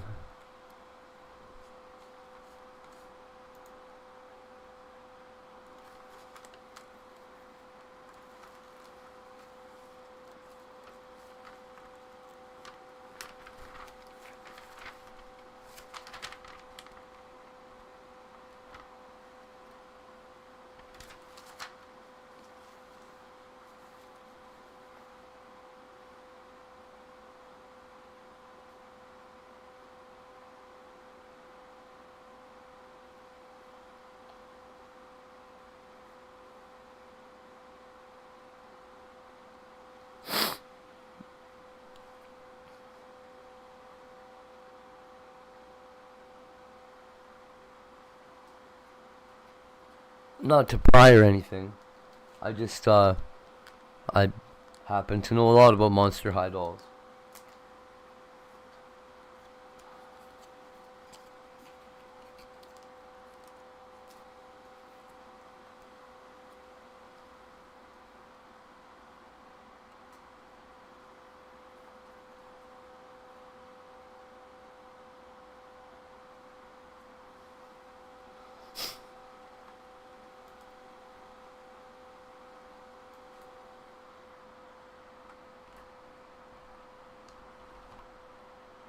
It's the monster I called out. Is there one? No way.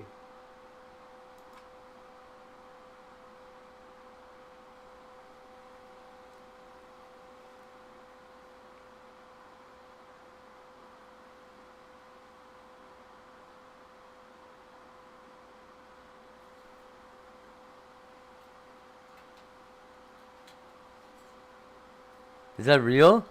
That's crazy.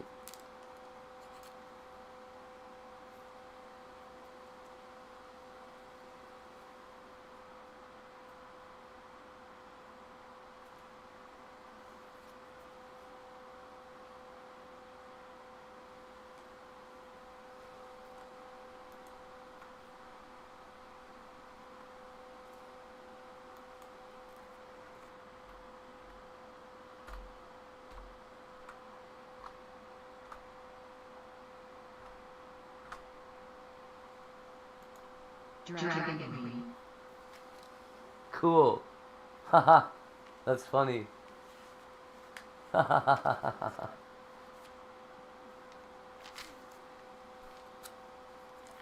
That's so funny.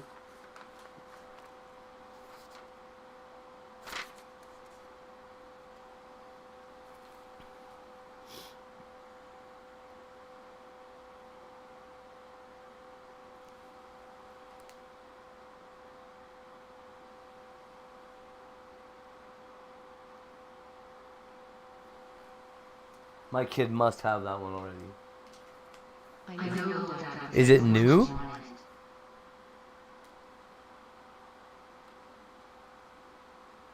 Like, I mean, it's new. It's new in the last 3 years for sure.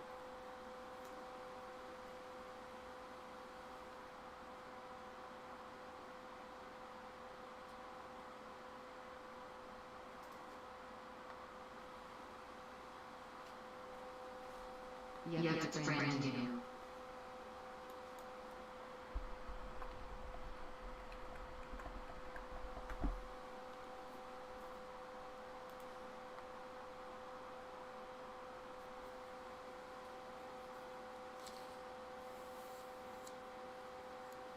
Well, I like it because she's never seen it before. Yeah.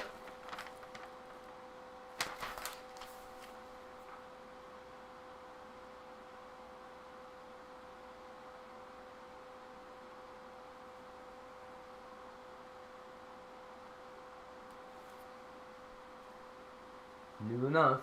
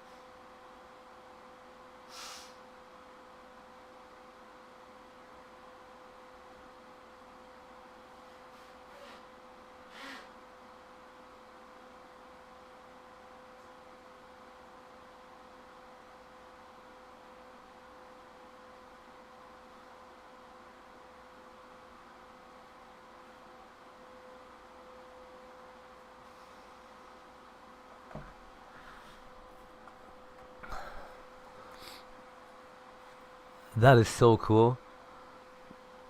I'm gonna have to look it up.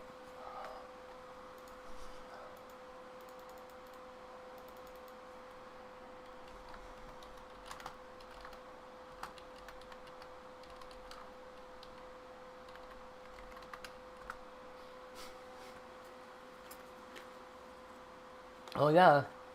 Wild.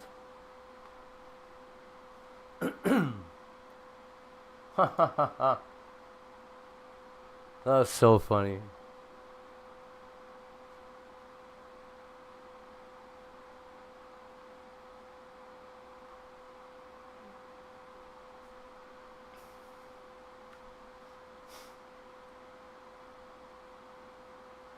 Man, that is not cheap.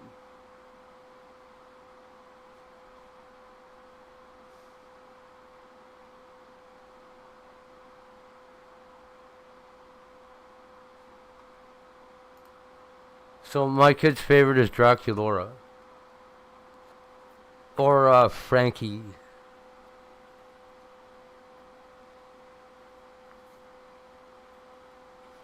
But she makes like custom dresses and shit.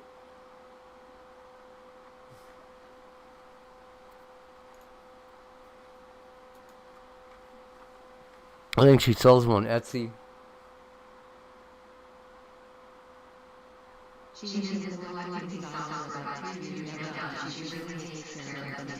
My kid's been so my kid had Gen 1s, like the very first generation, right when they first came out, because well, I'm a goth idiot and she was a little baby, but we used to encourage, you know, spookier shit for her.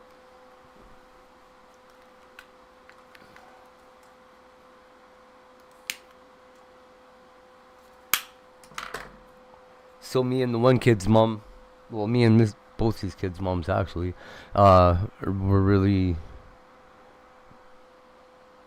what do you call it? Like, we reinforced all this Monster High stuff when she was really young.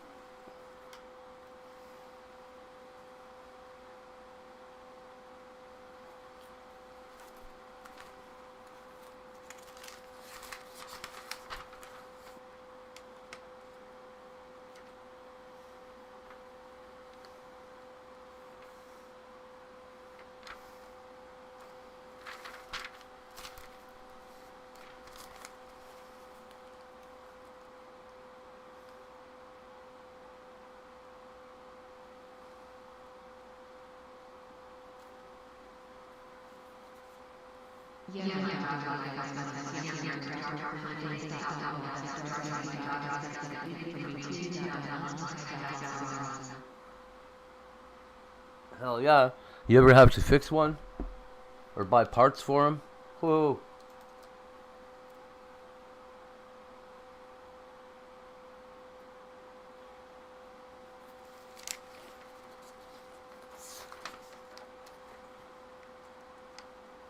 Yeah, she had the Monster High everything in the bedroom.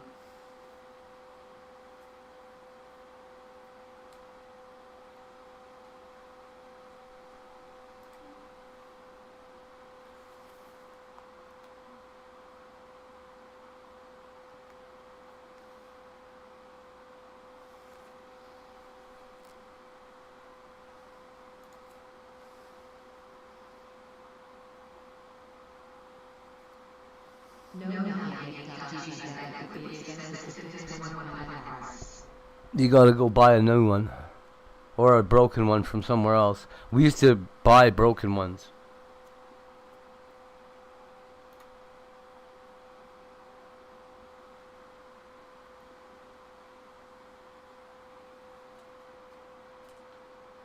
That was our big thing. We'd go to the flea market and buy like like a Frankie that didn't have its head ripped off, or one without the broken wrists.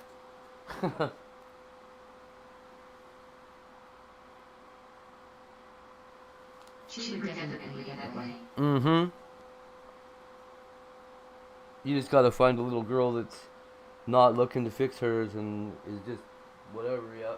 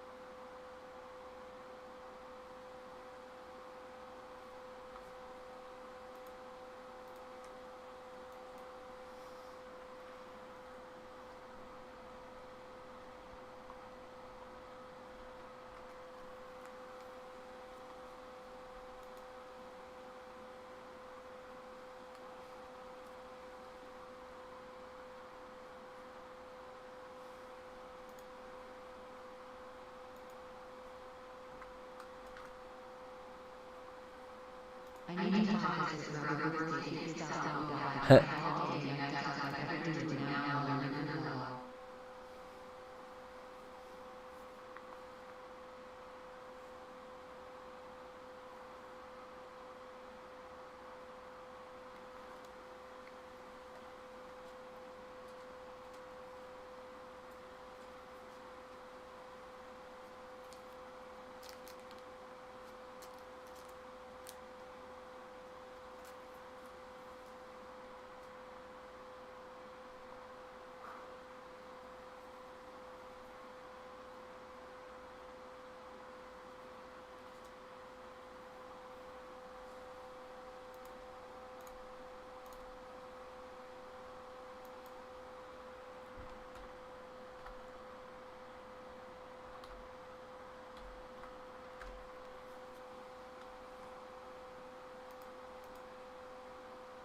Holy shit, $18.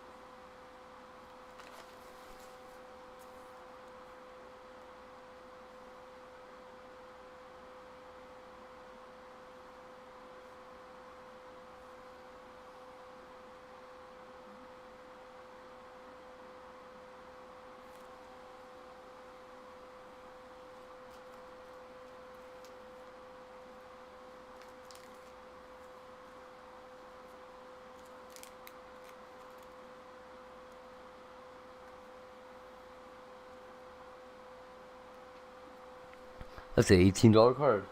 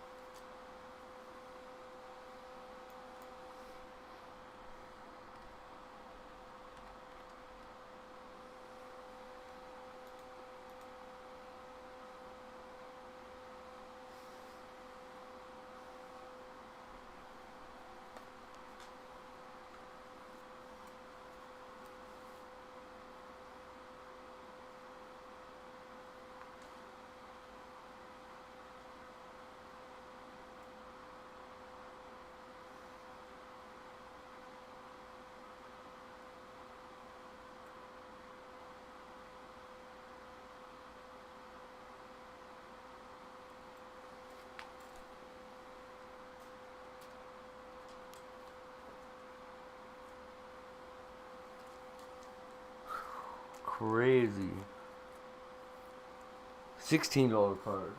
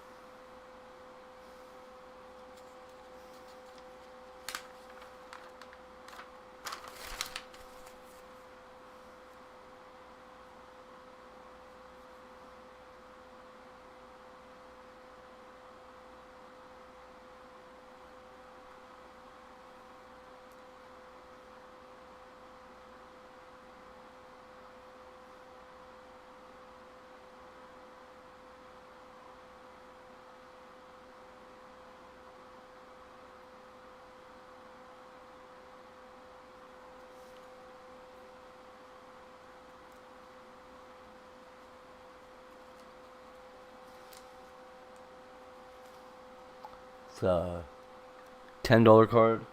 This is ridiculous.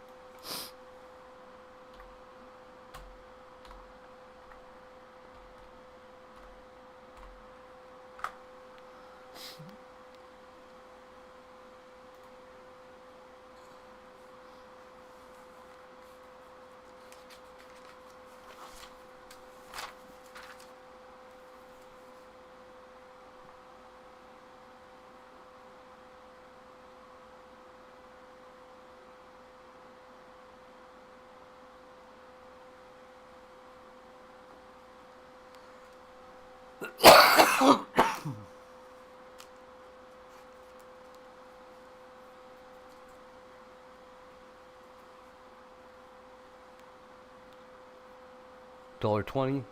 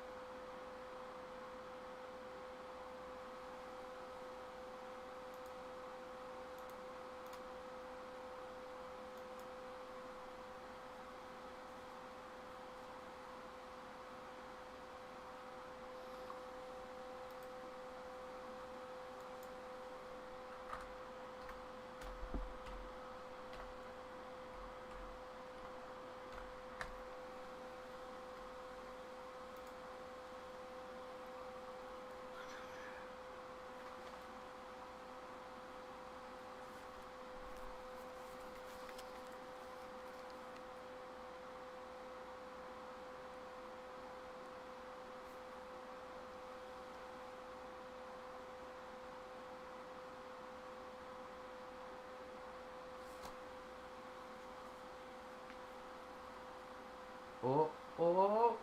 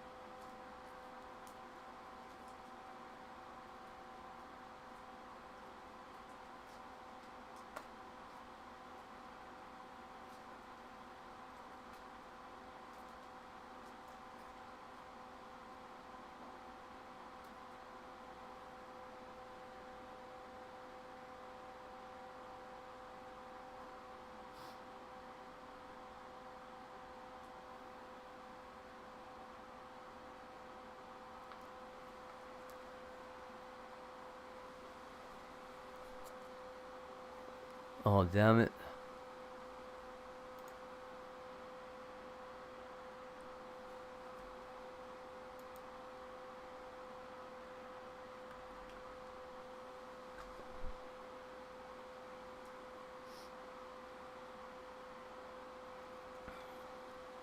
So it's 22.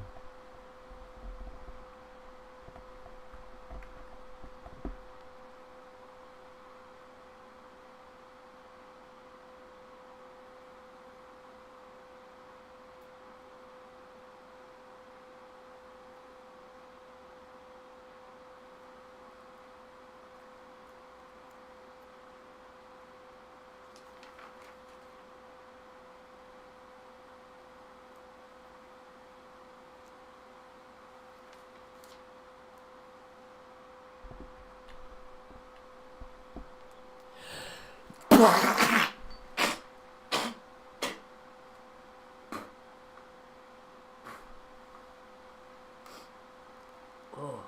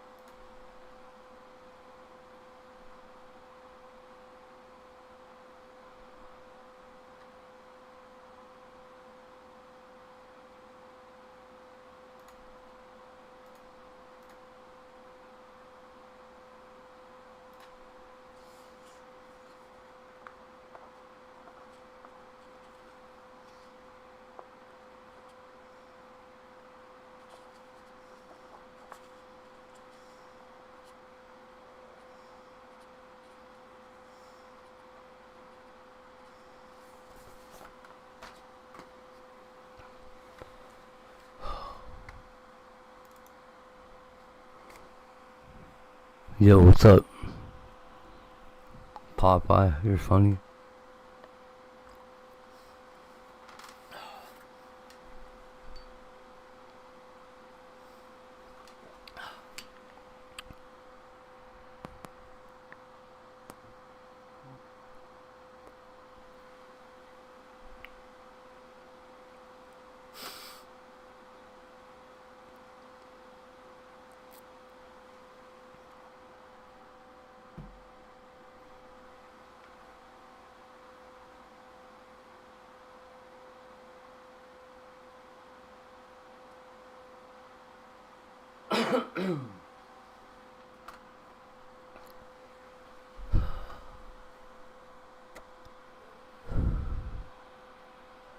I'd rather be a fucking pirate than a vampire, I'll tell you.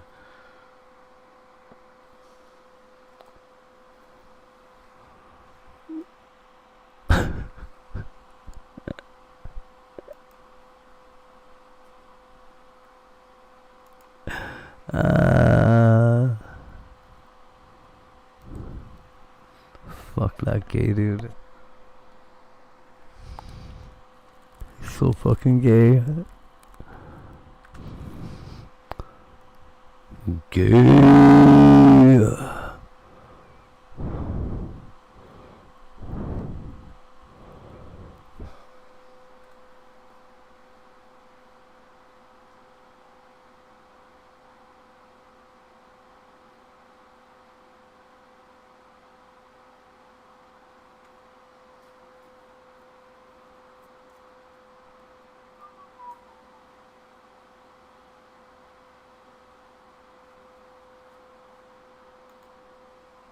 Yo, what's up?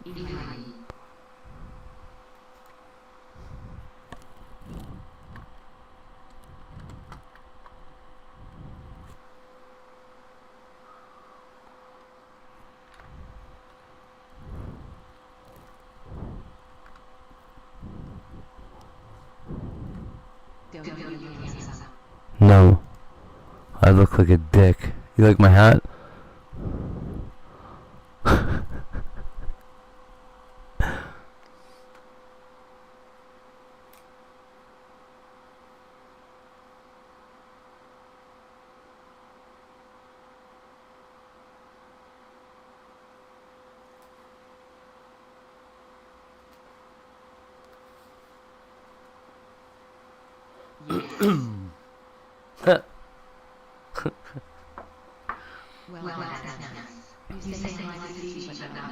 Hi, Trace. I did say hi to you. What do you mean?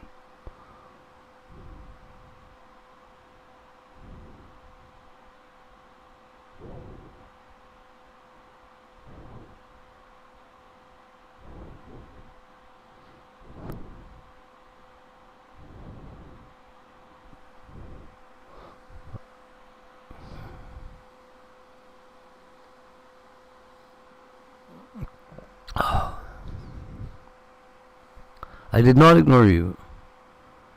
It just took me a sec. It took me a second to respond. But I even picked my pipe up and pretended I was a pirate. Jeez. Where were you?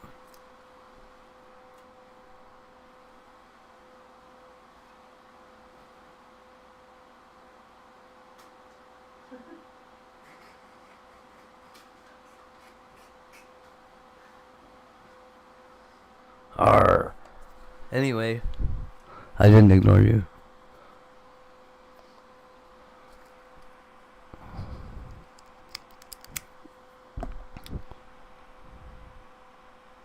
How you doing, CG? Oh, my fucking lungs, man.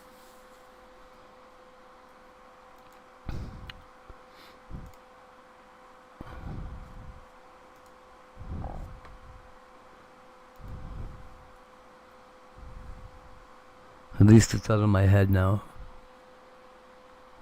So no, I didn't ignore you. By the way.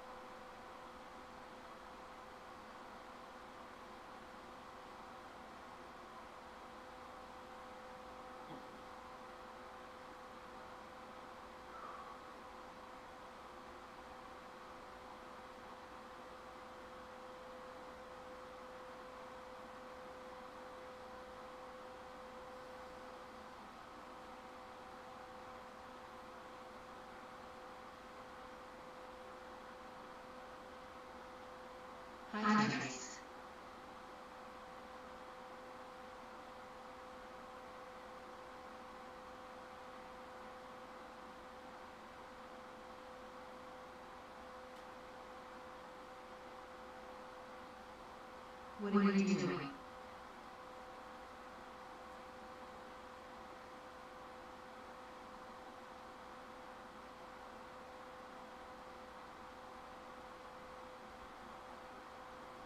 What is who doing? Oh, me? What am I doing? I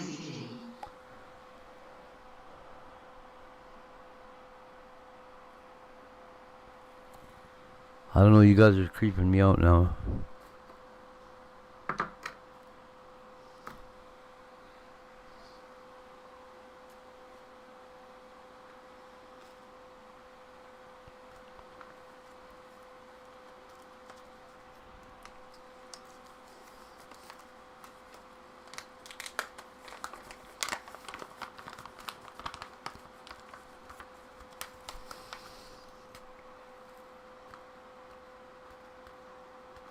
Why? Yes, I'm asking what you're doing. I'm rolling a joint.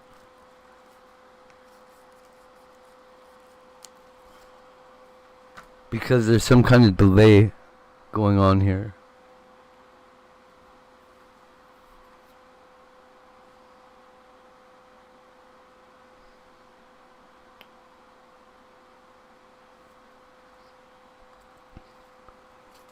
You see?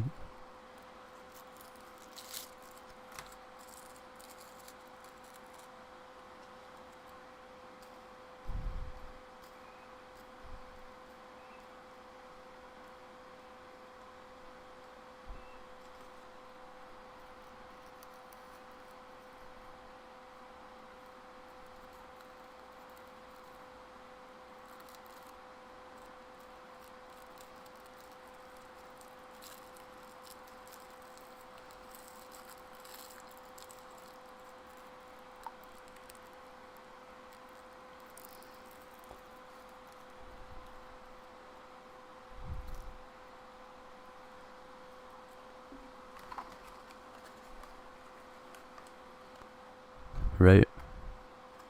Well, good on ya then. I'm kind of done already. So much for that plan, hey?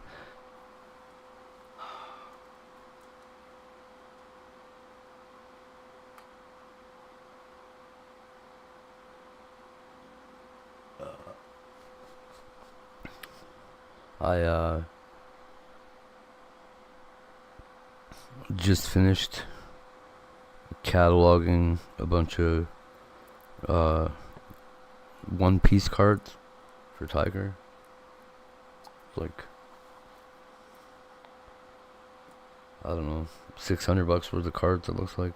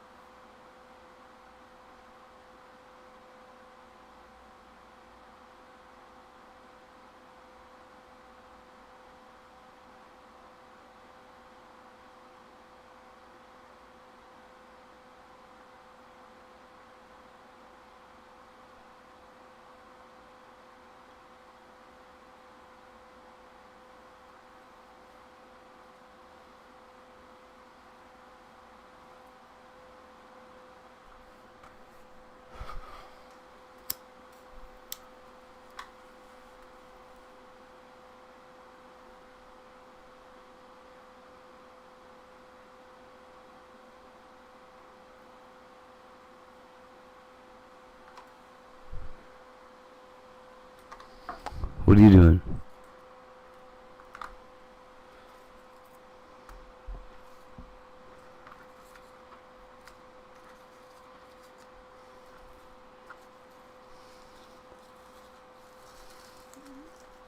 What up? Not a lot.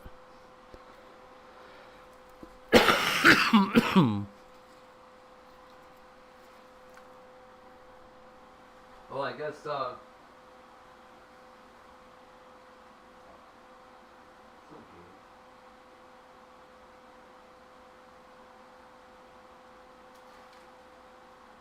just woke up. I guess Frosty's not coming till, but if he's gonna come, it'll be in the new year. It won't be till after January. So he's not gonna be here in a week or 2 weeks. Or whatever.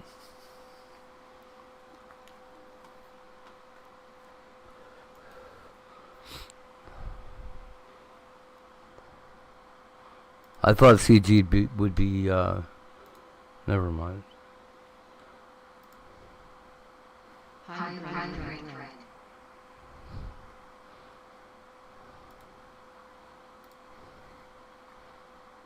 Whatever I was gonna say, I can't say it properly.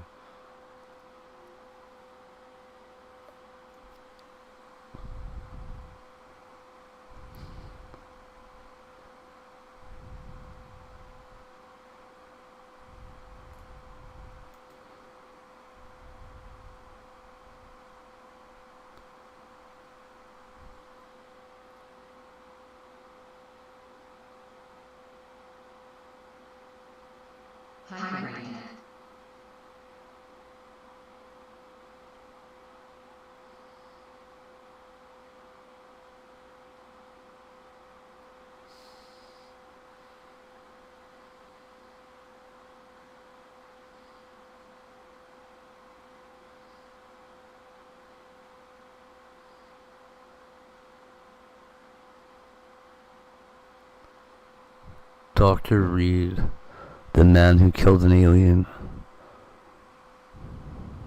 I don't know what the fuck. You guys ever hear that guy? I never heard of him.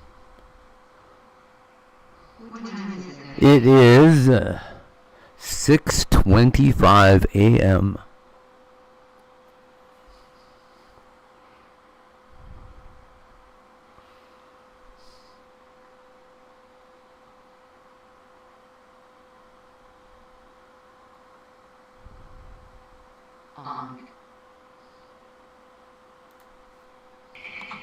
Here we go.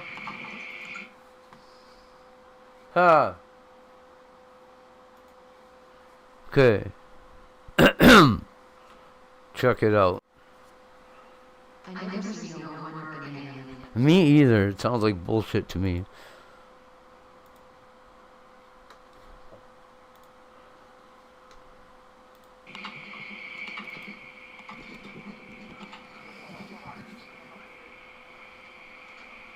This is the inside of World Trade Center 7. The building that they say was not damaged by anything, that everybody else says was not damaged. Look at it. It looks like a fucking, like a bomb went off. Psst. There's no damage to the building.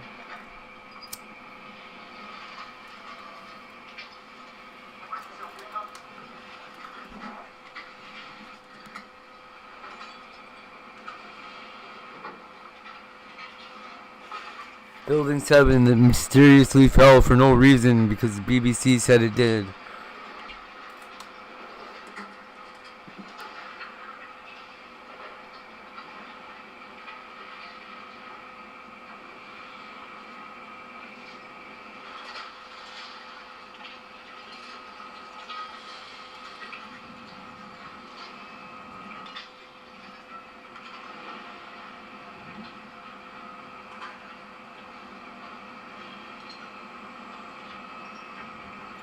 So, where this smoke is, this whole side of the building, all the windows are gone.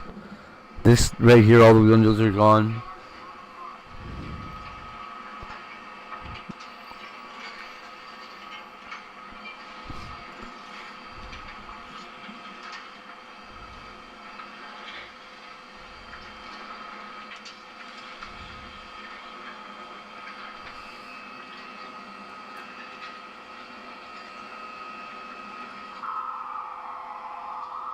No damage.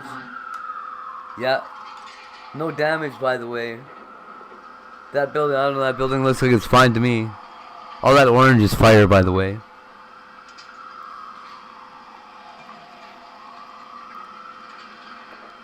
Crazy fire, like gas burning in the walls fire.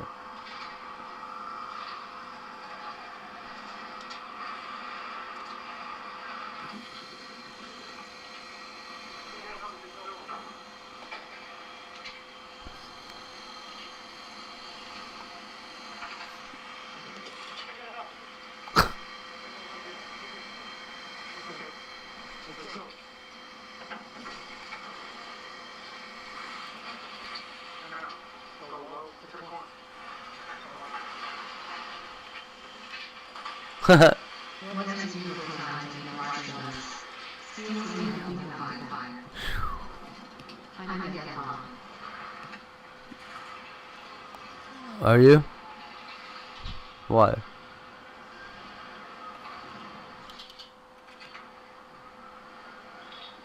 What the fuck? What is that? Just wait a minute.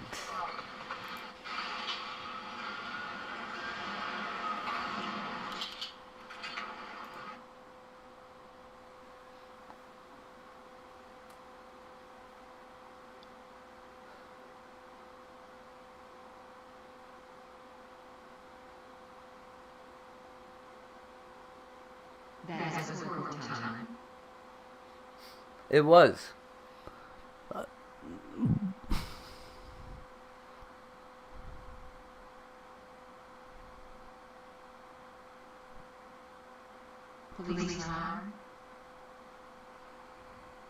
I don't know. I'm trying to figure out what this is on the seat. But that does look like a radio or something, eh?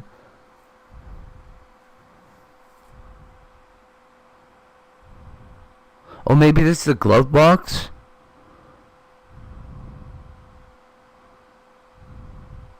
And the dash like burnt off? Looks like there's a thing for an airbag over there.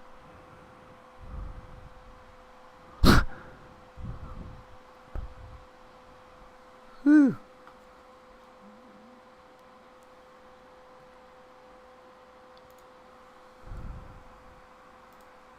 Let's see, is it a police car? That's what I was thinking.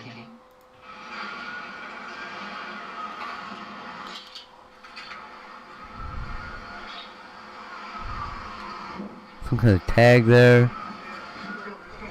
That tag was in good shape.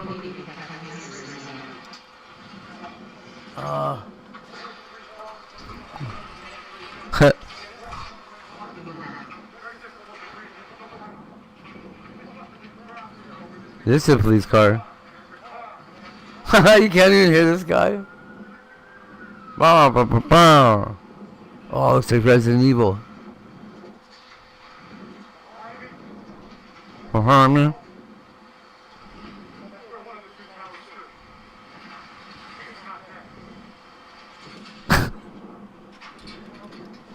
Holy shit, he's right, it's not there. And look at this building's all fucking destroyed. It looks like a movie set, doesn't it?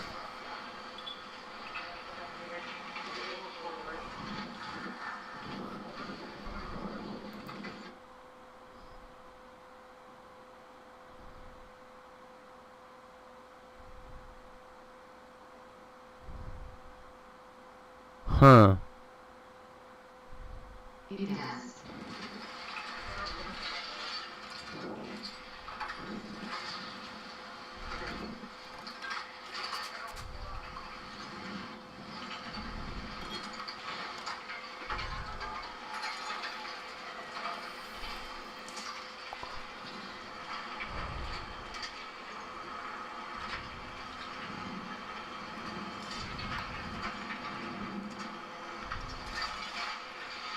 How the fuck is that happening? How are those fucking 300-pound windows flying across the street for no reason? What?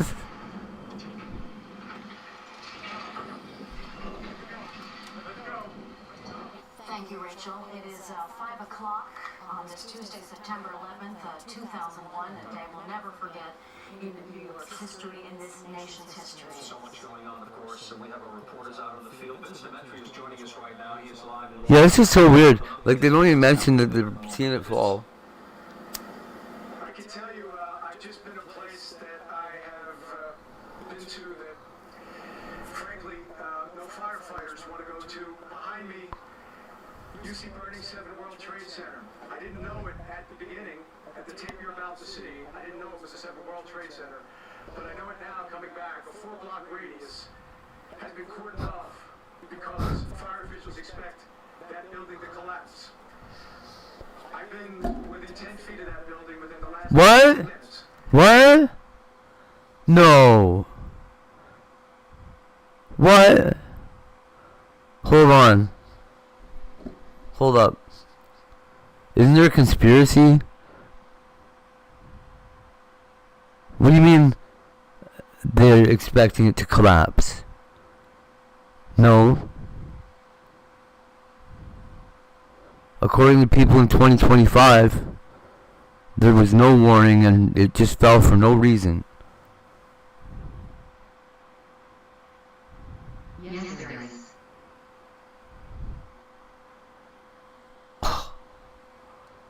I've been as close to where no one wants to be. Take a look.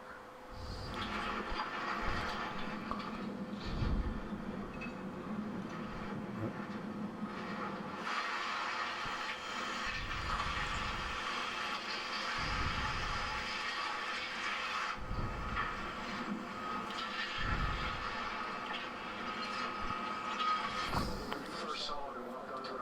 You heard it as you were racing to it, but to see it's another thing. What's the first thing that went through your head just after initially seeing it? I just wanted to cry. We are in an abandoned skyscraper. Right. I don't even know where I'm at. I see a sign outside. That cloud was so crazy. Yeah, here we go. Look, everything's all destroyed in here. What the fuck's going on?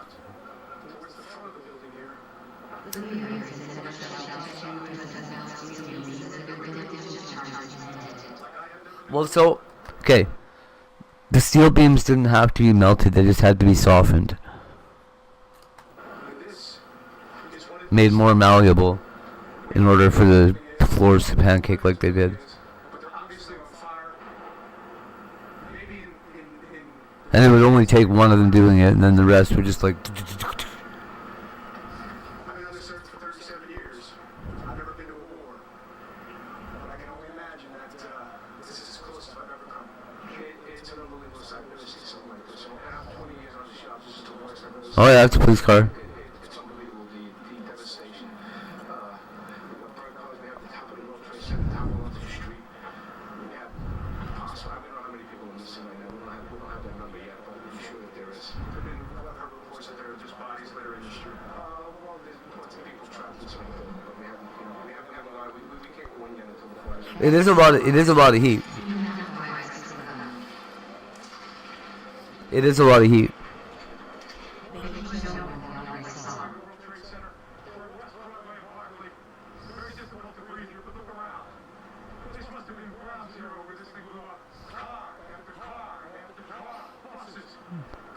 Man, that was crazy the way cars were blowing up. It was like a video game, like boom, boom, boom.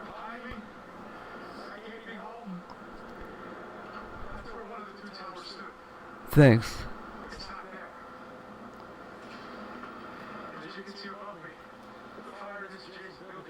Q, 10 years of people saying they're not there anymore. It's not there.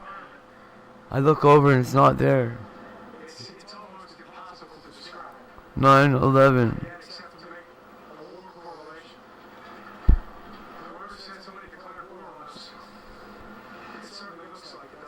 Shut up.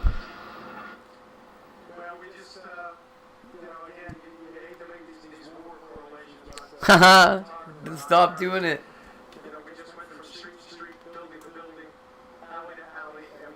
Where's Vince Demetri today?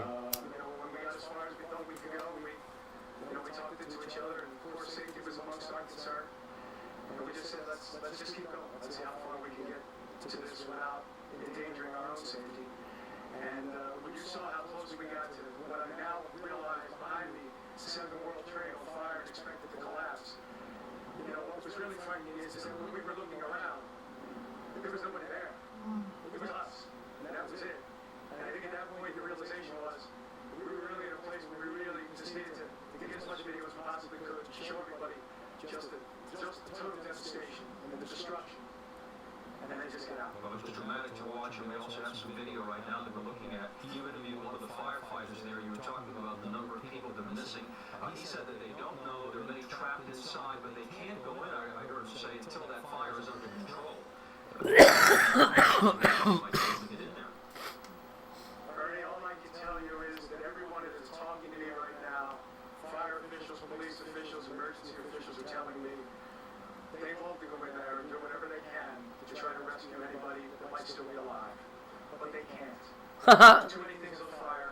There are too many buildings that they are concerned with collateral damage that could collapse at any minute. And imagine the... What? Holy shit. We can't, dude. I'm sorry, there's too much fire. We can't help. catastrophe that would then take place, that if you sent in My hands are tied, bro. rescuers to be in that situation, to have 50, 60, 70 tall skyscrapers around them, collapse on them. Yeah. It's wrenching their hearts. This is what they get paid to do. But right now, nobody can go in. You just can't.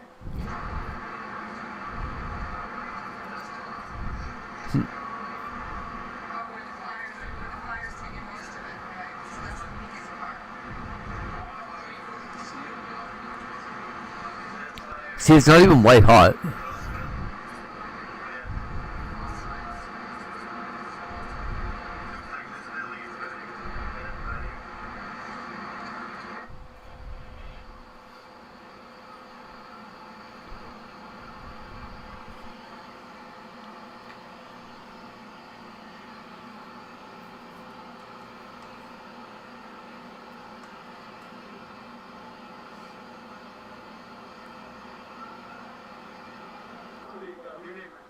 Margaret Crowley. C-R-O-W-L-E-Y. NYU Medical Center. Okay? All I know at this point is they're trying to establish an outdoor hospital facility like we set up at Chelsea Piers, a treatment unit for the personnel that are attending to the scene, not to the injured in the scene. They can't get Hold on a minute. out at this time. They don't know the extent of it at this point. What we're doing now is going up to get medical supplies, to bring down trauma physicians down here, to set up the surgical unit. This is on September 11th, right?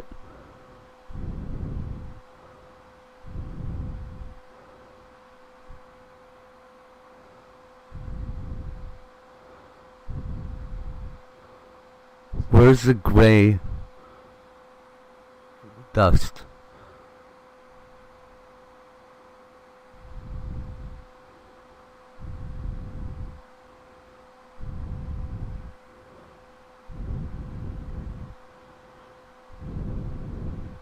And the treatment unit down here, in addition to, if anybody out there can help, any vendors who have food or supplies, the firemen have no food, nothing but snacks, they need fluids, they need water, and they need protein foods. All they have is goddamn granola bars. So and we need masks, we need TV masks. Holy shit! What is it? What just went down? Building 7. Yeah, 7 just went down. It was the third one to go down, I think.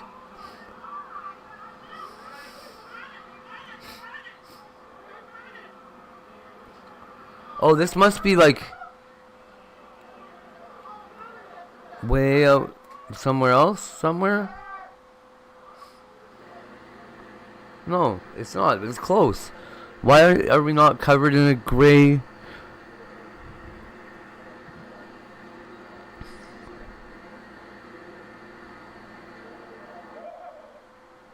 Huh.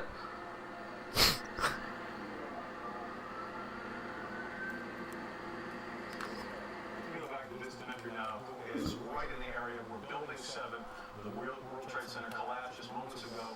This appears to be getting Okay, maybe you're right. You're right. That fireman was saying that. collapsing just moments ago. 47 Fuck. That's crazy. Over by Building 7 looked like what the rest of New York looks like after the buildings come down. It was like a little preview over there, where I said it looked like a stage. This is a building that fell just moments ago. It was burning for hours. There's Building 7, 47 stories down to the ground. But thank goodness Vince had foresight to move, and we're looking to hear from Vince. I think the most eerie thing was to look at the videotape of Vince and his photographer walking around the area and seeing how desolate it was. No bodies, burned cars, debris, parts of buildings. Yeah, no bodies. Not too far away from where they stood, what was one of the towers had been standing.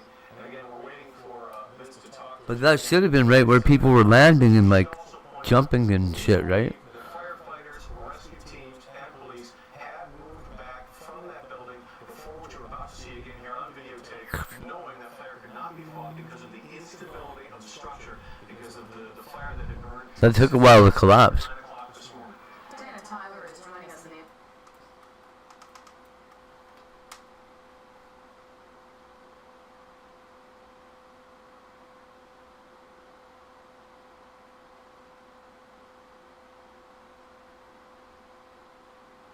Woo!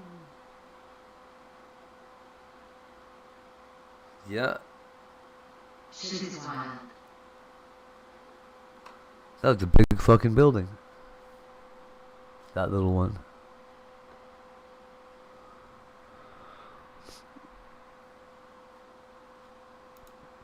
Terrible.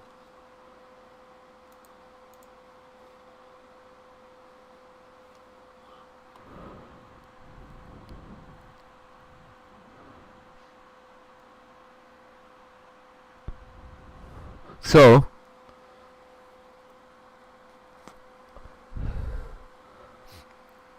as you can see, the building was actually damaged a bit.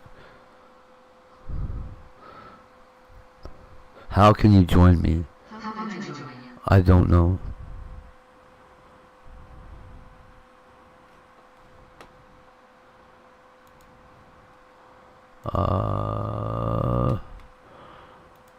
Where's the thing?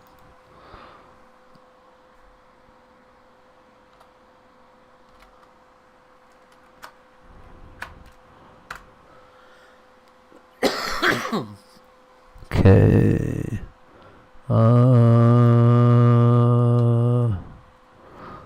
Oh man. Let me figure out how this shit works. 1 second.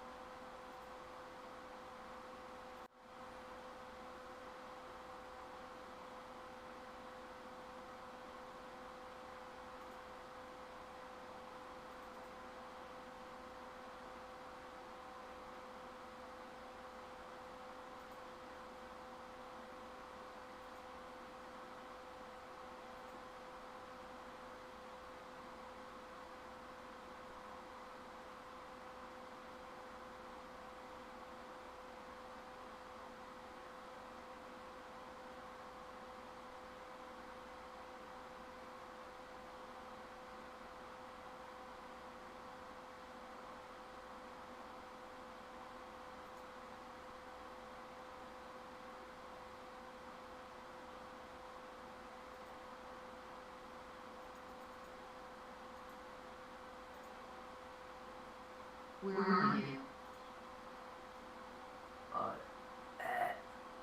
I'm right here. I'm a starter, Mario.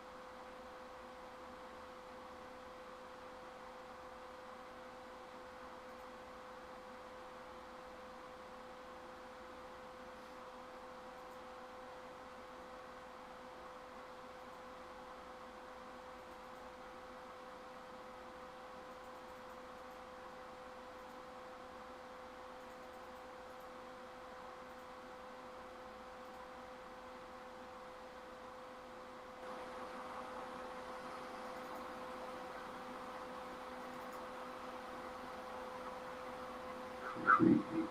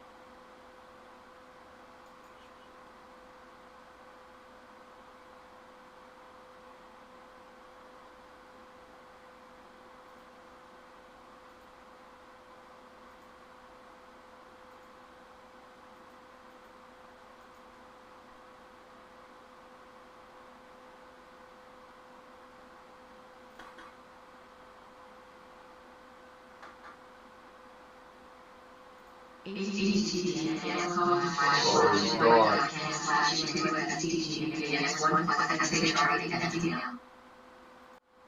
That's crazy.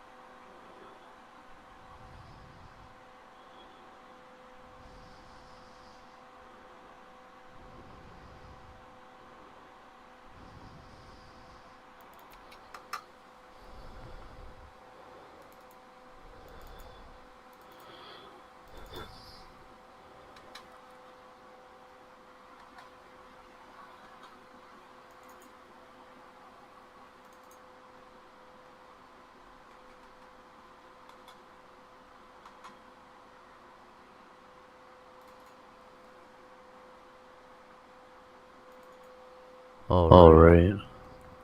So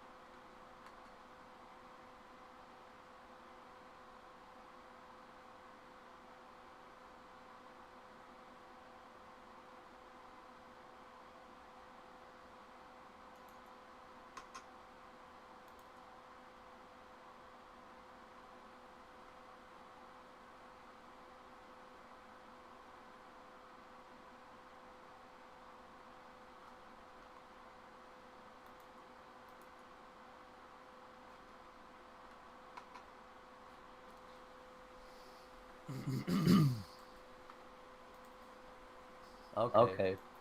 I see trouble. All right then. You know what? I'll be back. I am going to use a different piece of software.